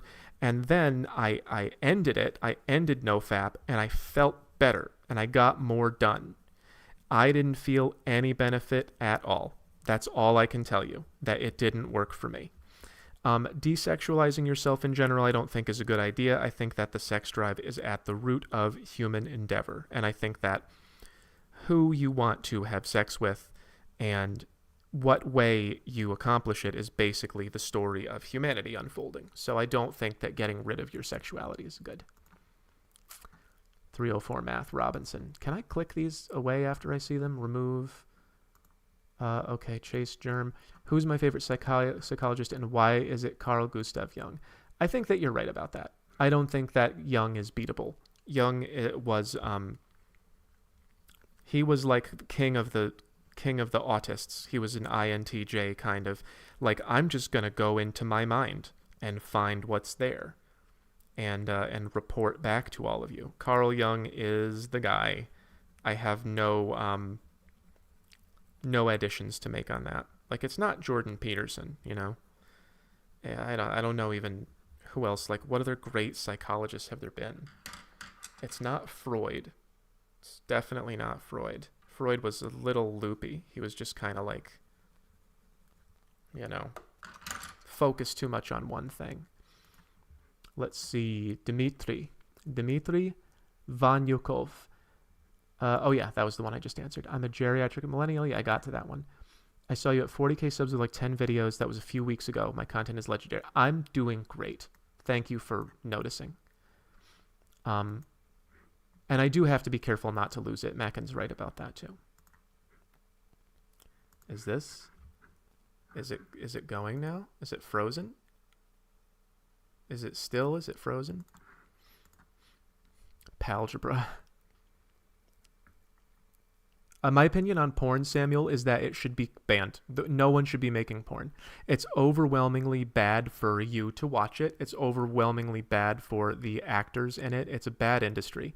It's surrounded with drugs and violence, and it's just no porn. I don't watch it. I haven't watched porn in a very long time. I think it should be... Like, I support... I don't know what you can say on YouTube, but I don't support porn. I don't like it at all.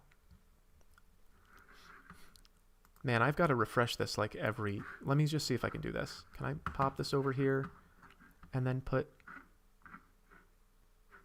That's OBS. That's a Google Meet. Oh, that's the live stream. Okay.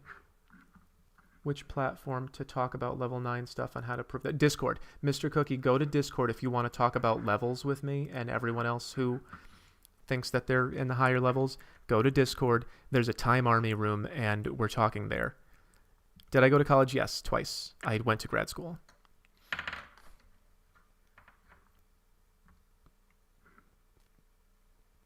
We should do an OnlyFans together. Man, Charlotta is going for it. She's going right for the throat.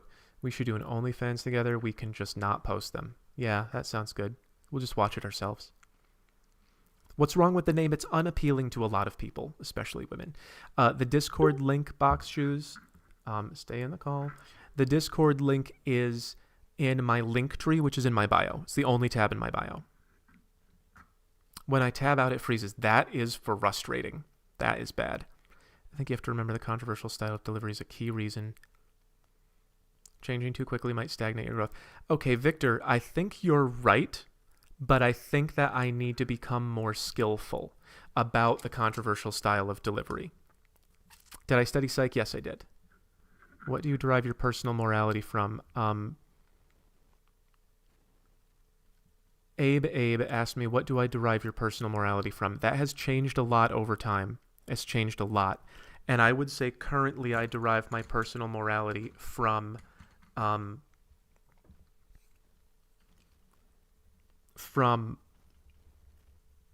the experience of pleasure and pain. We all have experiences of things that we like experiencing and things we don't like experiencing. We are all trying to have more good and less bad. And that's all that life is. That's all it is. All it is we are trying to have good feelings and not have bad feelings. And everything else is just a conversation about. I accidentally didn't draw a Fuji apple. I'm sorry. I just went and drew Granny Smith. All that morality is a conversation about who gets to feel good and who has to feel bad and when and where and why and how. That's all that it is.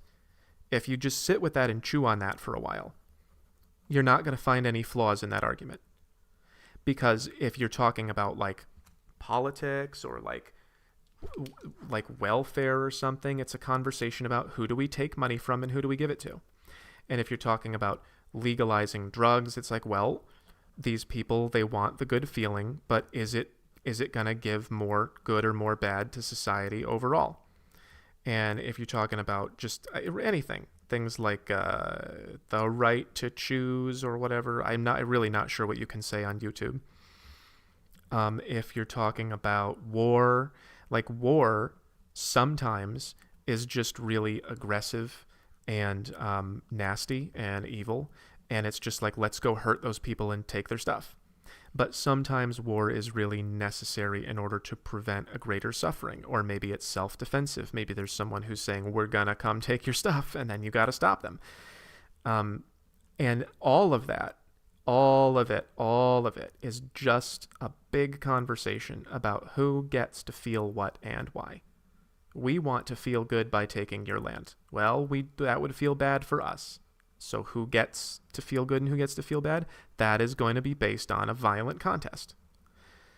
That's where I derive my morality from. I think of it all as a conversation that we are constantly having with each other about who can and can't and should and shouldn't and must and mustn't feel good and feel bad, and when and where and why and how. That's what you can derive all your values from. And my values are... my personal values, what makes me feel good is when we solve the problems of, living in a world that's over our heads. We solve the problem of suffering by not lacking skill in the ways that we organize our world. We have to have the right people in the right places to be able to do what needs to be done so that people are not experiencing pain and suffering. And we're right now having a conversation in our society that is ignoring those things and just saying, well, we're going to select people based on, things other than their abilities to be here and to be there and to have this and to have that. And, I think that that's had pretty big effects on the world, and I would like to create and live in a world that has a much more recognition of like this. If we arrange things this particular way, it just produces a better result. Like results-driven thinking, realistic results-driven thinking. I'm really tired of hearing, oh, if only we do the thing that didn't work, if only we do it more, then it'll work. Like, hey, we did the thing and everything got worse. Let's do it more. It'll work, this time. I'm tired of hearing that. That was a really long answer. Why appeal to women, Fungi? Because I want to get through to them. I want to speak to them. I want to have conversations with women, and I want to talk to them about what they believe and why, and where they came to those conclusions, and what they know and what they think they know and what they do and don't know. I want to talk to women. I enjoy talking to women. My favorite conversations have always been with women. You know, I don't hate them. I'm not just like, women suck. I really hate the way that they've treated me, and also a lot of men that I know. And I think that a lot of that comes from really bad cultural messages.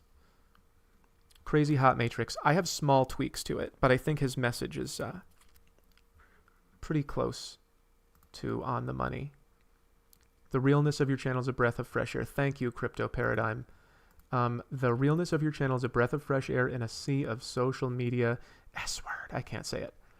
But not even sure if I'm allowed to swear. But what was I saying? Women.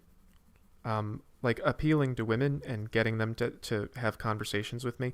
Like I was on the Whatever podcast recently. If you guys haven't seen it, go to their page and watch it.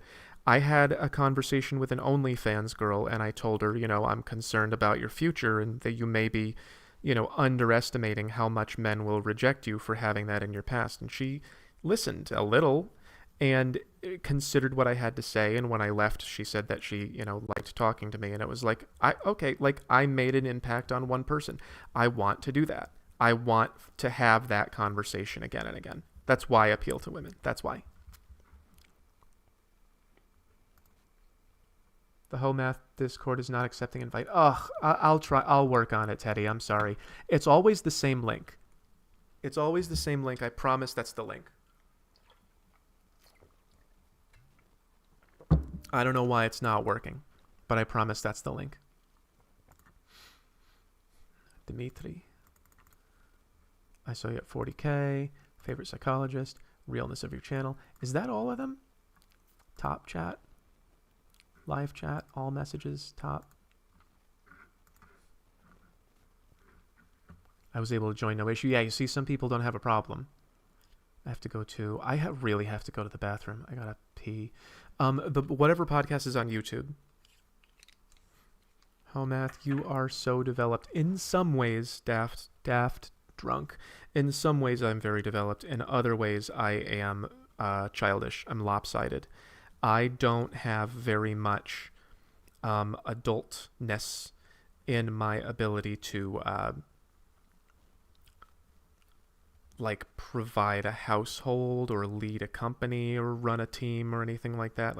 I'm really good at delegating things and thinking abstractly and giving the orders that need to be given, but I am not very good at getting myself into a position where people listen to me. That I'm not very good at. Like what you just saw with Macken tonight, he is polite to me and we have a good relationship. It's not like he's swearing at me in my DMs or anything, but he was pretty disgusted with the way that I communicate myself. And I have some problems where I cause that effect in a large number of people. And this is probably a significant portion of the reason that I have always had a low degree of financial, employment success. That's probably a good portion of the reason. So yeah, I'm very developed in some ways. Like Macken recognized that I was being very adult about when I said I felt like the mistake was attacked and not me. I'm good at that. What I'm not good at is making people feel like, hey, I should be around this guy more. That I'm not good at. I'm too real. I'm just too real. That's the problem. That's definitely it. All right, I made it into a Fuji apple. Does it look delicious? Is a psych degree worth getting? Overwhelmingly no. Star 0890, whatever. If you're gonna get a psych degree and you don't know specifically what you're gonna do with it, that's a bad mistake. You should, if you want to get a psych degree, you should have a plan for how you're gonna turn it into money, and you should know that it is highly actionable and likely to work. If you can't do that, then don't get a psych degree. Don't just get a degree in psychology and just go like, boy, I hope this works. Do not do that. Oh my God, do not do that. Make sure that you know how it's going to pay off. All right? Can't say that loud enough. Do you think being comfortable socially and with women helps bring meaning to your life? Absolutely, Jesse Jones. Yes, that's one of the main things that has brought meaning to my life. You can't just be by yourself all the time. Yeah, learning to be comfortable with women and in social situations has completely transformed my life from like a regrettable, sad thing into an exciting adventure. It's turned it completely upside down. If you don't have that skill, you need it. You need it. I mean, I'm not sure if that's what you're asking. Do being comfortable socially and with women helps bring meaning to your life? Yeah, absolutely. Uh-huh.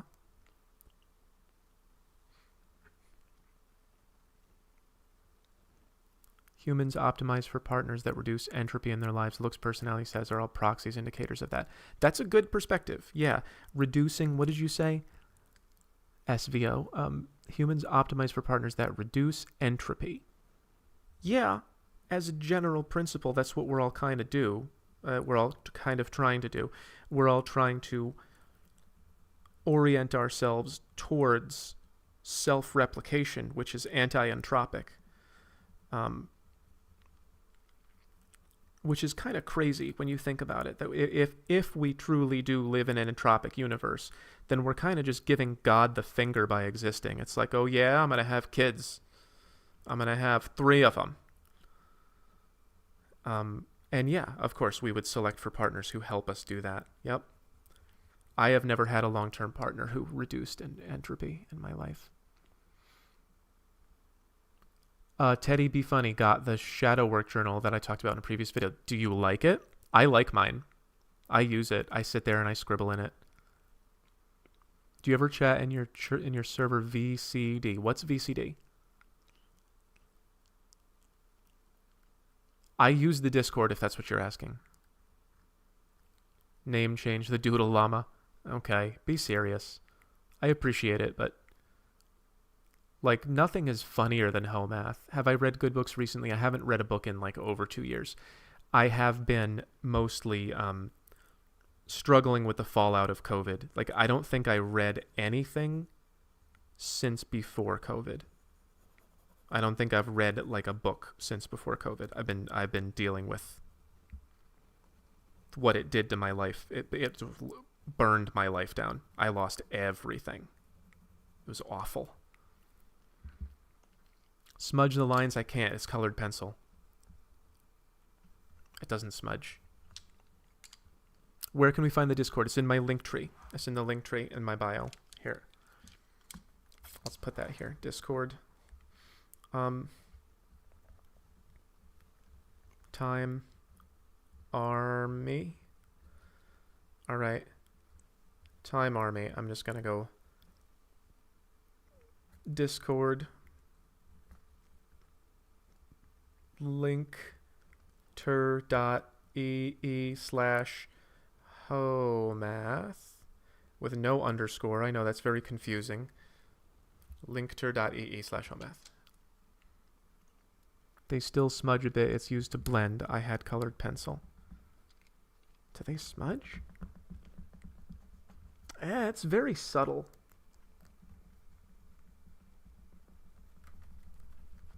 It's very subtle, and I don't like it. I like the clear lines better. And I got some crap on my finger. You did this to me. I shouldn't put my fingerprint on the camera. They'll know who I am. The shadow journal for the name. What about it, Carl? Carl Hung. That's funny.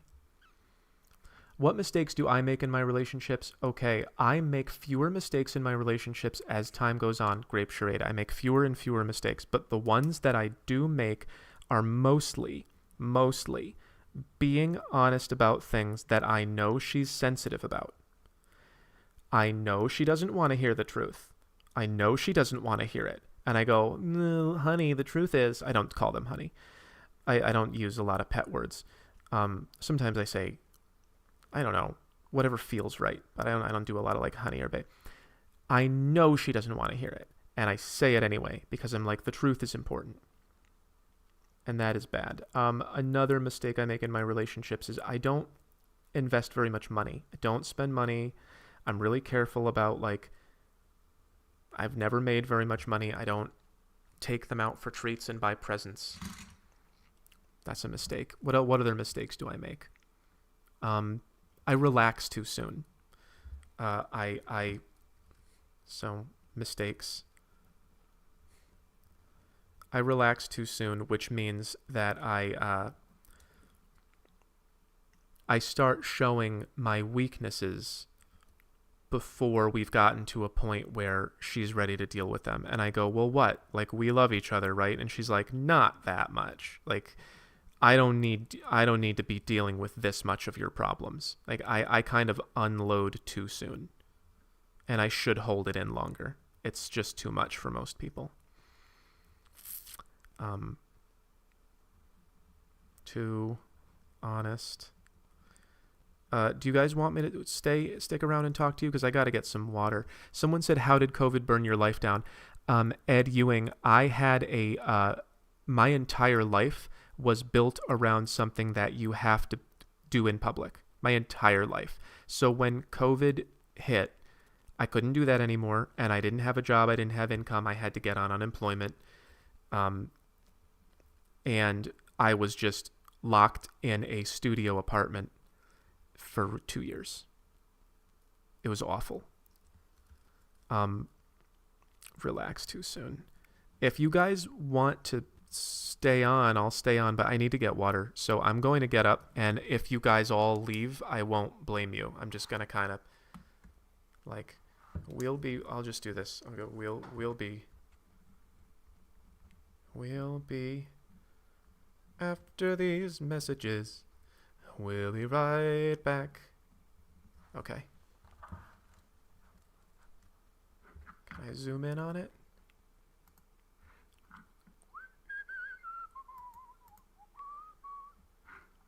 No, I can't. I'll just have to leave it there. Do you recommend white AF1? I will have to, okay, I'll be back real soon. I'll be back.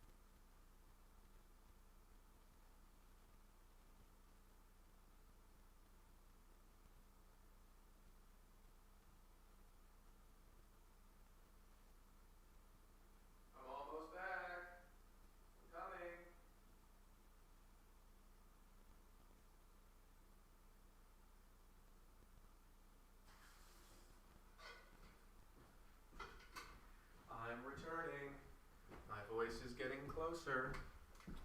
I am here to provide you with more Apple entertainment. Okay, I have more people to speak to. All right, I'm back. I have more things to say to you now. You've been so hurt, dude. I'm assuming that you guys are all talking to me. Do people talk to each other in the chat, or are you always talking to me?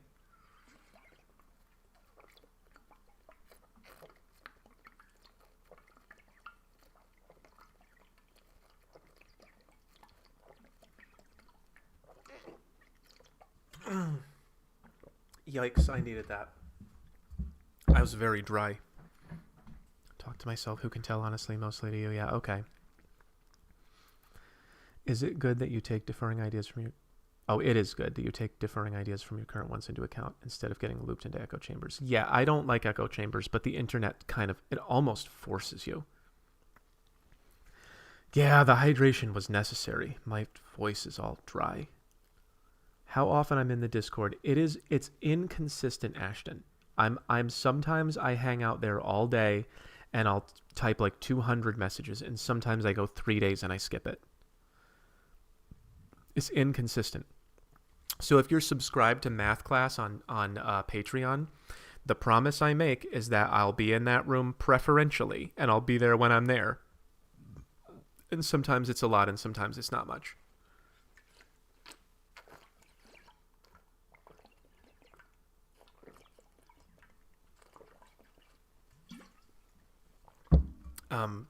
But you know, I go there preferentially. It's the room I always check first.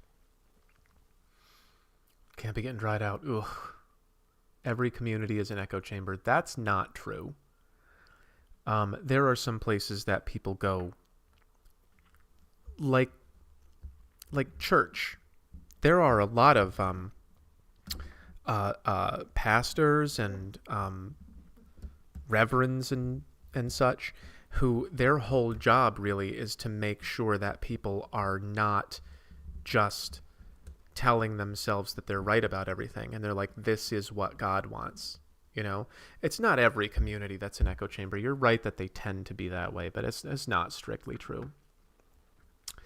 Math, do you worry that the internet will figure out who you are? So I think anybody who knows who I am will probably not. They'll see that I'm going to the effort to make sure that I don't get identified, and I don't know anybody who would want to cause me difficulty by revealing me. And let's like sick the internet on him. I don't know anyone who would want to do that. I don't have enemies. Someone says, when are you doing privates again? Do you mean coaching sessions?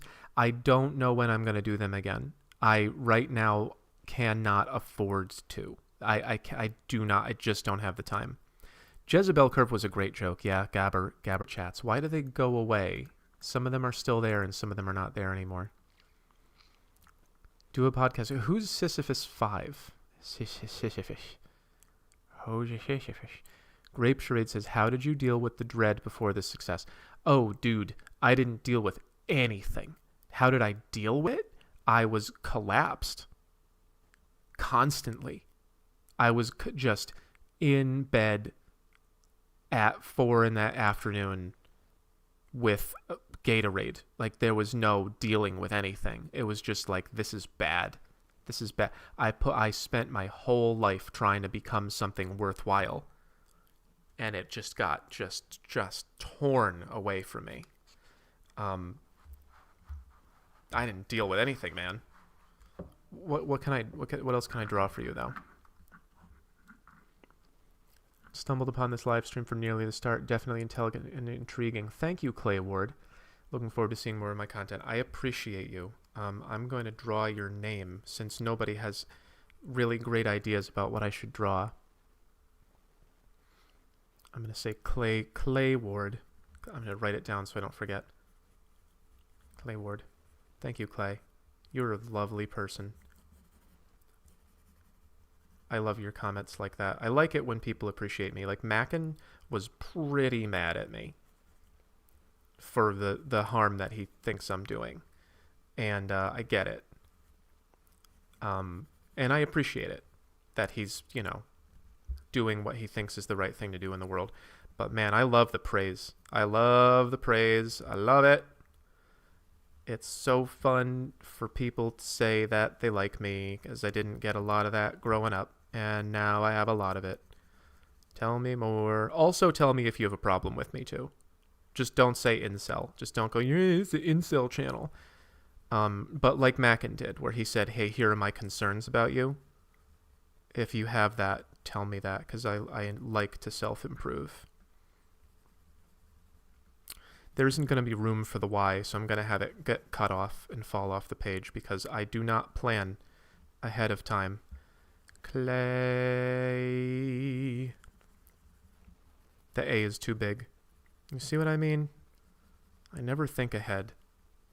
I mean, that's not true. It's not true that I never think ahead. It's that I haven't been able to think ahead for a little while. Black Psycho Tiger, cat math. That's funny. That's kind of funny. I'm not sure who's going to get it, but I'll consider it. Math, the name Math.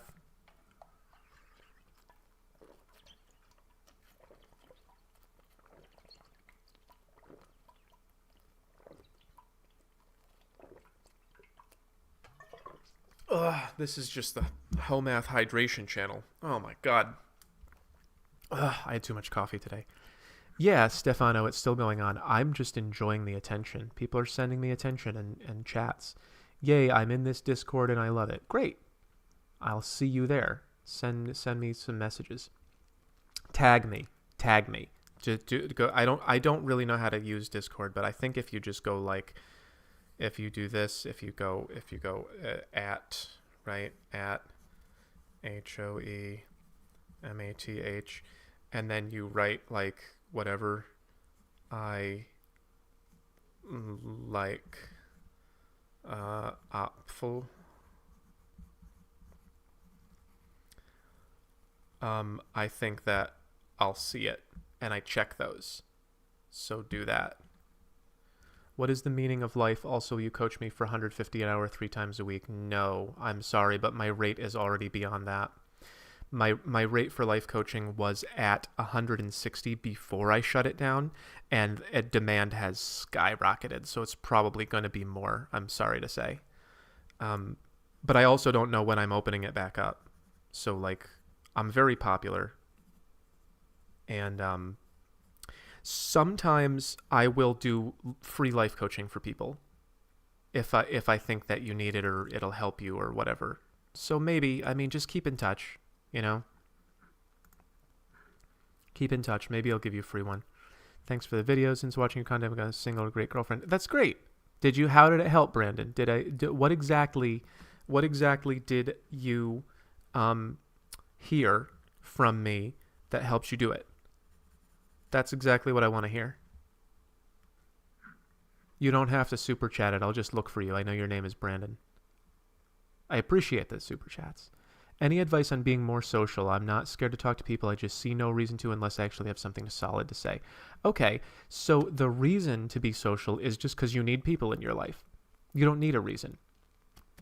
Plus, I don't initiate random small talk. Yeah, you don't have to initiate small talk. So, socks off.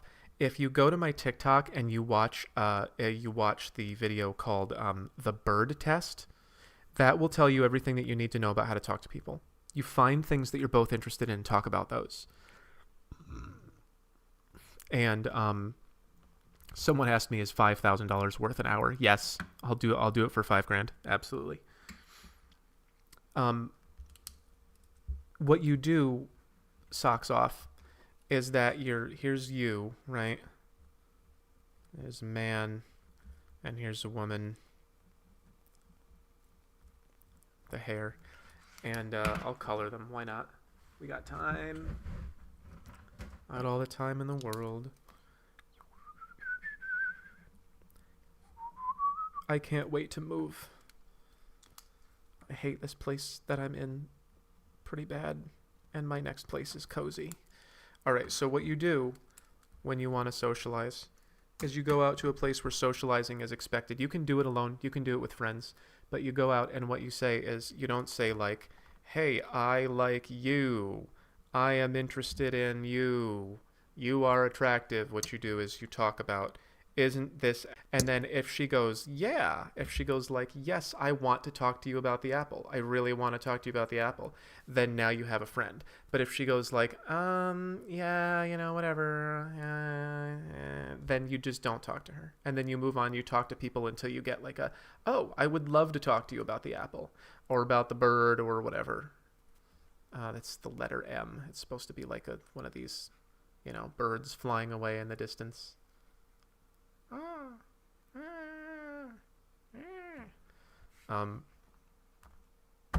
Socialize because it's healthy for you. You don't need a reason. It's just like saying that you don't need a reason to eat or to work or anything like that. It's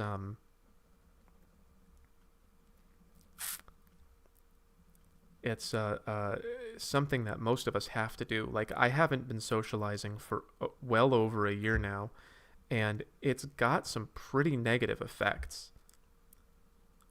It's got some definite negative effects on my psyche and on my health, and I experience a lot of that lonely feeling, and then I find myself making up for it with food and beer, and it isn't good. You gotta have some people. Most of us have to have some people. Like, there's some people that have larger and smaller social needs. I think larger than average social needs. Like, I need people around me, and I don't like it. I wish I could just be alone all the time, because people have been so disappointing. So find something, socks off, find something that you like, and then go find the people who like it. That's my advice for being more social. Find things that you like. Find the people that like those things. Pizza, anime, don't watch anime, stay away from anime. Basketball, badminton, goodminton. They should. How did badminton succeed against goodminton? That's how it always goes. That's capitalism for you. We used to have goodminton. But yeah, things like that. Talk to people about lifting weights or canoeing, or there was one time I went hiking by myself, and there was a guy on the hiking trail coming down, and I was going up, and we just had a great conversation because we were both interested in hiking enough to go way out to this remote park. Like, it was really, really, it was like 6 hours from where I live, and it was about that far from where he lived too, in a different direction. And we had a great chat. He showed me his map, and we talked about how they made the map, and we talked about where he was from and where I was from. And it was all based on the fact that we both just went out to this park. You know, it's not like I want the guy to move in with me or anything. It's just like, do you like the outside? I like the outside. And now you're talking to somebody. Do that. Revion54 says, I appreciate you're busy. Okay, 360. I got to that one. 365 one. You vid on dating zone and level of consciousness enlighten me. I appreciate you saying so. Thank you. Date autistic, active mask, rest solo, yes/no. I can't figure out what you mean. Date autistic, active mask. What does that mean?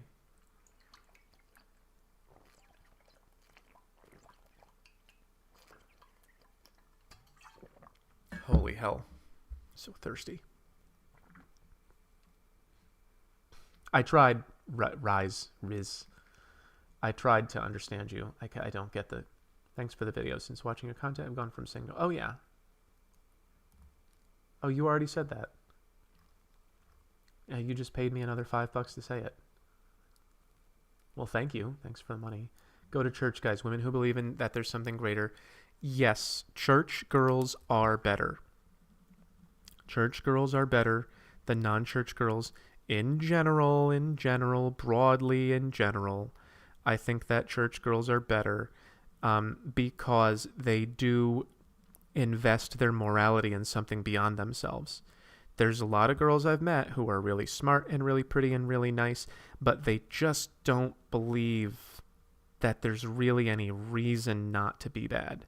And so when they're faced with the temptation to be bad, they just go like, well, I'm going to get away with it.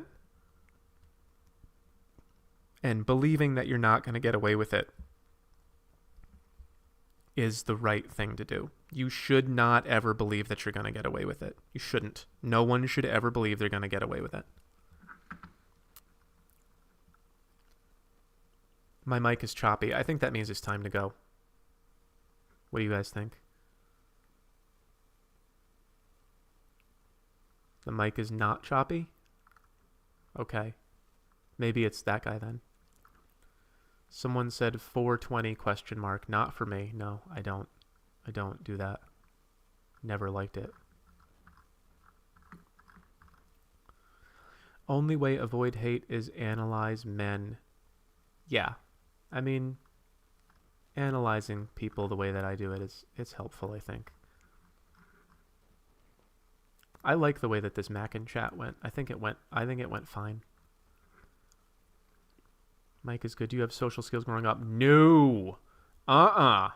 Your name is too hard to say. It's just a bunch of letters. He says, did you have social skills growing up? Absolutely not. Bottom of the barrel. I was a disaster. I was a rolling, exploding disaster. I did not have social skills until I was about 24.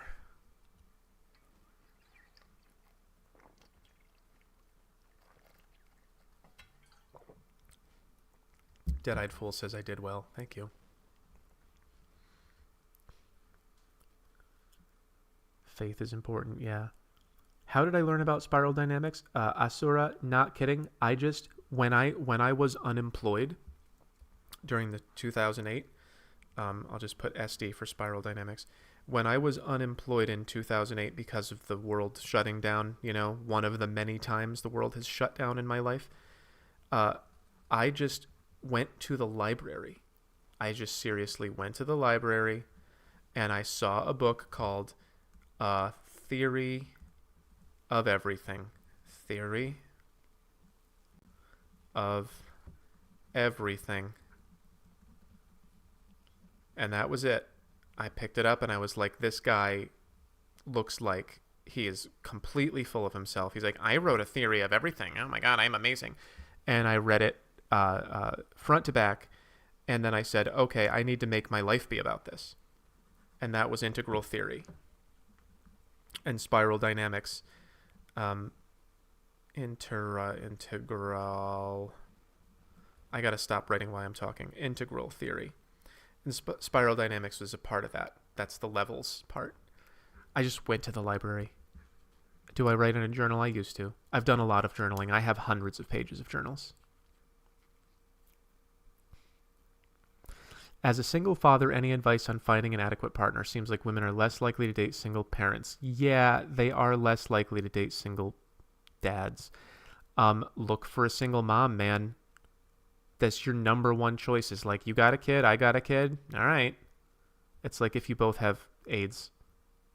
Well, we're both in this. You're there already. How did you develop social skills? Israel Lugo Torres asks. I developed social skills by putting myself in a high pressure environment. So you know how athletes will go to high altitudes to train? I just went to like bars and clubs. So there was, me alone at home and being sad. Let's do this. Sad house. Sad. Right? And then there was big rooms full of people with lights and lights and people partying. Oh yeah. Right? I would just go like, I've never done this before, but I would just go there and just be like, hi, I don't know what I'm doing. I don't know what I'm doing here. And people would go, ha ha ha ha ha ha.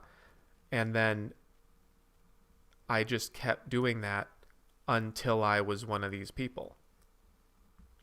I just learned like in the heaviest pressure environment where it's like, okay, everyone's looking at you. You're in public. Everyone's drinking and people are trying to have sex with each other, and this is it. This is where social things happen. And I just went out and I was bad at it until I wasn't bad at it. Not that I'm recommending drinking or going to clubs or anything, but if you want to get good at something, do it. If you want to get good at something, do the thing.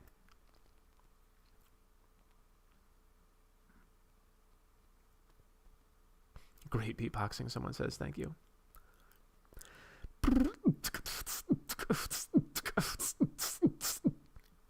Don't get me started. Go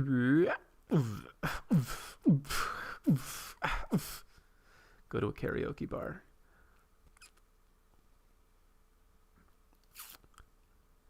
Can all learn something here. What is one movie you'd recommend everyone watch? Death to Smoochie, Seth Bailey. Death to Smoochie. Watch Death to Smoochie.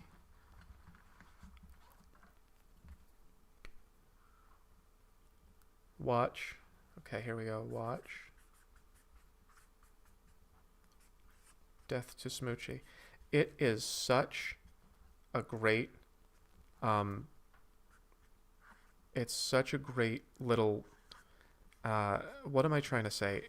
The way that they focus on good and evil and how they manifest themselves in people and how you can get them confused for one another and the way that there are some people in the movie that are so evil and we know but the characters don't always know, and there's some people that are so good but we know but the characters don't always know.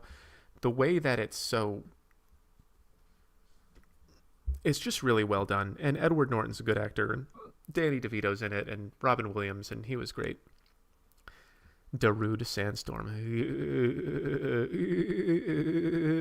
I can't do it. I just sound like I'm like a buzzard or something. I do not play any video games. No, I have not bought a video game since Halo 2. That was the last video game I ever bought. Halo 2. For the original Xbox. I quit video games after that. Over 30. I'm over 30. I'm old. My life sucks. Well, I mean, it used to. It's great now. Yeah, I'm still streaming. I'm having fun talking to people. I'm using this in my classroom. Any suggestions? I'm right now just offering my perspective on the level they are on that day and showing your videos. How are you evaluating levels, Mr. Hart? How are you doing it? Because it can be very difficult to tell one from another. And usually when you're evaluating levels, it's usually like 2, 3, 4, 5, 6, 7. It's usually like you can confuse these for each other and these. It's the adjacent even ones. Like usually people don't confuse 6 with 2. Usually, although some this one happens sometimes and 6 with 3 happens sometimes. But other than that, it's usually 3 to 5 and 5 to 7. Like a lot of people will say that they're at 7 when they're at 5 because they see the individualistic nature of it. And so a lot of people will think they're at 6, but they're really at 4. Like they're actually just following, this is what everyone around me says to do. And they're saying, oh, it's because I recognize the individualistic nature of morality, and it's not really true. I do want to publish a book, Gutta Mind. I missed some things. Invidiosus. We hope to keep you as much company as we can. Thank you for the insight you've learned and the phenomenal art to convey the way you conceptualize the way you see dating trends. Thank you. I appreciate it. I endeavor to be better at it. I'm listening to Macken at least a little. How quickly did my income increase as you became popular? So the first month I made like $1,000, and then the second month it was like $6, and now I'm in the third month and it's more than $6. So doing pretty good, Stephen. Pretty good. Home math. Date autistic girl. Never drop your mask. Stability. Rest at your own separate home so you can maintain your mask at all times. Okay, I see what you're saying, Riz. Never drop your mask. Stability at your own separate home so you can maintain your mask at all times. You're talking about structuring a dating life around your social difficulties. That's one way to do it. It's one way to do it. I recommend just growing as a person if you can, rather than just saying I'm limited forever. I recommend just growing as a person. Lean into yourself. Even if you change your channel, you should trademark. Yes, I should. I am selling merchandise already, Jeffrey, but I need to trademark it ASAP. Are my videos based on science? Sometimes. So my videos are based on the things that I understand. Some of the things that I understand come from science. So, for example, one of the things that Macken said about me that I did not get a chance to respond to was that I, misstated how long ago, we were talking about how the aggressive traits are desirable to women, and he said that ever since we became humans and we evolved from, separated from chimpanzees 5 million years ago, I think he said, that we have been becoming less aggressive and more, socialized and that sort of thing. And I didn't get a chance to say, well, we maintained some of the instincts from before then. Like, instincts don't go away just because 5 million years passes. It's about whether or not the environment, conducts the instincts. So, for sure, sometimes science informs my videos, but I'm not making the claim that I am a scientist or a science expert. What claim I am making is that I am a psychology expert. I know a whole lot about how the mind works, and I have done a lot of work on my mind. So I'm able to tell you lots of things about unconsciousness and about images and about association and about projection and about shadow work. I would say that this is roughly psychology influences a lot. And then what another thing Macken said was personal experience. And I think that informs it a little bit. I don't think that it's really about my personal experience. I think that my personal experiences sometimes confirm and sometimes, clash with the things that I've learned through science and mostly psychology. My personal experience is not the basis for what I do. The basis for what I do is deep psychology, developmental psychology. So I'm not reading science papers and going oh, this science paper says. What I'm doing is I'm looking at things that people are doing, and I'm saying, here's what's in their minds. That's why they're doing that. Because this is how the mind works. That's the basis. I hope that is clear. I hope that I've clarified that for you. Slappy says, I'm 23 and I'm going bald. Should I unalive? No. You can. There are women who like bald. It's going to be a different set of women. But there are women who like it just fine. Just lift weights, man. I did study psych in college, KB. I did, yeah. I have a graduate degree in psychology, yes. Developmental psych.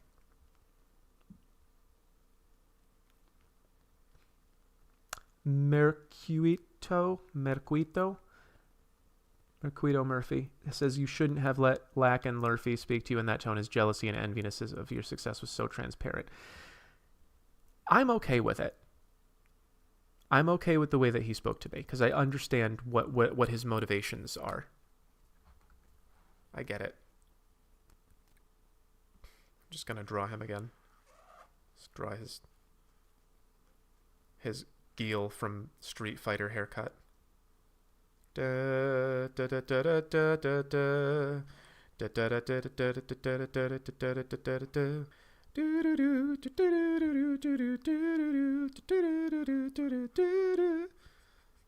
hoping that you all know the Street Fighter 2 music. Just go MM.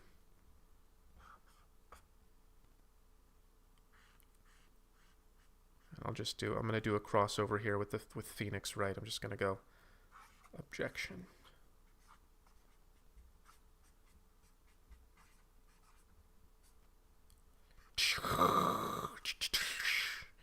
I've never played Phoenix Wright. I've only ever seen images of it. It was big in the memeverse for a while. Do you guys think Macken is a good-looking guy? I don't know what women find attractive anymore. I think of him as a pretty good-looking guy, but I said that to some women, and they were like, I don't know. I thought that he was like a very classically good-looking guy. Some people love the Picard look, yeah. How come the hoes ain't loyal? No one's loyal, Elijah. No one is 100% loyal. We're not born that way. Life is treacherous. Life is treacherous. And when I say life, I don't mean like the conditions we live in. I mean like living things are treacherous. They want to survive. There's no in order for life to exist, we have to secure material to exist from. Like, we've got to chew things up and eat them. And then we have to go hide our bodies in houses to stay safe and get out of the rain. Like, we need material. And if there's ever a time when there's not enough material, then we have to fight over it. It's like life is just treacherous. So like loyalty is not, it's not a really good strategy for most of evolution. Loyalty is something that only comes online like late in the mammalian epoch. There's not a lot of loyalty in other, like, I suppose there's some birds that maybe have some degree of loyalty. Tokyo, I'm not a psychology student, I'm a psychology graduate. That OkCupid study said that women aren't attracted to most men. Also, women don't care about looks much.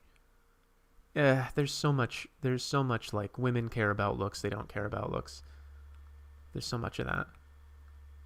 Where am I? So Nero, where am I on the attractiveness scale? I would give myself a 6 right now. There are a lot of women who tell me that I'm very, very attractive, but most of them don't really respond anymore. I used to be an 8. And I know that because I lived this life where I had like just tons and tons of connections with like mostly 6s and 5s, but also a few 4s, 1 or 2 3s that I wish I hadn't, you know. And then there was several 10s. Like there were a few girls who were straight 10s. I would say probably at least 2, depending on how you measure it. But there were a couple girls who were flawless. And you know, I didn't have to do anything. They just liked me for who I was. So I used to be as high as an 8, but I think I'm older now and been through some tough times and it shows. So I've fallen. I'm okay with it. I had my time, you know? 6 seems good for a guy in his 30s. Yeah, I think that it's good for a guy in my 30s. So Ashton, you say you have self-maximized and you're still unhappy. Tell me, what are you missing in life? What would you need in order to be happy? Oh, Max Cell, where do humans cheat on their partners when everything seems perfect? Well, men desire more mates. They're always tempted to have more mates. And women are always tempted to trade up. Good looking for my age. Yeah, Erica. Yeah, that's what people say. They say that I look young for my age, and a lot of people say that I have a nice face. I have nice lips and stuff. Do I ever want kids? I think so. I mean, now that I have the potential for making a lot of money, and I might become a millionaire, you know? I might become a millionaire with this. And if I do, I really don't see any reason why I wouldn't want to find a really lovely woman and make some more copies of myself, and then she can, you know, do the dishes and stuff, and I'll just go like, here's the money, you know? Mac had some good points. He did. Parts of his arguments seemed baity. I'm trying not to lose that comment. Like, if the stats were reversed, I'm sorry. Yeah, he did that several times. He sort of made that attack on me where it's like, you're biased. And I think I did a pretty good job of demonstrating that I'm not biased, but the complexity of everything he's talking about who lies more and how you can tell, and why would they lie more in this direction and not in that direction. It's like, to me it seems like there's a possibility that women would say, oh no, I never cheat on my partner, but yeah, I'm a good mate poacher. Like, I think that's makes sense. I think it's reasonable to believe that that's a possibility. I'm not drawing any conclusions.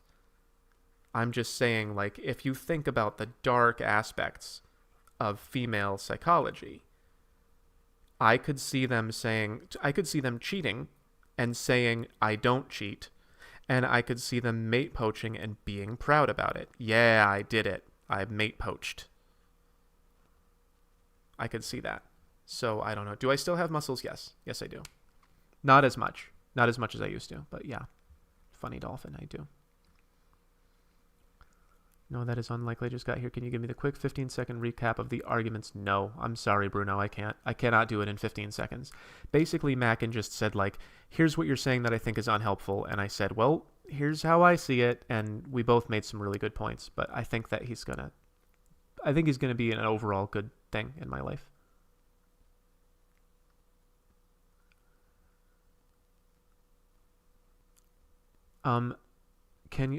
Gloops says, can you speak on your process of using your mind maps, making mind maps? How do you figure out what symbols to use so quickly and the relations between them? I don't know.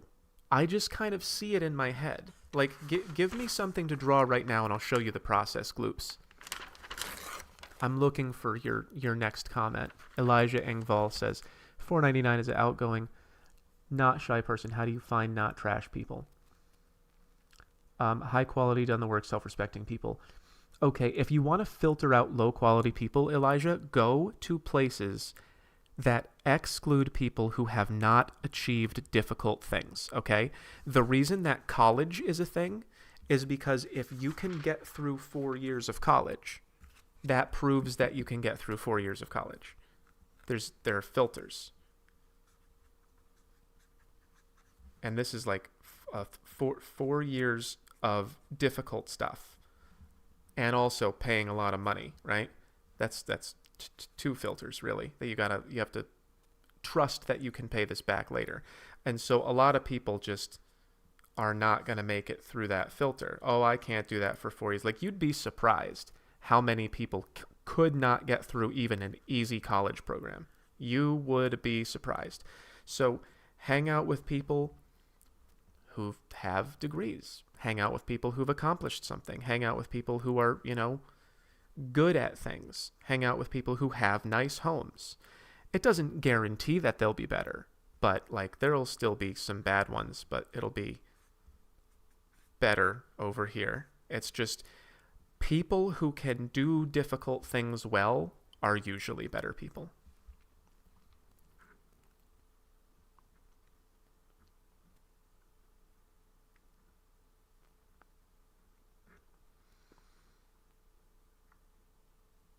If a guy's having trouble getting a date, send out the vibe that you're looking to get married and it will be much easier. I'm not sure if that's true, Rochelle.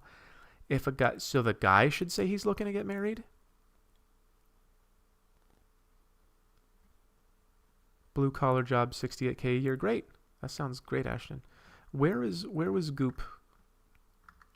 I promised him that I would do something for him, and now I don't see the next comment.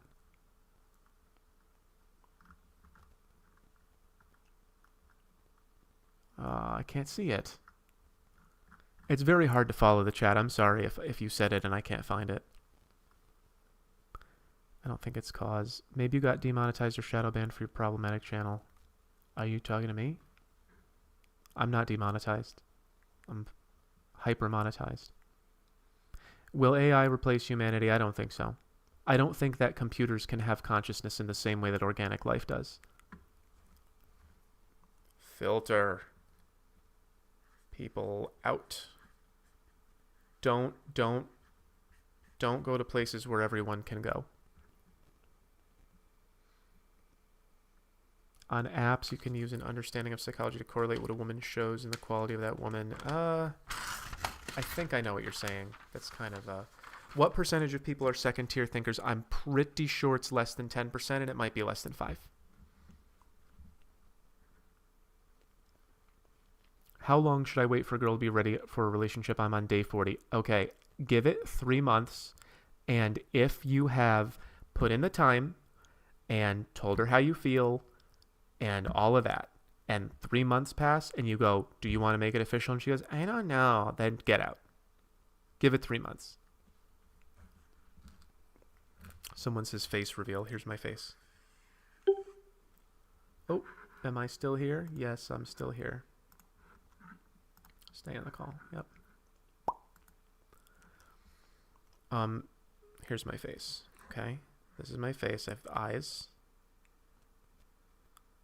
and I have big, delicious Chad lips.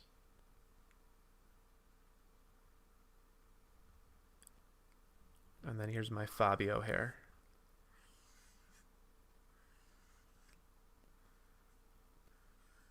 And I have a German accent. And I talk like this. And I say to you, I will be making the maths for you. And it will be beautiful. There's my shoulders, big shoulders.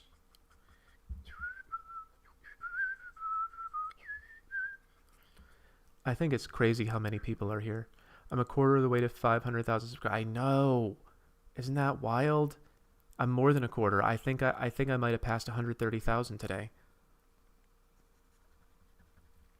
And Macken was right about that I really need to be, responsible with it.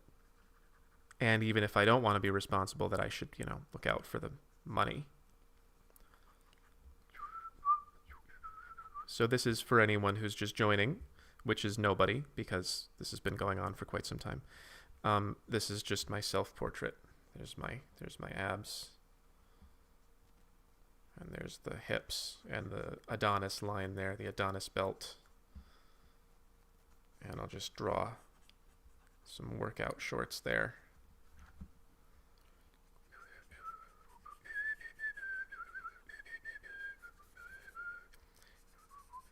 All right. I can't believe how long I've been on here. Like, I did the whole Macken thing, and now I'm just like, let's hang out. I don't know. I just like it. I just like hanging out with people that want to listen to me. Is there a way... Collab with Psych Hacks. Okay. I'm writing these things down. Psych Hacks. Ubermensch. Who's Miku? Thank you, T-Rash. He just subbed. Did I miss anything? Will I try to talk with Healthy Gamer GG? I mean, I got the suggestion. I don't see any reason why I would not want to do it. I don't know him yet. I don't know who he is. I don't know if he wants to talk to me, but I'm not just going to say no, like maybe.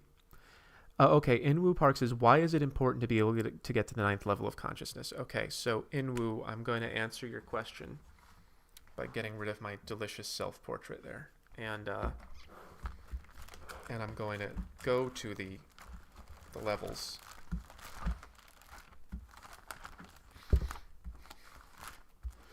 So each one of these, let me see if I can move this. Each one of them successively creates new abilities for the collective human race. When you're at the lower levels of awareness, there is just no way to do things of the complexity that we have going on in our world right now. So if you are at, let me see if I can move this over here. If you are at this 3rd level, where the only thing that you're aware of is your social web, and the only thing that you can really do is focus on your position in the social web. That's the level that I call control, and it is about. Are you guys seeing this the right side, or is this backwards? But anyway, to finish the answer, when everyone is at this level, everything is desperate all the time. And you're just in survival mode all the time. When everyone is at this level, you just have little small survival tribes, and you just make things out of grass, and that's your whole life. When you're here, this is like ancient Rome. It's really the best that you can do is you have like Genghis Khan and things like that. You can have a bunch of people come together and organize into tribes, and you can have warfare and things like that. But generally you don't have, it's before ancient Rome. It's even before that. You generally don't even have farming at this level if everyone's at level 3. At level 4, this is when you get farming and agriculture, and people start to come together and do what is called diversification of labor, which is when you do this job, I'll do that job. You be the shoemaker, I'll be the blacksmith. That's why we have people whose names are shoemaker and smith. They start doing different things to serve the collective. That doesn't happen before level 4. At level 5, you start systematizing things, and you start planning ahead. Like, what are our needs going to be 20 years from now? Let's build up stuff for that. You start thinking more and more about the future. You start planning more and more for large groups of people and how to make things better for large groups of people. And it gets better and better and better as you go.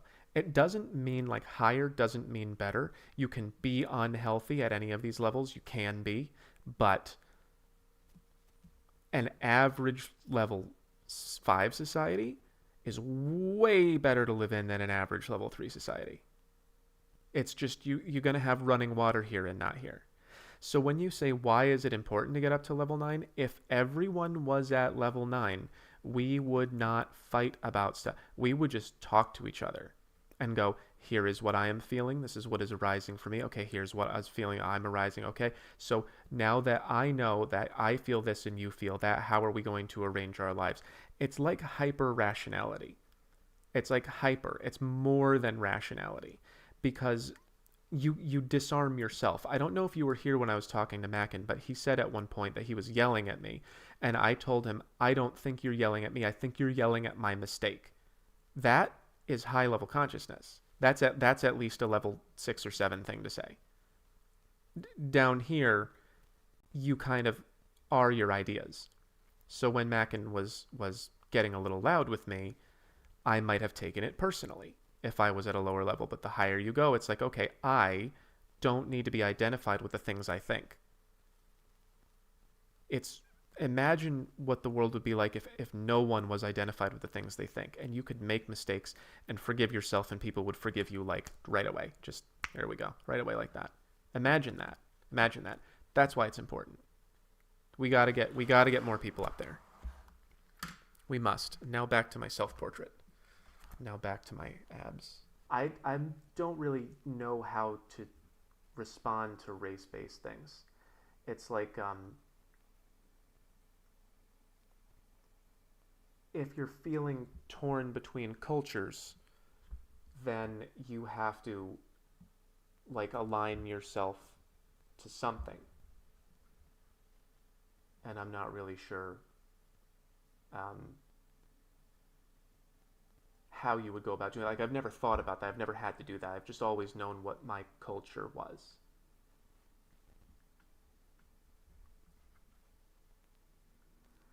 Abaoth says, would you say the higher the level, the more abstraction you have between your base impulses and a less myopic view of the world, which is a part of the human condition?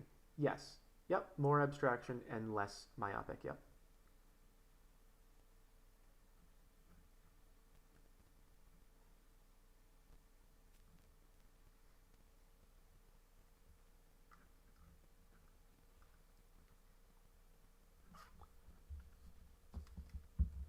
Pick the most dominant culture. I mean, whichever one that you like, whichever one you think is going to be the best for you.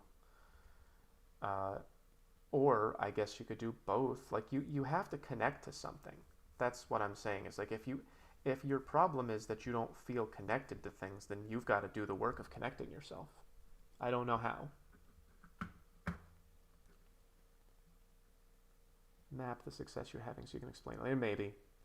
Can an average IQ person make it to the higher levels? I do not know. So I don't know what is the relationship of IQ to levels. I know that if you're low IQ, it can keep you in the lower levels, but being high IQ doesn't guarantee you'll get to the higher ones. I know that. Yeah, race discussion is a losing game. You're right. I really don't want to talk about it. I mean, the guy was asking for help, and I think just generally just sort of saying, you got to do the work of connecting yourself is a good answer. Matthew Gregory, how's life? I mean, it's going pretty good. Will this stream be available to view later? Yeah. What place should pleasure have in life? It's your motivator. Pleasure is at the bottom. And you have to understand what pleasures you're going to get over time based on your behaviors.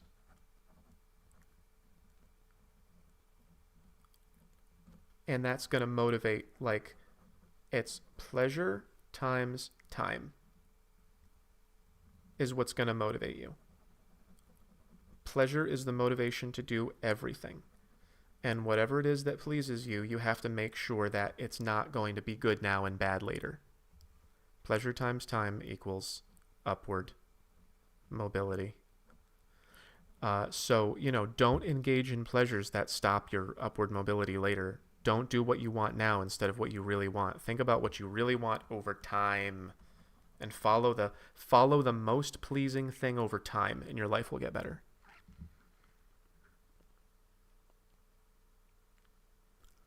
I know, Elliot. 1,000 people have been here for such a long time. Like, what time is it? It's 11:25. I went from 7 to 8, 9, 10, 11, 25. I've been here for 4 hours and 25 minutes. I haven't peed for 4 hours and 25 minutes. I gotta get up. Okay, that's it for me. Tell me goodbye in whatever way that you want, and I gotta go pee and live a reasonable quality life.